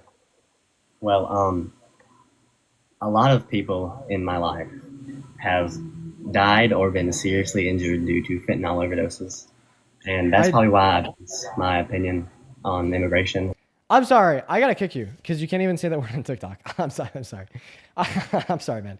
I would have let you make that argument, but on TikTok you cannot say the names of any DRUGS. I think it is a very, very bad rule that the TikTok Terms of Service has. They don't allow you to say the names of those substances. When I wish that we could have like general conversations surrounding them. All right, that where we're obviously not promoting their usage. But I hope you have a good rest of your day, bro. And if you want to come back on like another stream, feel free. We'll just have to censor your words there. All right, we're gonna go to get that next guest loaded up into the box right now. What's up? Do you support Trump? Hello? Nope. Moving on to the next guest, guys. Only join the queue if you happen to be an American adult that supports Trump. I feel like I'm starting to lose my mind a little bit. I don't know why. I'm getting a little bit tired. I think it's just hearing the abortion argument again and again and again and again and again and again and again. Ah, abortion all day. Nothing but abortion. Just the same argument over and over and over. Ah, Harold, thank you so much for the $20 over on PayPal. Thank you so much, bro, dude. Show some love to Mr. Goat Harold down below in that comment section for the $20 on PayPal. Yeah, shut up, you fat nigger. Okay, we have a very angry, immature, racist, like 14-year-old Brit banned. But anyways, back to you, Harold, with the $20. Harold says, do you like pranks, ruses, or shows like Punk'd and Practical Jokers? Dude, I watched so much Impractical Jokers when I was growing up. I remember being like 14, 15, 16, 17, 18, and every day after I would come home from school, I would do my homework, turn the TV on, and watch so much Impractical Jokers. And honestly, it just hasn't been the same since Joe left. But anyways, thank you for the $20, Harold. Let's get 200 Harold W's down below in that comment section. Let's also get 200 Mia W's down below in that comment section. Thank you for the $20, Mia, who says, saying abortion is selfish to men is bullshit when my ex-husband forced me to terminate a pregnancy. Now that is selfish, okay? Now that is selfish, okay? Forcing your wife to terminate a pregnancy when they want to keep the child. That's fucking selfish. I'm sorry that happened to Mia. Thank you for the $20. I hope that you're doing all right. Show some love to Mia and Harold down below for the $20 each. Also, show some love to Destiny for the $20 over on PayPal. Thank you so much for the love, Destiny. Who says, thank you for all that you do. Have you seen the University of Oklahoma essay controversy happening right now? Yes, I have. And I've been beefing with them. So the Turning Point chapter at the University of Oklahoma, who like started the beef about the essay, got the teacher fired. They DM'd me and they posted about me on their story because I was blasting them on Twitter. And I've spent the last like 2 days beefing with them. Like I've been going back and forth, ripping them to pieces. And then they open it, they leave me on red for like 2 hours. They get all their minds together to think of a witty response. And then I flame them again. And we've just been going back and back and back in DMs. Dude, the essay was terrible. It was written like dog shit. My fucking third grade nephew could have done better. Terrible grammar. Didn't follow the rubric. And no, I don't think that the teacher should have got fired for giving a paper a grade that it deserves. So there's my take. I mean, once again, Oklahoma schools just perpetually demonstrating why they rank 50th in education every single year. Yes, just in summation, I have seen the essay. It is terrible. Moving on to the next guest, guys. We got Lil Hawk 44 connecting to the stream. We do also have a couple other people to thank too. Let's see, who else do we have here? There we go. Patty, thank you so much for the $30 over on PayPal. Thank you for the love, Patty. Thank you so much. Let's get 300 Patty W's down below in that comment section. And I just read your message there, Patty. Happy to hear that you're having a fun time watching the stream. Shout out to you, all the love, and thank you for the $30. And then, oh my God, Kathy, dude, oh my Kathy, it's so good to see you. Thank you for the $100 donation on PayPal. Holy shit. Patty with $100 says a lie is a lie is a lie. Now, you sent that through 9 minutes ago. I'm sure that there are some context to explain what you're referring to. I don't quite remember it, honestly. I've just kind of been on autopilot mode with these continued, repeated abortion arguments. But Kathy, thank you so much for the $100. And that's Kathy with a C. Put some respect on it. Make sure to show some love to Kathy down below. Kathy is in here like nearly every day, showing some love. She's become an incredibly important member of the community. All the love in the world to you, Kathy. You know I love you. Thank you for the $100, seriously. And then one last one here.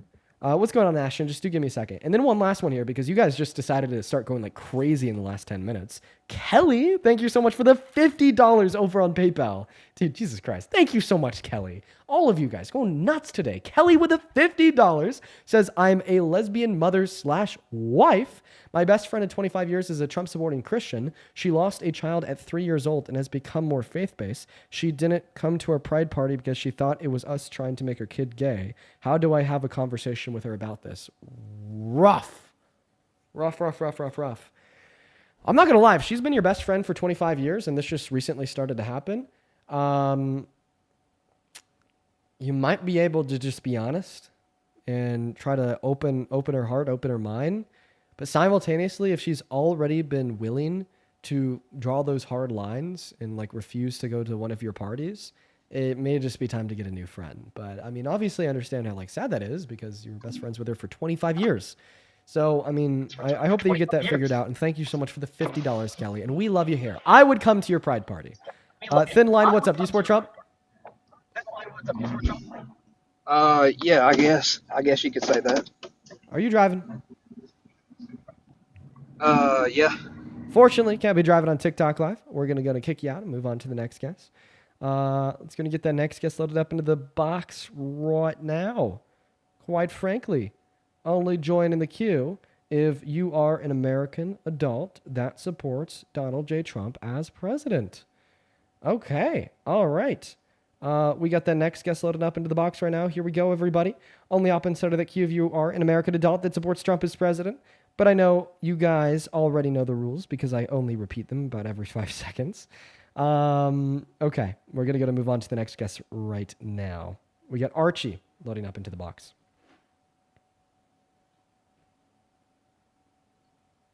Here we go. Okay, Archie's loading in.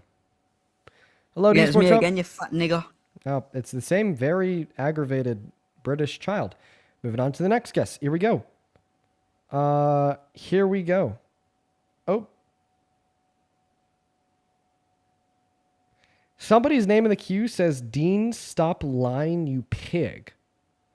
Now, this is a leftist Dean hater. Let's make sure that they're at least 18. This is like a left-leaning Dean hater. How old are you? Age, please. Ooh, that breath in sounded like a small child. I'm going to give you 5 seconds. Definitely a kid. Honestly, I feel like a lot of the people, like particularly on the left that hate me, because there's a lot of them. Are either just like uninformed and have only seen like specific things, either out of context, have never really like tuned into the live streams, don't really know who I am as a person, or only see like some specific posts about me on their For You page, or they're like children like that. You know what I mean? I don't know. That's kind of the conclusion that I've come to. I've been seeing a lot of like staunch and strong Dean hate posts, and it's very interesting how the nature of the internet works. So there wasn't like a whole lot of Dean hate on the left last year. So on Thanksgiving last year, when I posted that video saying like, oh, getting ready to humble the 20 Trump supporters at Thanksgiving, nobody on the left cared. You know, they just kind of maybe laughed a little bit, liked and scrolled. But this year, because, you know, there's a little bit more Dean hate on the left, you know, so many people on the left saw that and they're like, corny. They're like, oh, brother, you stink. You fucking suck. Oh my God, this is so terrible. I'm going to die from cringe, right? Even though it is the same exact post that I made last year. Unreal. All right, we're going to move on to the next guest. Here we go, everyone. Oh, What? damn, I was not expecting this to happen. How old are I you? wanted to ask about Duffy. 29. Do you support Trump? No, I wanted to ask about Duffy. What do you want to ask about Duffy? Like King Duffy? What is his... The weird guy who makes tons and tons of videos about you and goes live complaining about you. I was on his live last night. He's obsessed with you, dude. Very weird guy. I was just... Because the stream is weird today. Like, lots of repetition. So I thought I'd come up and ask, like, what is that guy's deal? Have you ever debated him? Well, we've talked to him a handful of times. He's a weird motherfucker. Definitely a really weird motherfucker. We're going to move on to the next guest. He was up here earlier. I was going to like have him on for a little conversation, but he got his account restricted in like sub 10 seconds. TikTok fucking hates him. TikTok fucking hates him. And I love that. I love that for TikTok. I feel like TikTok is very unfair in sometimes like prejudice in the way that they like moderate accounts. But I love how they've moderated his account. The last 2 times he's been on the stream, he's got a restriction from TikTok in like sub 10 seconds without saying anything too crazy. But anyways, shout out to you. We're going to move on to the next guest, guys. Only hop inside of the queue if you happen to be an American adult that supports Trump, please. Y'all already know the rules. Yo, Sonera, thank you for the $5 over on PayPal. Appreciate you for the love. Linda, thank you for the $5. Nathan, thank you for the $10. Thank you so much for the love. Appreciate that, Nathan. Nathan with a $15 says the argument that trans individuals are demons is identical to the Mormon racism that quote unquote blacks are the curse are cursed the moment that was in the essay. The student should have been expelled.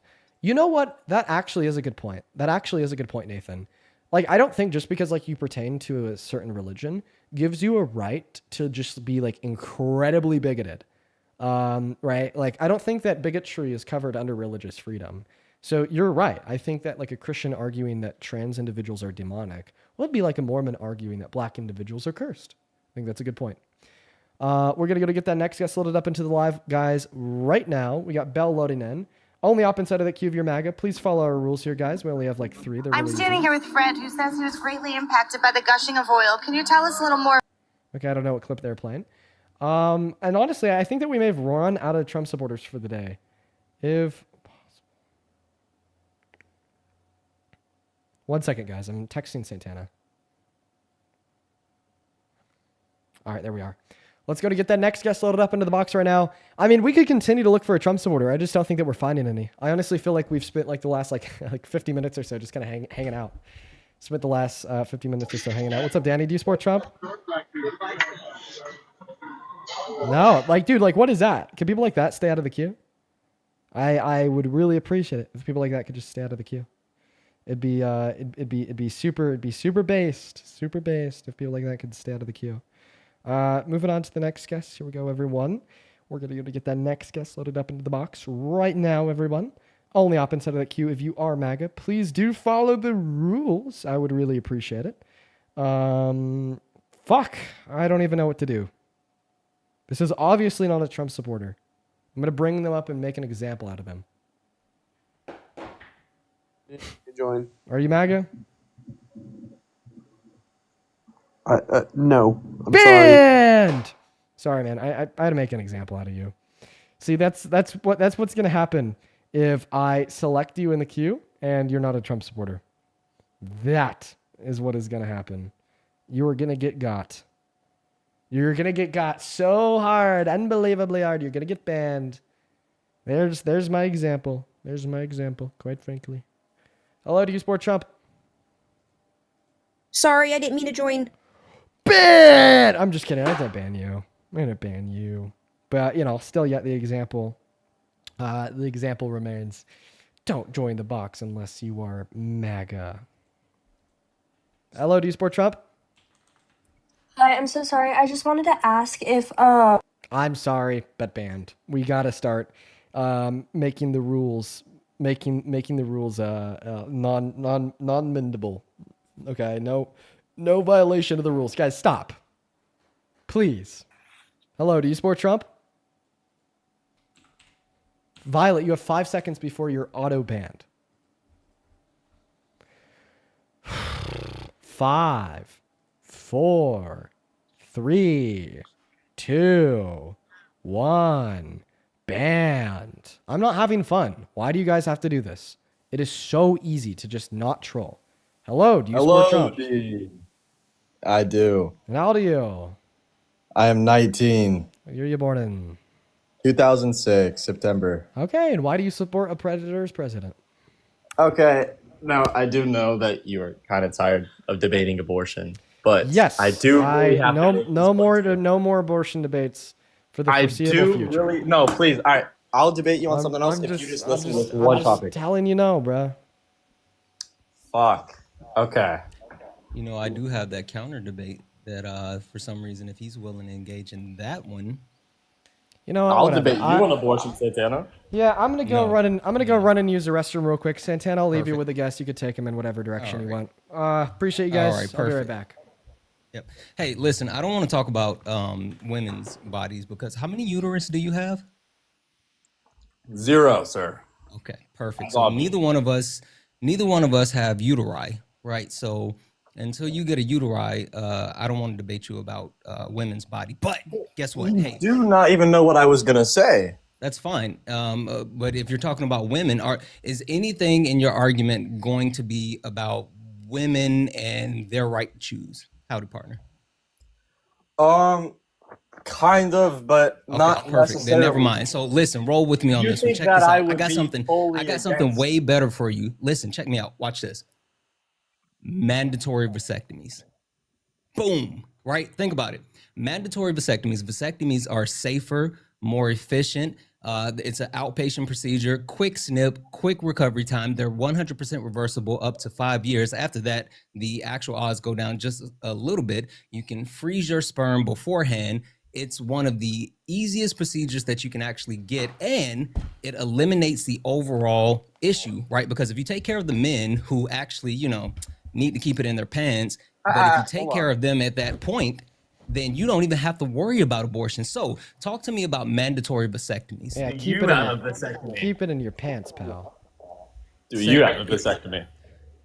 No, I'm not done having kids yet, but when I am, I will. Not to mention that he's not pro-life. Exactly.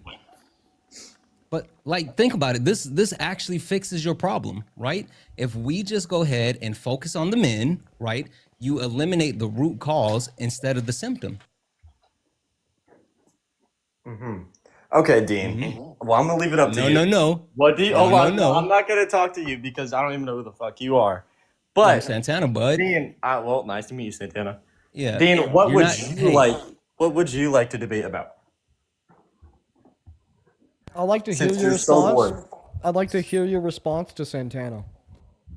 Boom. What would you say against Santana? He would like to hear mandatory vasectomies, bud. Keep up. Snip, snip. Well, you did say you don't even have a vasectomy, so why would I get a vasectomy? Again, the point is that I am not done having kids yet, but I'm also married. So like my wife and I are G to G, right? So there's that. But the point being, right, I'm also not pro-life. Right. I'm not sitting here saying that women, we should be able to, save the babies and all this other weird shit you guys say. So again, I'm trying to give you an olive branch. Like literally, this is a win. All we have to do is regulate men. Simple.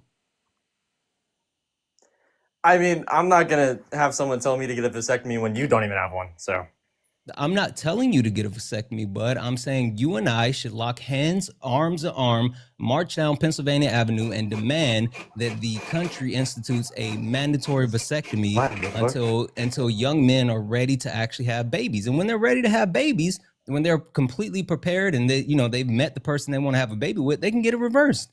Like, what are you talking about? This is a win-win, bud. Or do you just want to control women? Because it's giving you want to control women. controlling women is sharing my point of view on abortion. Then why won't you? When you don't even know what the fuck I was gonna say. Yeah, but that's fine. You were going to talk about women, but why won't you engage? Like again, neither one of us have uteri. right? So let's talk about, like, both of us. You know, I have I mean, testicles. I'm assuming you have I do testicles, think and both that of us have Democrats are the sperm. ones So who let's have talk about brought that. up. Democrats are the ones who said the most about abortion, and now all of a sudden it's no. We That said we the don't most want as to talk far as about it. allowing women to make their own decisions, but since you guys are so adamant about controlling women and controlling their decisions, we would rather let you control yourself. Right? Why wouldn't you want to be responsible for yourself instead of trying to be responsible for every woman in the country? Well, I mean, since you're so adamant on wanting to not have me controlling women on abortion, maybe you should talk to a woman right here. I mean, about abortion, Yeah, and she I can don't tell have a you uterus what as she well, thinks. so I don't want to debate a woman on abortion, but good try. Exactly. So, You came up I here mean, trying to Dean, you debate sit about here women. aborting. You've been sitting here talking to almost everybody And he about said respect abortion, his Dean, boundaries, and bud. Why can't you respect his boundaries?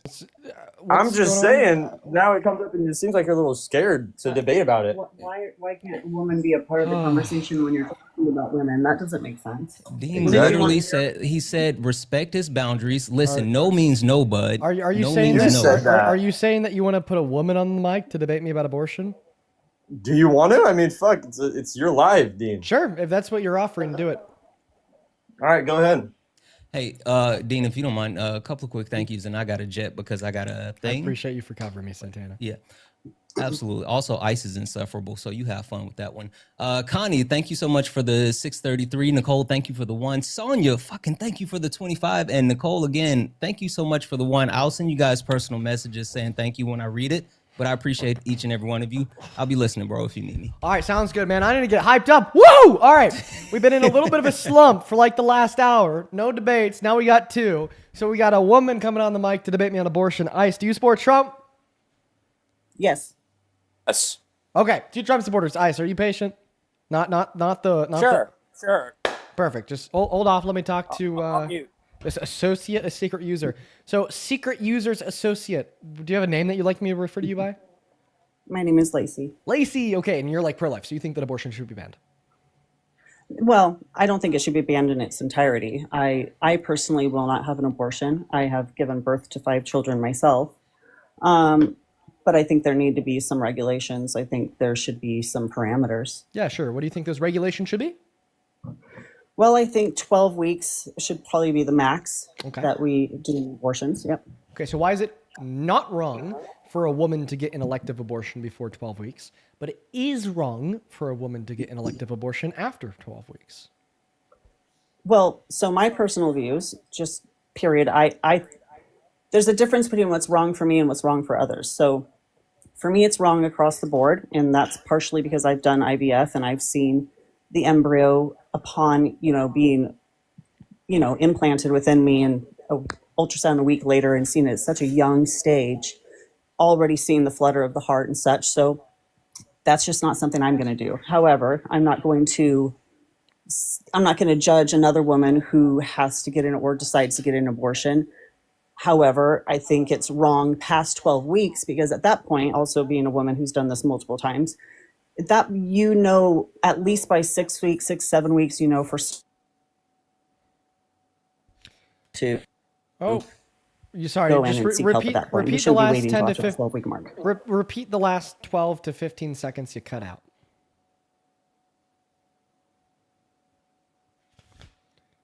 Oh, it sounds like she cut out again.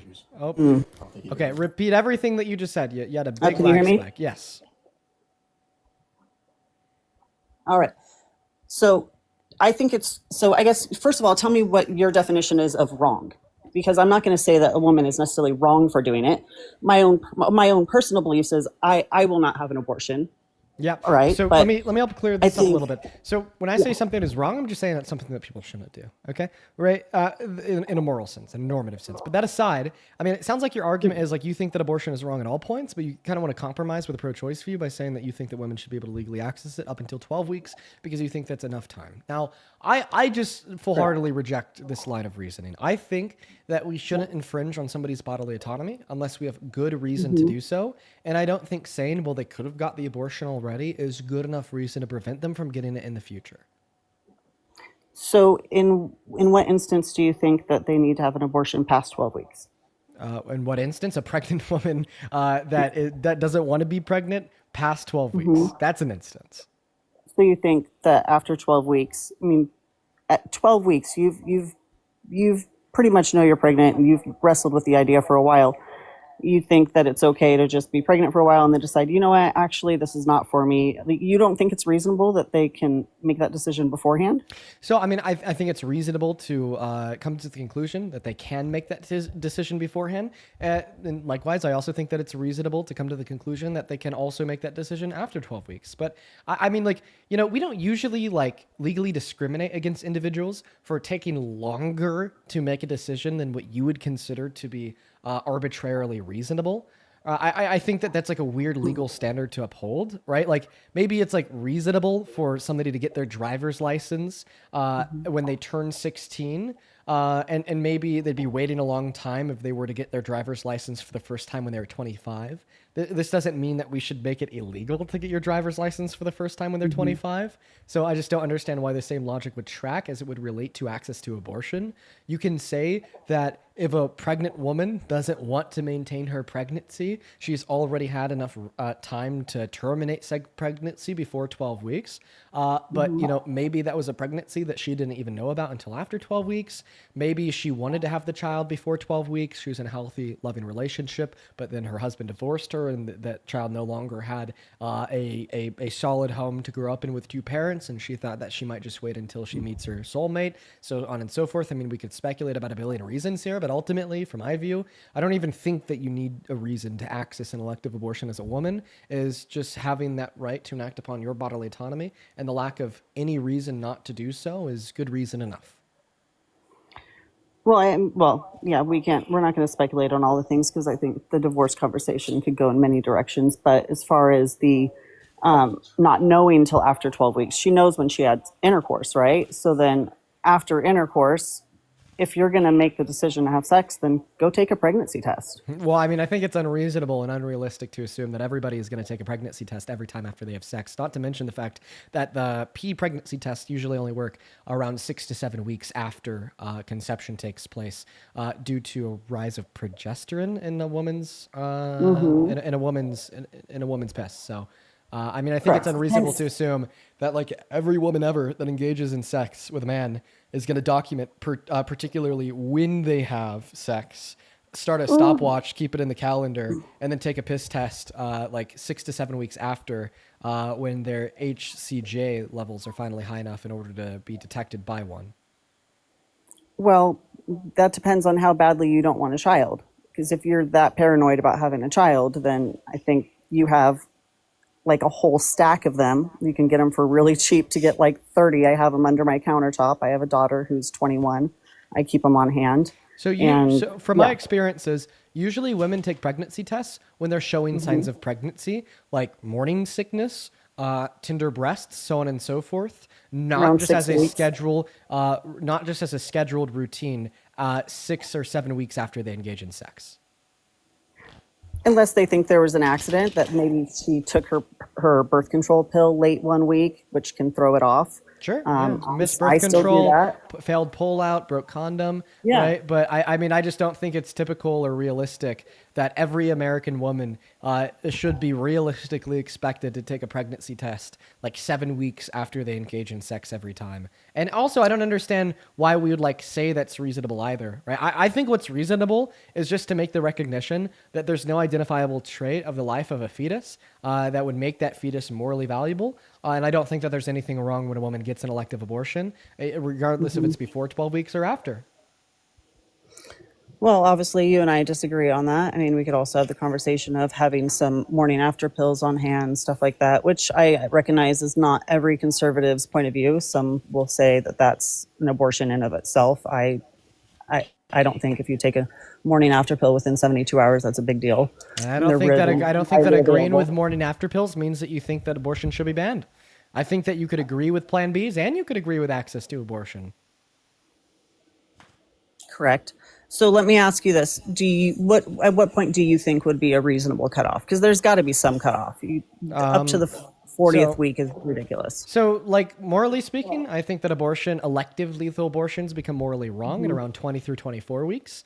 Legally Okay. speaking, I think it's not as clear. I think that elective abortion bans in the third trimester only make medical health professionals more scared when performing life-saving abortions for women that need it to live. And we've seen many women die because the doctors were not willing to perform a life-saving abortion on them because of that legislation. I also think that when late-term elective abortions are legal, we just don't see women get them. So because of that reason, I think it makes that conversation a little bit more complicated about what the legislation should be. But what I can tell you, like morally speaking, I think that an elective lethal abortion becomes wrong and around viability. Okay. All right. Well, I wasn't actually even expecting to have this conversation. My son came in and kind of introduced me to this conversation. So the rest of it, I would like to get some more evidence on to see what cases those were that the women died and so on and so forth. I've been in the medical field for 30 years and I don't know any doctor who would just refuse to give. At that point in time, it's a medical procedure for an emergency situation. It's not an elective abortion or anything like that. So, but I need to go look up some case studies, go see what you're referring to in the legislation or these cases you're speaking of. Yeah, I don't know about all that, but other than that, I guess we just disagree. I think that the fetus is a life regardless of viability. Yeah, but I don't think the fact that it is a life makes it morally valuable. Okay. Well, I mean, I'm not going to change your mind. You're not going to change mine. Well, can you inform me a little bit about the way your mind works? Like, why do you think the fetus is morally valuable? Because to me, it's a life. I mean, I got pregnant with my daughter when I was 16. Okay, so and do you I just have- think that all human life is morally valuable? Yeah, I would hope. Yeah, Didn't you say that you had a baby on IVF? I did. I was Yeah. a surrogate. Yeah. How many human lives have to die in the through the IVF procedure? It's around 30 failed implantation of embryos for every one that's successful. So you like basically had to kill like 30 valuable human lives. So actually, in my case, I didn't. So in my case, my embryos took right away. And then the others were actually donated to other couples who couldn't have children. Okay, so Now I'm sure there's some room for here and there just throughout the process, correct? And that was many, many, many years ago, and my thoughts have sort of evolved on it. Would you argue that like IVF should be banned because it is the case that like many embryos involved with the IVF practice will unfortunately pass away, and you think that those unicellular human life forms are just as valuable as a fetus, and you think that abortion should be banned? Well, no, but remember, I said I think abortion should be banned after 12 weeks, right? Okay. So, but it is a human life before 12 weeks. It right? is a human life. Okay, so But like we've agreed, is a human life I'm anymore? open to being, compromising on things, and I have to think about the bigger picture. I have multiple friends who have not been able to conceive, and they've had to go through surrogacy, and so it's a tough conversation. Yeah, I'm just gonna be Obviously. honest. So the reason I don't really like to like engage with this argument, and I find it a little bit Mhm. annoying, is because like it's not really a position driven by any logic. It's like an emotionally driven position. Like you just say, well, like these lives have moral value, and well, I'm gonna compromise. And then that line where you compromise is also like very arbitrary. Like it's just not like it's just not like a reasonable position. Like I mean, I'm happy that you think that maybe some women should be able to get abortions. I wish that you held on to a better position where even more women would be able to get abortions. But it's just not one with much reason. Like you can't really explain why you think that a fetus has moral value. You can't really explain why you give all human life forms moral value. You can't really explain why you think in one scenario, when you kill a human life of a fetus, it's murder after 12 weeks, but apparently it's not murder, it should be legal before 12 weeks, and you can't explain why even though a zygote is a human life, you don't think it's wrong to kill them through the IVF practice. And because of that, it's just like, I don't know, it's just hard to debate because it doesn't really seem driven by good reason. It just seems driven by like how you feel. Well, for one, you didn't let me finish my statement when you asked me what I defined as human life, why I felt like it was human life and what was valuable about it. I mean, I just But okay. I just don't think that all human life is valuable. I think you're you're looking for an argument, and I'm willing to say we can agree to disagree on stuff, and maybe that's not the direction you want to go. What I'm more frustrated with is the irresponsibility, because there is a vast majority of women out there. I shouldn't say vast majority, but there is a good amount of women out there who are using abortion as a form of birth control, and they're doing it. They're having sex irresponsibly, and they're taking too long to have an abortion, and that's what it is. Now, getting into the all the minor details of IVF and all these different things, it's, you know, a couple who can't conceive and they're doing their best to have a child and they have the good intentions of raising a child in a loving home is sort of a different conversation for me than just letting women just willy-nilly just be irresponsible and go and abort whenever they want. I'm not talking about I don't think that rapes, abortion I'm is not talking about other irresponsible. things. I actually think It can be done irresponsibly, I think that 100%. stigmatizing access to abortion is irresponsible because you only ensure that there's more unwanted children born into unready households, and that's why in areas with pro-life legislation we see lower life expectancies, higher levels of poverty, lower levels of education, lower wages on average, right? And I think if anything, abortion is incredibly responsible because it ensures that the family dynamic stays in place with men and women, men and men, women and women that desire to start a family and consent to having children, compared to forcing 18, 19, and 20-year-old boys and girls into becoming mothers and fathers. And I mean, like you just said, all these women that are trying to go and access abortion are very irresponsible women. So you're saying the alternative is to prevent them from accessing abortion, then make them moms? Right? No, Like now we have all these irresponsible moms raising the next generation of children that they don't even want. And then also just for you to suggest that there's some like widespread epidemic of so many women using it as a form of birth control, when an average in America abortion costs $500. I mean, I just really don't think because of the current state of the economy that individuals have enough money to spend $500 on a one-use form of birth control. So I don't really think it's as wide scales of an epidemic as you'd suggest. I mean, I think according to Planned Parenthood, right, the average woman that accesses abortion through them is like married with a child already with a failure of contraceptive. So you have a fair point to some degree. I can agree with you on some of that. I understand that line of thinking, but I also, being one person in this giant world or this big country, I've already encountered two women who have admitted that it's basically their form of birth control. They're not friends, but they're people who I've had conversations with, whether it be at a bar or somewhere else. And that's just me, one person. So I've already met two women who admittedly use abortion as a form of birth control because they don't want to be on actual birth control because it's hormones and it makes them. Well, I mean, I don't think that two women in America is a widespread epidemic. Right? But also not to mention, I don't think that justifies banning abortion. Like, I don't think it does at all. I mean, I think maybe at that point, right, what we should do is like hopefully promote easier and freer access to other forms of contraceptives. You know, let's make it so Plan B doesn't cost $50, maybe costs $5 on a bad day. It does cost $5. On Amazon, it's $5. Let's also ensure that there's like free and fair access to condoms, free and fair access to other forms of like women contraceptives, so on and so forth. And let's ensure that there's good education within the American schooling system surrounding sex ed, what sex is, and what it could lead to. I don't think arguing, right, that because the individuals accessing abortion are irresponsible, therefore they shouldn't be able to access abortion. If anything, if what you're saying is true, abortion would be acting as the saving grace in that scenario. Because we don't want the next generation of children to grow up in the homes of irresponsible parents, right? So where are the statistics of how many of these women are they go and have multiple abortions? And should there? So then how about this? Legally, I think a woman should be able to get as many abortions as she wants.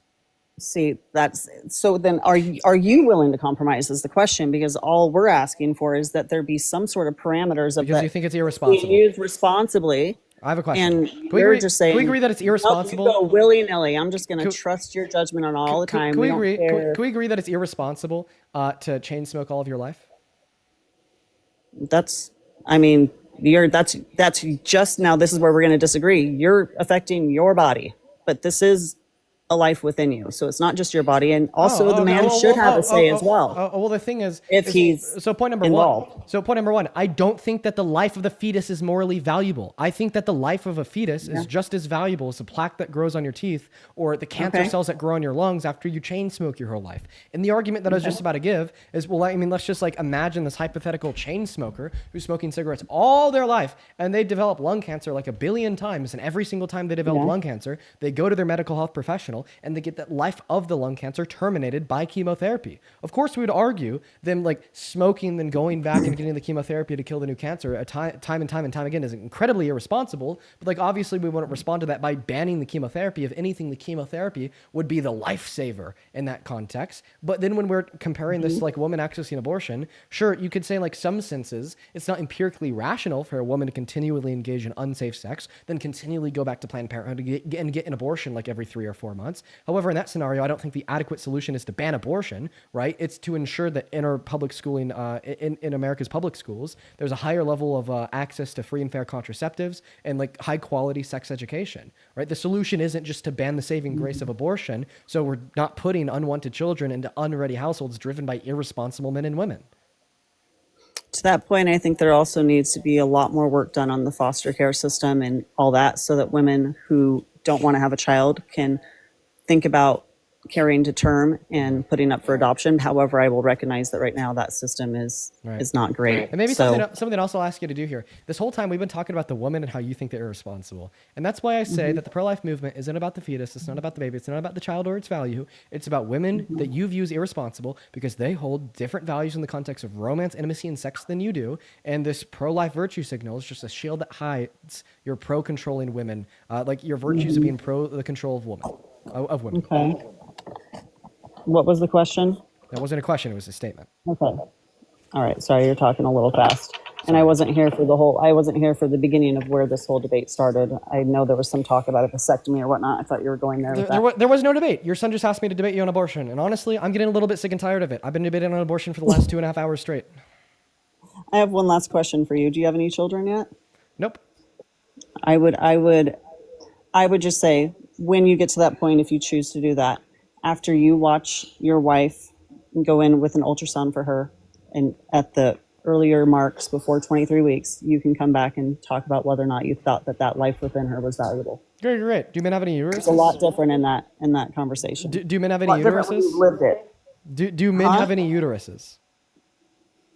No, they don't. Okay, but so you'd be sitting there right next to as soon as a man can develop a uterus, right? A cis man can develop a uterus. Then No, the I'm cis man saying could start talking about if- abortion, right?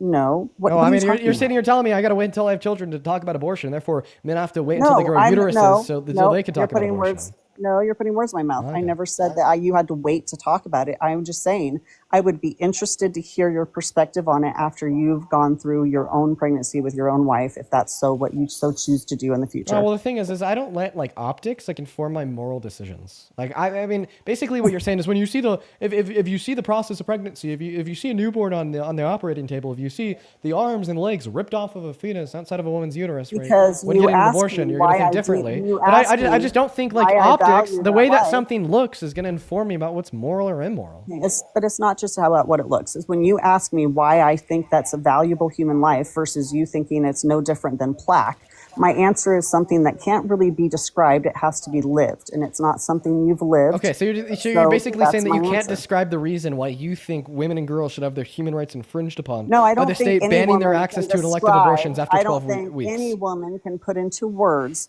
what it feels like when you're laying there with a life in your womb and watching that heart flutter on the ultrasound. You know who else So, could have described no, the reasons that's why? not something that can be described to you. Sorry. So you know the other, That's why you don't like to have these conversations with women, because you don't want to debate a woman about it, but this conversation is revolving around us, right? Did you know who else like couldn't describe why they held to the view they did? My son. No, Go ahead. no. What- Nazis, who? white supremacists, segregationists, like pro-slavery Confederates, right? All throughout history, when we see policy that specifically targets, demonizes, and hurts a group of individuals, okay? Right? The people that believe in that policy usually can't describe why they support this policy. And I mean, it just seems like that trend is now continuing with, I think I just with gave bans you on like women's an access to abortion. incredibly reasonable answer, a very incredibly reasonable answer. It's not and you're incredibly unwilling to reasonable. hear it. It's not incredibly. It's 100% It's not reasonable. incredibly reasonable to say that you think women and girls should be denied access to abortion for reasons that you can't describe. No, you asked me why I feel that is life. within you that before viability. Okay, I well, told don't you worry. it's not something. It's don't a have feeling to. that can't be So described. we don't have to when- rely. We don't have to Yeah. rely on your feelings to prove that a fetus is biologically alive. We could Well, then rely I on the don't care consensus about. that exists Okay, amongst so then, 97% of well, biologists. then why are you All that arguing the okay, feelings of women who just don't feel like going through and seeing a doctor before 12 weeks or whatever else? I mean, you tell me all these statistics, sweetheart. I've birthed 5 children. I've lived it 5 times. I know what it feels like at every stage of the pregnancy. 12 weeks is adequate. 23 weeks, it's just whatever. It's not something that can be explained to someone who's not been through it. So yes, please do go argue about something else because you are looking for an argument. I told you we had things that we could agree to disagree on, and that's when you wanted to start getting all, you wanted to bring it into other levels and talk about all these other things. But I respect your opinion. If that's your feelings, cool. I'd be interested to see how you feel about it down the road when you have your own children. But either way, we're not going to change how about people's this? minds. How Right? about this? So if you're asking me to respect you and your belief that women and girls should have no access to legal abortion after 12 weeks because you've lived as a pregnant woman and you've given birth Dean, 5 I times. think she's done, Dean. Okay, well I'm just going to make sure I say this. Dean. I'm just going to make sure I say this one last thing. Then I think you should respect the lived experiences of pregnancy for the millions of women and girls out there that have been pregnant, given birth, and gotten abortion after 12 weeks too. You can't expect to sit here and preach to me about how you could speak as a monolith of everybody that's ever been pregnant, of everybody that's ever had a uterus, of everybody that's ever given birth, right? And that you are the divine and ultimate interpreter of what the law ought be, and that women and girls should not be able to access abortion after this given point. Well, in that same breath, discounting, disregarding, and going around the opinions of all the women and girls who have been pregnant, who have given birth, who have raised children, who've gotten abortions, that would argue indifferent of yourself. Okay, it's just it ultimately does not amount to you valuing the experience of individuals that have been pregnant and have given birth. It ultimately amounts to you only valuing your own experiences and discounting of those of the others. But obviously she left now, so we'll end that debate there. You have a good rest of your day. Ice, you've been waiting for a very long time, sir. Hey, how you doing? Doing all right. Appreciate you for being patient, man. Yeah, sure. I got 3 people to thank. Then I'll pass you the mic. Destiny, thank you so much for the $20 over on PayPal. Who says, when I was actively miscarrying, we went to the hospital and told the doctors that I was miscarrying. Let me go and load up the rest of Destiny's message here. Destiny then goes on to say, they said I had a stomach bug and sent me home. I'm extremely grateful that I did not experience any life-threatening complications, but this is the reality for so many women today. Yes, especially women living in areas with restricted access to abortion. Thank you for the $20, Destiny. We all love you. Let's get 200 Destiny W's down below. And let's also get 500 to Boss W's down below for another $50 over on YouTube. Who says, again, we have proof and that the compromises she has are not active, so we should agree that they are arguing for not what we are getting. We have proof that what little abortion bans we have cause problems. Yes, abortion bans do cause problems. The boss, appreciate you for another $50. Thank you too very much. If you're watching and you want to support me, you want to support the stream, you can support me through PayPal. Venmo's down, strangely enough, but the PayPal's still up. So if you want to support me, you can support me on PayPal. I would also like to thank Espen. I'm going to call you ES. Thank you for the $10 over on PayPal. Thank you so much for the love, ES. Show some love to ES down below. Then Brayley, thank you for the $10 as well. He says, thank you for all that you do. Merry Christmas, and I hope you have a wonderful Thanksgiving, or had a wonderful Thanksgiving. Yeah, it was pretty good. Thank you for the $10, Brayley. All right, Mr. Icy. So you're a Trump supporter. Yes. Okay, and your bio says, fuck the political left. Yeah. Well, fuck the political right. Fuck you. Yeah. Well, this is all my personal opinion. You know, I'm actually pro-choice. Yeah, very nice. Very nice. Good for you. Good for you. All right, so you're big time MAGA? Yeah. Okay. Is there anything that Trump could do to make you stop supporting him?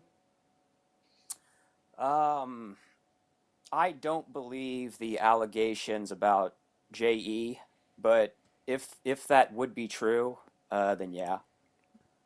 I don't think it's true, but that would be Jeffrey E. Oh, like if he did things to like little kids? That would be a red line for me. Okay, so but I don't think it's true. So in 2005, he boasted about sexually exploiting beauty pageant contestants by unconsensually barging into their dressing rooms when they were naked. Then we had 4 people that competed at Miss Teen USA in 1997 speak out and say that he did this to them. So seemingly, like, we do have enough evidence to prove that he's sexually exploited either naked women and/or naked little girls. So I mean, I feel like your red line's already been met. Well, you know, I mean, here's the thing. To me, I don't understand why Biden would not have leaked something if there was something there.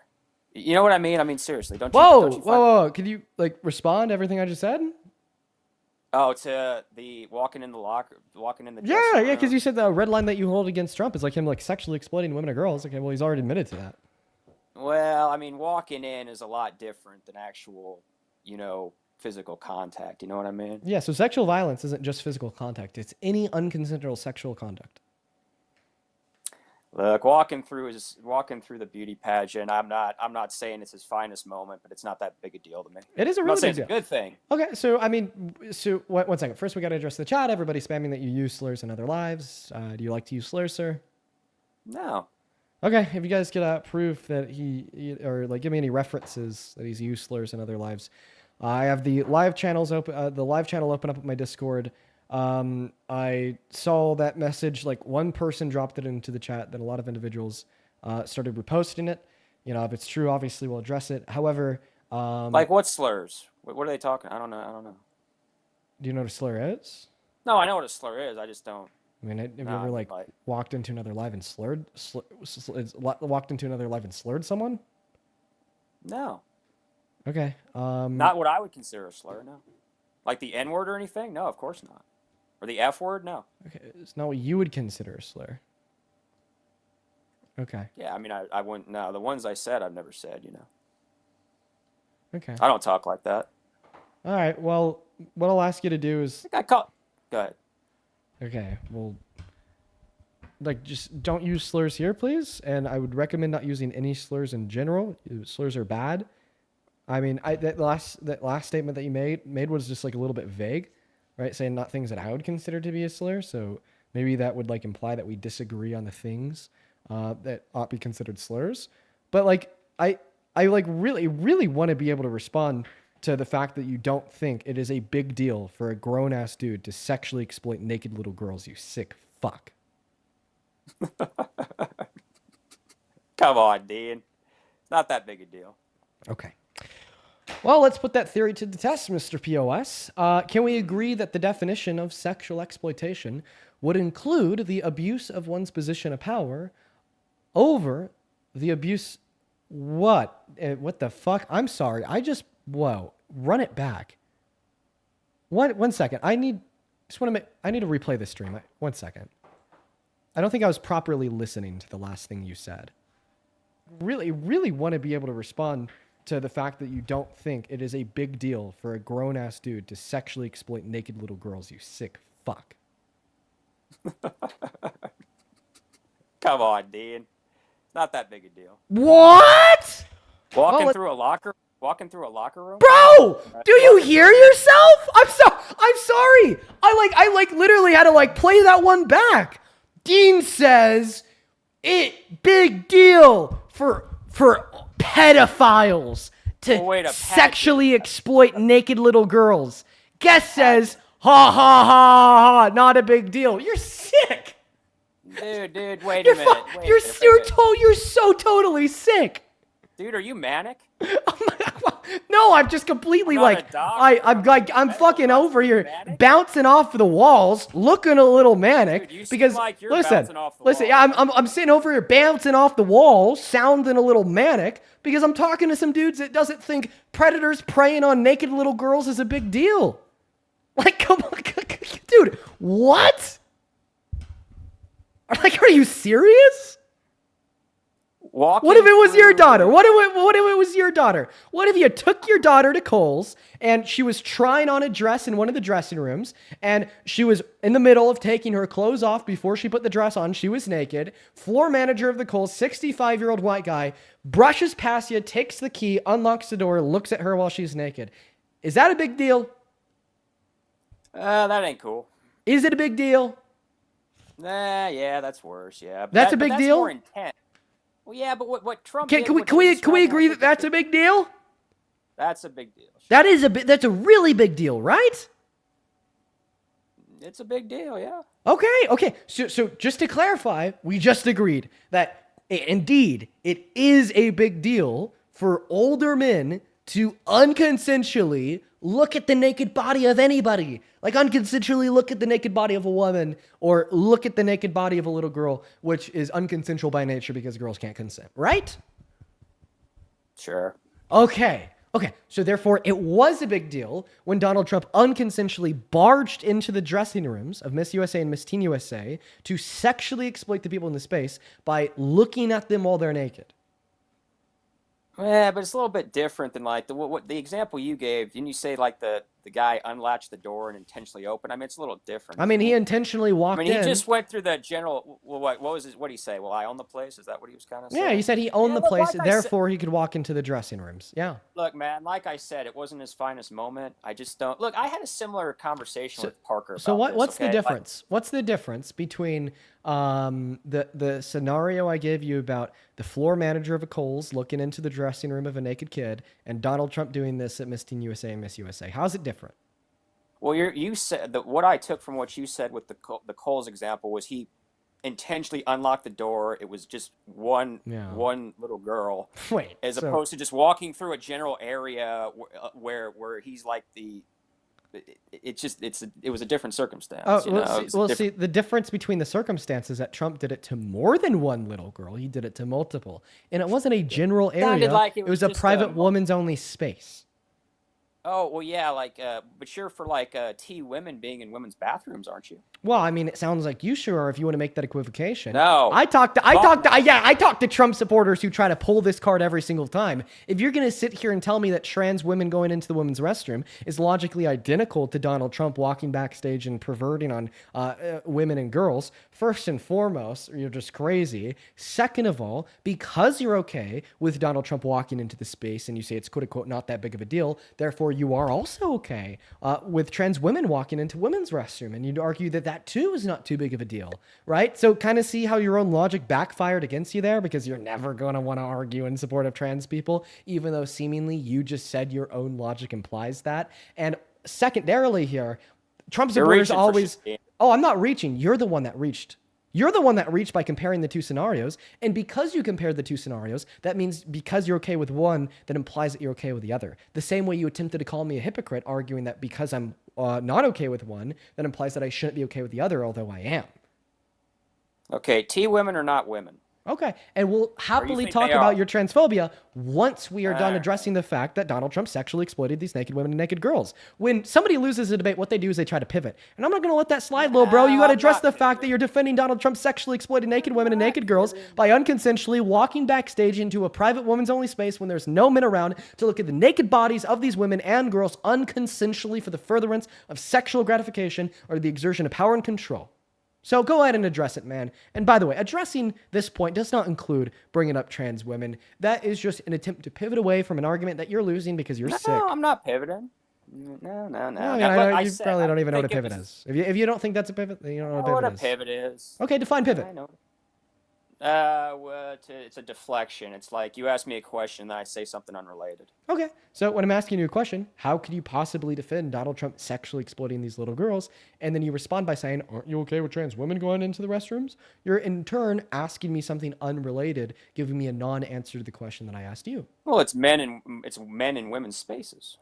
Oh, so once again, we've already went through this logic. First and foremost, you're okay with Trump doing it. Therefore, because you think it's synonymous to trans women walking into the women's restroom, because of your logic, you're also okay with trans women doing it. Second of all, the only time individuals bring up this point is when they're losing the debate. And third of all, I'll happily address to you why I am okay with trans women going into women's restroom, but I'm not okay with Donald Trump walking backstage into these dressing rooms once we can finish the conversation about your support for Donald Trump, even though he sexually exploited naked women and naked girls. I conceded it wasn't his finest moment. What do you want me to? Yeah. I mean, So you agree that it's sexual exploitation? I don't know if what do they call it? A peeping Tom or so? It's that he owned the place. You know, it's just not Okay, that yeah, big a deal. He owned to the me. place. He didn't own the body of the women and girls. Well, agreed. I didn't. It wasn't as I didn't think it was. So the do right you thing to agree or do. disagree that it's sexual exploitation? I wouldn't call it sexual exploitation. Okay. Well, would you agree that the definition of sexual exploitation would include the abuse of one's position of power over the position of vulnerability of one else in the furtherance of unconsensual sexual conduct? There was no sexual conduct. Could you disagree or He just disagree if walked that's the through. definition? He just looked could at. you disagree or what? disagree if if that is the definition of sexual exploitation or not? Were you in there where you said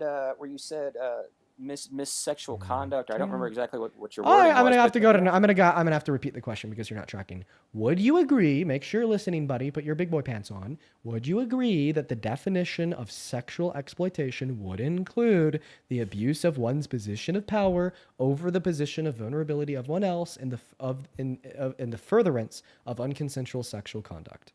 there you go. Unconsensual sexual conduct. I disagree with that part. Everything else you said, yes, was right. So you don't think that sexual There was exploitation would no include sexual unconsensual? conduct, man. He just walked through. There was no touching. There was Okay. no. That's all I'm saying. Look, you're right about everything else. You're right about. Listen very closely to what I'm about to say. I'm not asking you if you agree this is something Trump's done. I'm asking if you agree that this is a part of the definition of the word the phrase sexual exploitation. The end part, no.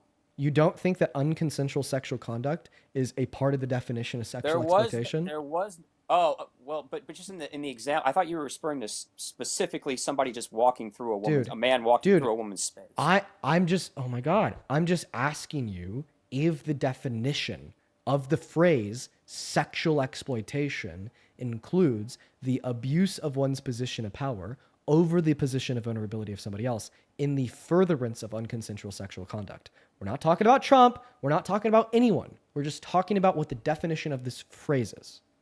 Yeah, that's fine. I just didn't think the end of the definition fit what President Trump did. But yeah, you're right. I agree. Perfect. So now we're going to go on to how that definition fits what Trump did. So you already agreed that he abused his position of power over the position of vulnerability of one else. So now we just need you to concede that this was in the furtherance of unconsensual sexual conduct. So we're going to first hit on the unconsensual bit, then we're going to hit on the sexual conduct bit. Do we agree that Donald Trump did not have the consent of the minors to look at their naked bodies because minors can't consent? That's probably, yeah, I'd agree with you on that. Good. Perfect. Now on to the sexual conduct part. I define sexual conduct is an action that either does promote sexual gratification or generally promotes sexual gratification. Do you agree or disagree? Sexual conduct, I more just think of as like actual physical conduct. So maybe our definitions are just a little off. So you don't think that watching porn is sexual conduct? Idiot. Sexual, fuck you, smart ass little fucking prick. You're fucking zero. Dude, you just got owned. I got owned? Yeah. No. You're a fucking bitch. Come on. You're going to crash out now that you got owned by a 21-year-old? Nah, I'm just fucking with you. You're talking to me like I'm garbage. So I had to get you back a little bit. You seem kind of manic, but you look a little calmer now. You on medication there, buddy? No, I'm not. No? Are you drunk there, pal? No. Well, you kind of sound a good 4 shots of whiskey deep because I just asked you, is watching porn sexual conduct? And then you responded by saying, shut up, bitch. Like, okay, like you sound like a very aggressive drunk. Well, you were smarting off to me. You were being impolite to me. I'm always polite to people till they're rude to me first, man. Well, okay, I called you an idiot, but it was kind of true, and I feel like it was deserved. I'll defend that. Is that what you did? You said something that made me mad, but you know. I called you an idiot. That made you mad. Yeah. Yeah. So do you want to respond to the question? No, I should have. I'd say it again. Fuck you. Fuck you too, dude. Calm down. It's a kind of your embarrassing. pussy ass friend Parker, is he still whining like a little bitch too? Oh, I'm sorry. Yeah, I guess we shouldn't cry. Real men shouldn't cry, right? It's okay sometimes. Yeah, well, yeah. You know a really good time to cry is when you're frustrated because you're trying to convince somebody that they shouldn't support child rapists. Wouldn't you agree? Oh, so you think he did that? Well, yeah, I think that's exactly what he was doing. Parker was having a debate with an individual who said that they would still support Trump as president, even if they knew with certainty that he had raped a child. And of course, Parker was going to shed a tear, get emotional, because he spent like 30 to 45 minutes of his life trying to convince somebody that it's not cool to support child rape. Right? Like, by the way, I just want to bring this point up. When you attempt to argue that it's like bitchy or bad to cry or to demonstrate emotion when faced with frustration onset by somebody telling you that you should support child rapists, you are in turn normalizing child rape. But it's not like that's a new concept to the guy that not even 10 minutes ago said it's not that big of a deal when 65-year-old men sexually exploit naked little girls. I thought Parker was upset because of his Piers Morgan interview, where he was like shaking or some shit, or Piers Morgan said he was shaking. Well, Piers Morgan did say that he was shaking, but no, that has nothing to do with why Parker was crying today. No, look, I'm a big fan of Jordan Peterson, and Jordan Peterson cries a lot. So yeah, crying for guys is okay sometimes. You know? It's okay for men to cry. Yeah, so do you want to respond to the question that I asked you? Do you think that watching porn is sexual conduct? Watching porn is sexual conduct.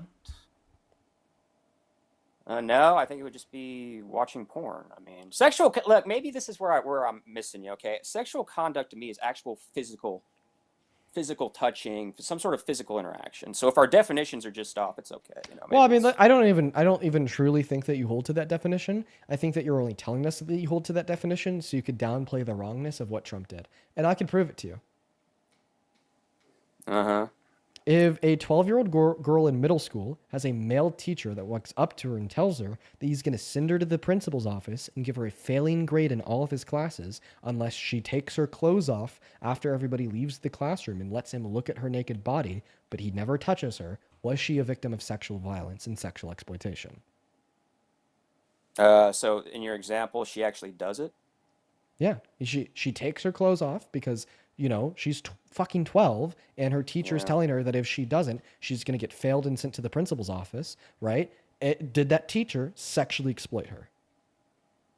Well, I hope she would have told the guy to fuck off and go tell her parents, but I'm assuming your example happened. I'm not going to allow you to judge the response of this hypothetical 12-year-old girl.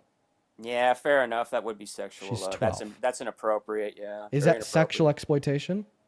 Yeah, that would be. Okay, so because you just agreed that this non-physical act of this older man exerting his position of power, right, because he's her teacher, over her position of vulnerability, she's a fucking 12-year-old girl in his class, in the furtherance of unconsensual sexual conduct, which is him looking at her while she's naked, you just completely conceded to the definition of sexual exploitation I didn't. that I gave you in justification that Donald Trump sexually exploited these little girls and women. Now you're going to start crashing out. Now you're going to start getting loud. Now you're going to start telling me to shut the fuck up because you just got owned. That was a direct concession. The exact definition that I gave you of sexual exploitation that in relation to what Donald Trump did to those women and girls is the definition of sexual exploitation, and which would tell us and inform us insofar as why it would be sexual exploitation for a teacher to do these things to their student. Your example's different. It's actually not the same as Trump. As it relates Okay, as it relates to the definition of the word sexual exploitation. The teacher exploited the student. Okay, this without is physical contact, right? But there was an extortion and a blackmail component to it. That's not what happened. Oh wait, but I thought that you said that. Wait. Shit. I thought that you said that unconsensual sexual conduct. Shit. I thought that you said that sexual conduct was only physical. No. You said sexual. I never said sexual exploitation wasn't only physical. Yes, you did, because it's implied due to the fact No, that I when didn't. necessary. Yes, I'll tell you all. Because the definition that we agreed on for the term sexual exploitation hinges on the necessary component of unconsensual sexual conduct, and you define sexual conduct as only physical engagements. Yeah, but sexual exploitation could be non-physical, like you gave. But the difference with Trump is if sexual exploitation can be non-physical, there was a blackmail extortion element of your example, you fucking jackass. Oh, well, that quote-unquote blackmail and extortion element would be the fact that Donald Trump was a boss of these women and girls signing... the only person getting manic here is probably the guy screaming bitch and jackass because he's getting owned in a debate. Sit down, stop projecting, the Cope is insane. Fuck you. Oh, I'm really going to expect the 45-year-old drunk to diagnose me with mental illness. Buddy, fuck you too. Yeah, fuck you. Oh, is that your first word, little man baby? He's finally starting to speak. Tough guy, Dean? You think you lift weights and you're tough? Is that it? Well, I mean, I do lift weights, and I'm much tougher than you. Really? Yeah, come on, dude. Is that so? Yeah, you're trying to make yourself look tough by getting a fucking Roblox haircut with your 6-inch forehead and the Neo glasses from the Matrix movie made in the 90s. We're in 2025, bro. Wake up, get a new fit, get a new look. It's kind of aged. Just saying. Get in the cage, Dean? You any good? You know any MMA? You know any martial arts? Come on, dude. I'm not gonna do that to you until you get sober. Okay? You're gonna need to calm down from the 7 shots first before you attempt to step in the ring. I'm kind of afraid that you trip over one of the ropes. Instant KO before even throw a punch. Oh, Dean, you're in good shape, man. You got any martial arts skill or no? Well, I mean, it doesn't sound like you have a brain because 5 seconds ago you're asking me if I ever went to the gym, and now you're telling me I'm in good shape. So which one is it? I know you went to the gym. I heard you talk about it. You're in pretty good shape. Do you do any martial arts? You're telling me how you can beat me up and shit, right? Well, I was telling you I could beat you up. I don't think I said that. You said something like that. I don't know. I think I just called you drunk with a large forehead. Something before that. I don't know. Oh, Neo Video. glasses from the 1990s Matrix movie. Yeah, that's fair enough, man. Yeah, yeah. Well, So, you know, you gotta. I have a question. Parent. Do you like typically get this emotional when you lose a debate? I'm not losing. Yeah, the way that you lost was by conceding that sexual conduct is not always physical. When that was the that is what your argument hinged on in the rejection that what Donald Trump did to the women and girls No, at I these said beauty pageants was not sexual never- exploitation. Sexual conduct is physical. I said sexual exploitation. I agreed with you with the example you gave of the teacher. That was sexual exploitation. Okay, can you define sexual exploitation? The improper. Let's see. The improper advancement of a victimizer onto a victim without the person able to be given consent. So what was unique about your example was there was a blackmail component to it. So you Dude, just let's just re-listen to his definition of sexual exploitation. Well, don't play it selectively. What? What the fuck? I'm sorry. Whoa. Run it back. One second. I need to replay this stream. I think that's old. We need to refresh this stream. Give me a second here. I want to get my story. Hey, Dean, do you know Thickless Cage? What? Do you know who Thickless Cage is? I don't know who Thickless Cage is. I know who Nicolas Cage is. Never mind then. Okay. Well, here's the thing. While you're looking that up here, here's what I can tell you about the left, man. About 25% of people on the left, of your age, thinks that political violence against the right is justified, and y'all consider words political violence. Should people be president if they think political violence is justified? Well, you see, the election was rigged on J6, if that's what you're referring to. Like 1960 with Nixon and Kennedy. Should people be president if they think political violence is justified? Should people be president if they think political violence is justified? Sometimes. Okay. So then don't tell me your come to problem. that, if it's been brought- if it's- so then don't tell me that your problem with the left is a trait that you would accept. Self-defense. Oh, if it's self-defense. Okay. Was it self-defense when Donald Trump called for the execution of Democrats?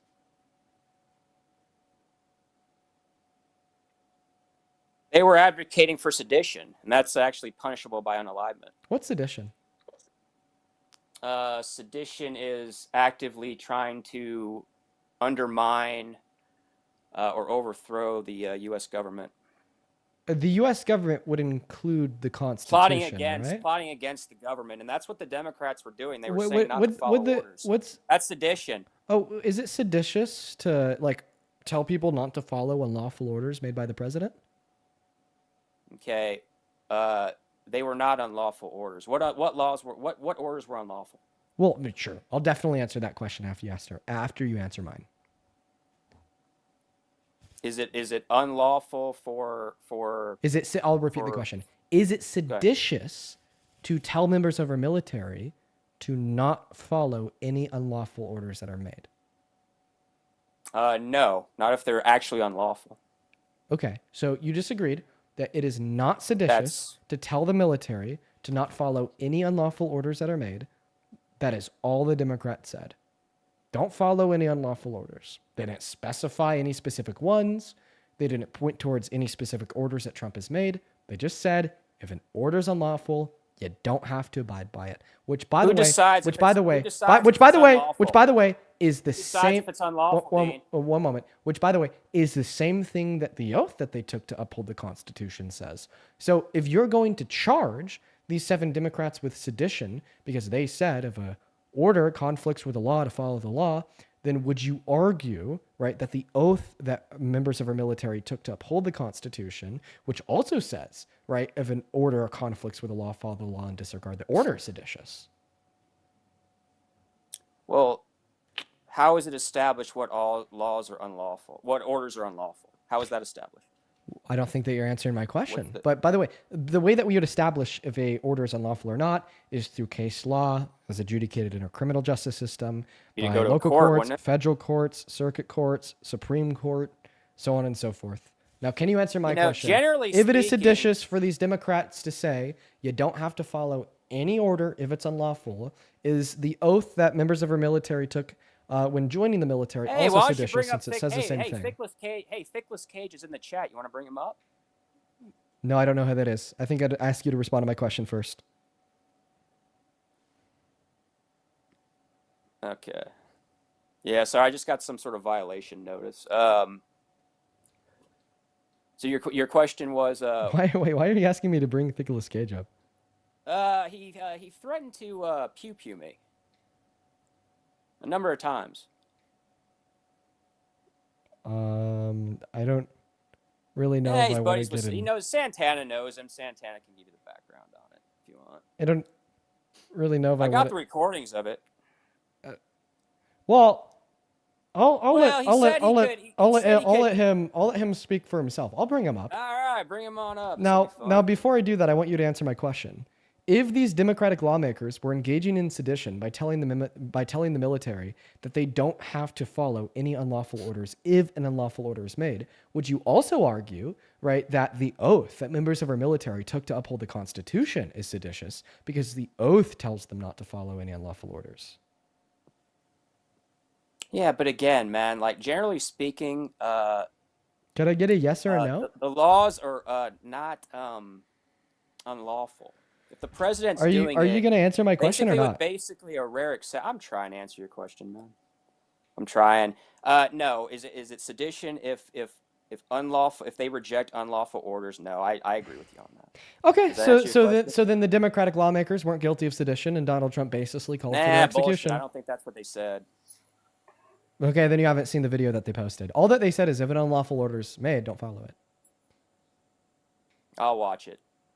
Then you said that Thickless is here. Hey, buddy. I should also clarify, I am a 14-year Army veteran, so I can definitely talk about this as well.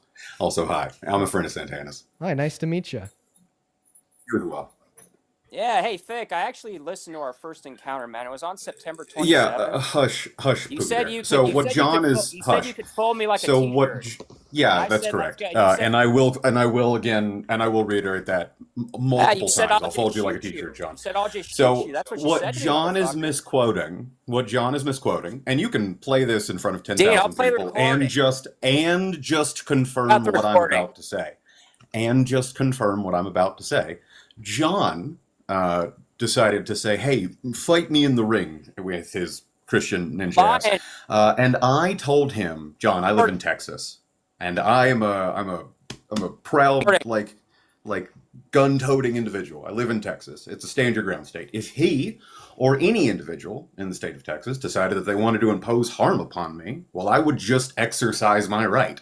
And John has taken that as I want to shoot him.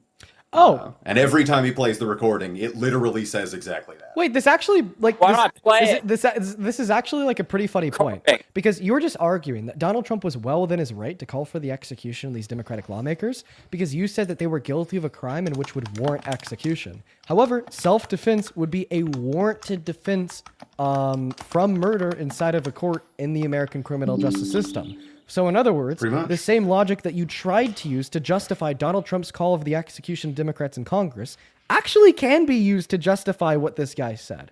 So I'd say you should stop picking and choosing when you apply your logic and when you don't apply your logic and just try to be a rational person. And for the future, I'll ask this of just both of you guys, use the phrase pew pew instead of shoot just for TikTok. Firearm, to be fair. You're right. That's fair. You're correct. Yeah, I also told John, and John also agreed on another live right now. Let's that play the recording, John, motherfucker. hush. Let's play I it.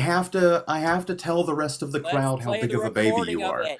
Let's see who's telling John the also truth. has family in Texas, and I told John, well, that's great. I live in Texas. I'll pick you up from the Play the airport. recording. Meet me here on federal property Let's play the at a recording. particular post office, and we can just do this. We can settle it like, I'll pick you up from the airport. I'll buy you dinner. Even drove out to the location, shit, live man. streamed for about 45 minutes, waiting for him to show up. But John didn't. It's the first time I've ever been stood up on a date by a guy, so I guess I know how that feels now, finally. So there's a lot of lore here. Yeah, there's lore. John's incredibly racist, xenophobic. Has he gone down the IQ route yet, where he starts talking about about that, it's phenomenal. Recording? He's incredibly racist and xenophobic. No, all that we've He covered is- so far is that he's like incredibly like pro like P3ophilia. Oh, like, it'll nearly? get worse. It'll get worse. Trust me. Okay. Would you like me to play the recording? It's not I'll my play it. life, buddy. Dean, I'll play the recording. Play the recording of what? Of me telling him this that whole I'll interaction utilize my when we rights in start. the state of Texas. This whole interaction. You want to hear it? I'll play it. Why are you such a snowflake? He threatened to unalive me a number of times. John, you didn't kinda you sound like threaten a- to fight me? You just kind of sound like a snowflake, honestly. No. Wait a minute, Thick. Look, I went back to the original time. It was on September 27th of this year. Okay, that's the first time we talked about this. You were making fun of my martial arts skills, right? And then you said something like, you said something like, I want to stuff you into a locker and take your lunch money. I So, said someone that's should what you have stuffed said, you into a man. locker and taken your lunch money. Oh, and then dude. To I be said- fair. Dude, and that's I said, oh, you'd that's lose. that's I terrible. said, oh, you'd lose, motherfucker. I said, oh, you'd lose. I said, hey, you want to get in the ring with a referee, right? And then you said, and I'm skipping. We could play the recording. And you said, well, I would just shoot you. Right, because I'm I live in the sorry, state I of would Texas. just pew, If pew. you Sorry. or any Sorry. other individual in the I state of would just Texas pew decided pew that they wanted to impose violence upon me, I would do that. Yes. No, I am no, I well within just- my rights here in the no. state of Texas. No, you said It's a I stand could- your ground state, my guy. Yeah, but you kept on saying how you could just beat me hand to hand. Correct. I absolutely could. I could fold you Okay, like a but t-shirt. Then you just said, why Guys, would I let's bother? use I would TikTok just safe language here. Pew pew, please. pew pew. He Yeah, said, I would John, just pew pew you, and you said John, it. Let's just John, play the fucking John, record. Let's play John, the I'll recording. explain to you why. Let's play I'll the explain to you recording. why. John, because you're not worth the time. That's what You said. are Maybe we're- you are a sad individual that gets way too inebriated on gin, hops up Hey. on lives, forgets what they're doing, and has to record every conversation because you know good goddamn well you're gonna forget it the next day. Ryan, I've been on the. That's I've been on the why web- that's why you have been banned from live after live after live after live. And also because you're incredibly racist, xenophobic, transphobic, homophobic, and as we have clearly established, you think about men more than a lot of gay men do, and you push back on all of this stuff so Oh. much that I'm Just against convinced the you just glamorization want of to it. push back on Oh, it, John. I know this guy. I just went to his paranoid, I just Dean. went to his following. I just went to his following, and he follows one account. It's his other Paranoid, account. Dean. And, Yeah, and, you're very. Yeah. and I remember this guy Mhm. because he came up here arguing that like America's a white nation. Well, not exactly, but yeah, you told me I look like Jimmy Neutron without a. I don't know, some shit like that. I don't know. No, it's the dude from Grandma's Boy. Yeah, he came up here like whining that like white people are superior, some shit like that. Nah, I just. Yeah, that's said what he does. I have a question. Where'd that superior go once you popped out the womb? The same place his hairline did. Yeah, like flooded- hey, so. Dean, Did that Dean, did that superiority just skip you or something? I don't know. It's always like the most lousy, trashy, unintelligent people ever saying that they're superior because of the color of their skin, right? Like, brother, like honestly, I was about to say if you weren't 45, I'd tell you you likely live in your mother's basement. Even though you are 35, you probably live in your mother's basement. Like, what are we doing? No, he's in his 40s.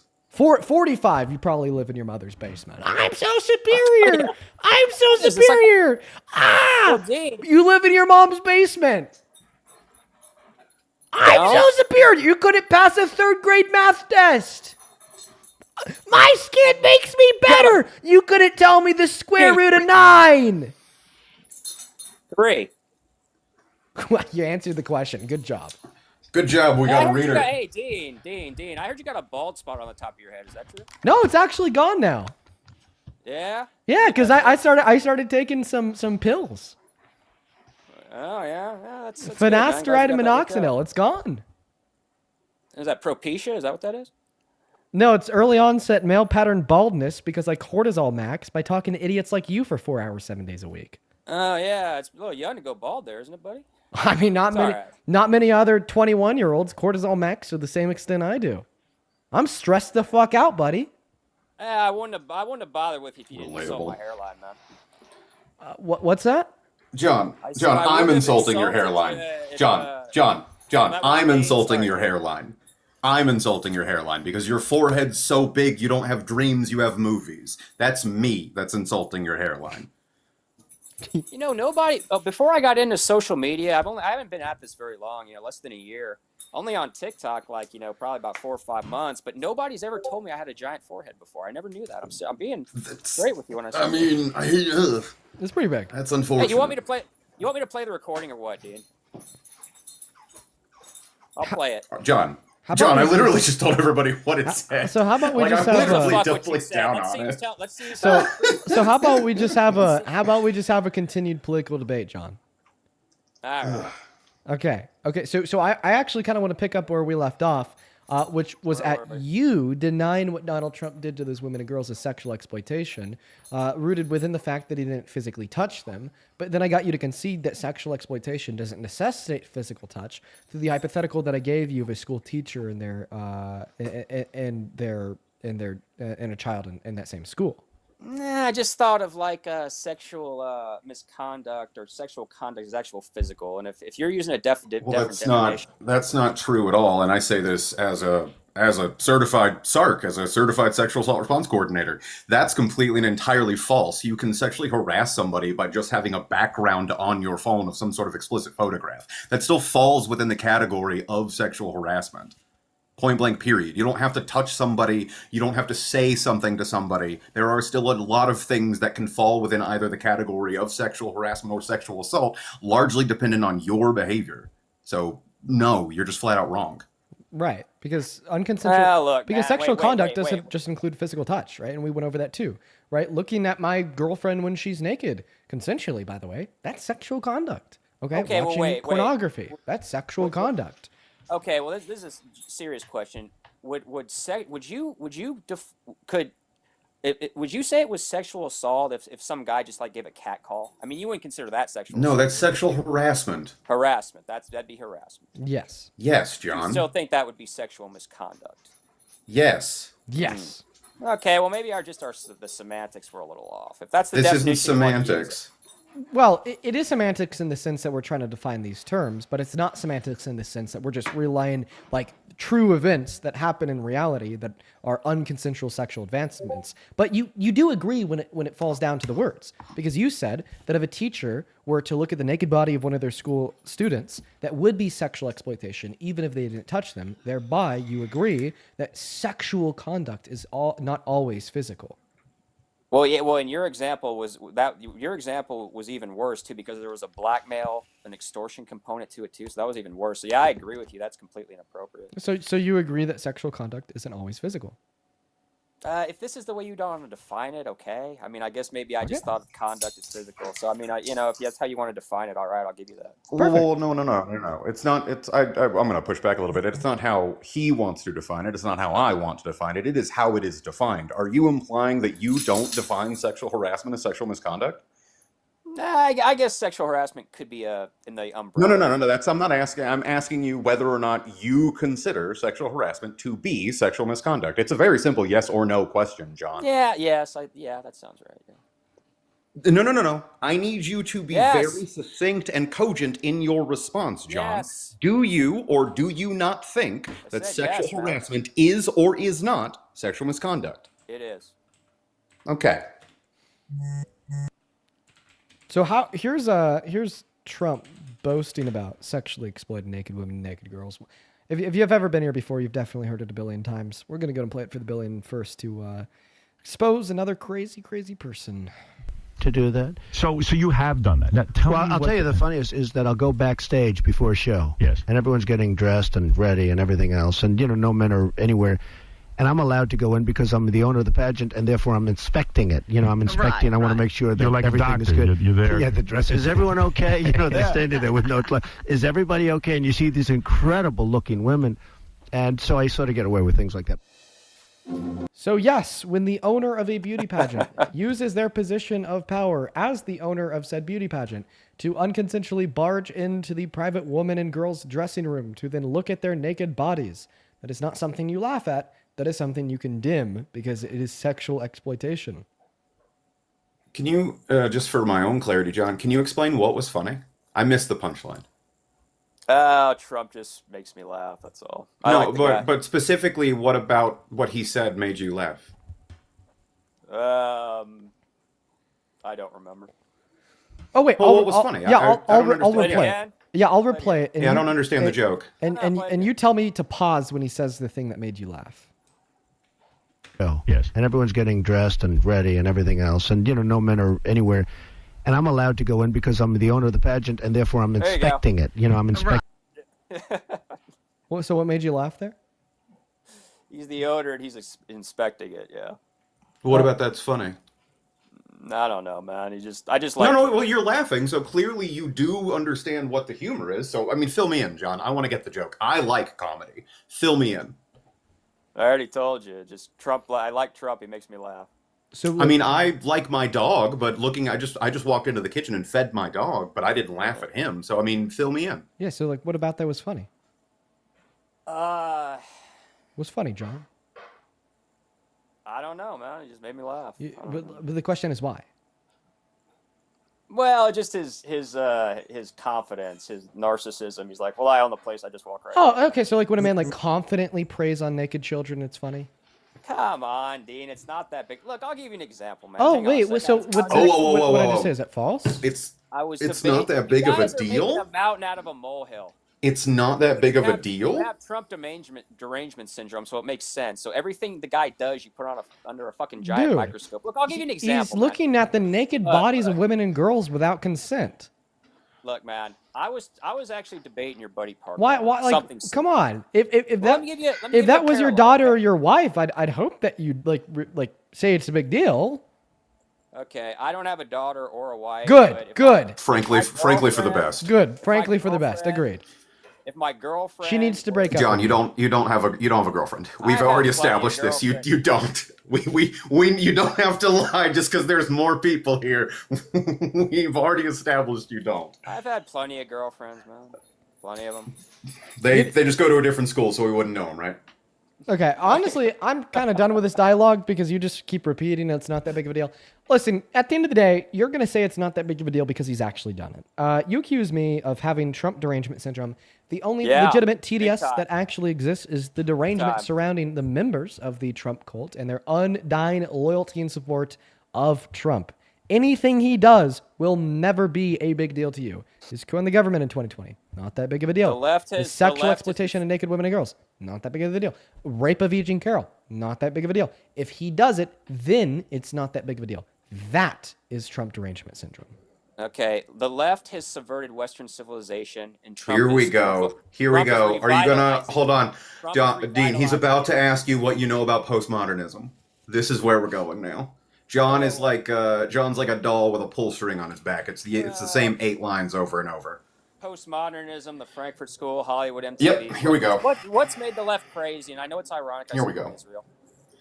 All right. You all think race and gender are social constructs. You're insane. Here we go. You think anybody that is against a quasi-open border, all you do is call them a racist. You're fucking crazy. And you know what else, too? I was describing this earlier. There's about 25% of you crazy fuckers that think political violence is justified against the right if they don't fall in line with your fucking crazy narrative. Well, I mean, that's your problem. It's funny because you just described yourself. We've.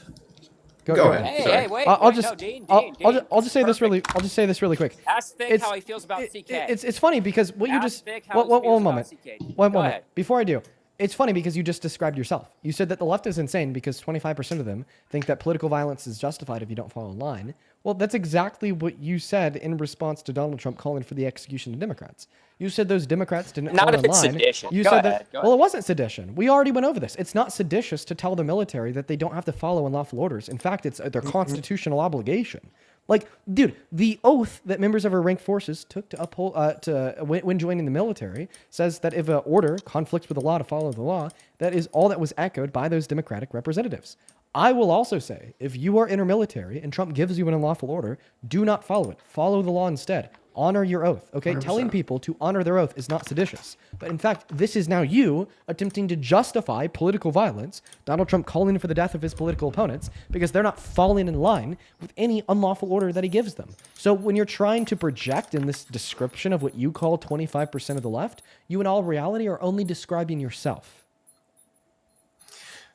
Yeah. Man, So look, man. if telling people that they shouldn't follow or they shouldn't follow unlawful orders is somehow seditious, then I guess I should have been thrown into Leavenworth I don't know how many times over the course of the 14 years that I was in the Army, because frankly that's just something that you are not only told that you don't have to do, but you are in fact like legally obligated to not follow unlawful orders. So there's nothing wrong at all with reminding people at all that they shouldn't follow those. And just to touch on what you said a moment ago, John, when you're talking about political violence, the problem is that transphobia, sexism, racism, homophobia, housing inequality, food inequality, all of these things are political violence. Right. John, See, they that's are your all problem. John, No, John, physical listen to me. violence is John, violence.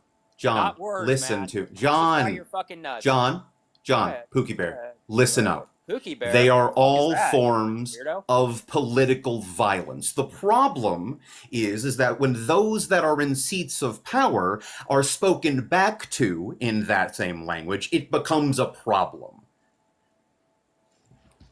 Oh, Anyway, he just got banned for violent behaviors. color me shocked. Yeah, but that's I'm sorry that you had to deal with that. I mean, he's just, one of the many. They're all crazy. Listen, man, it was a pleasure to meet you. I didn't know about you until like 20 minutes ago, but you seem like a real educated dude. I typically like don't come over into like these. So I'm more like I hang out with like Erica and Santana and Brett and all of them. Nice. So I'm usually on their lives more often than not around this time. It's why I don't pop over here. But it's nice to finally be up on here. Nice, bro. Well, hey, man, it was a pleasure to meet you, and I appreciate you for popping up. Absolutely. Take care. You as well.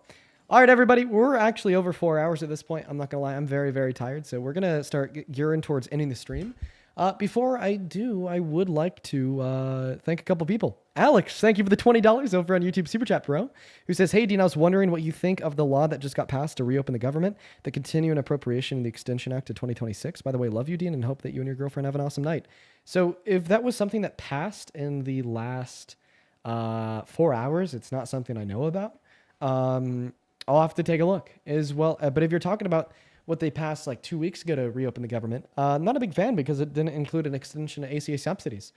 Also, Sydney, thank you for the $20 over on PayPal, who told me to go watch the videos on that last guest page. It was just him throwing an air kick. What a loser.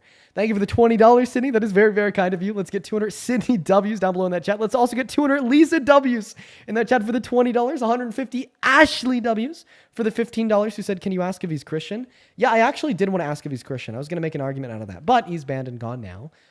Thomas, thank you for the $5. Cobblestone with 5. Area with 5. Hannah with the 15, who says, thank you for fighting the good fight. Thank you for being here, Erica. Thank you for the $15. And then Tyler with 5. Perfect, you guys. So Venmo has been down for like the last 2 or 3 hours. So we don't have anybody over there. But anyways, guys, we are going to go and end the stream for the night. I'm not going to lie. I'm getting a little bit delirious. It is time for me to end. I love you all so very, very much, and I will see you all tomorrow. I'm going to go and hop off for this evening. Peace and love, everybody, and have a great rest of your night. Bye-bye. And I don't know where the button is to end the stream on YouTube. There.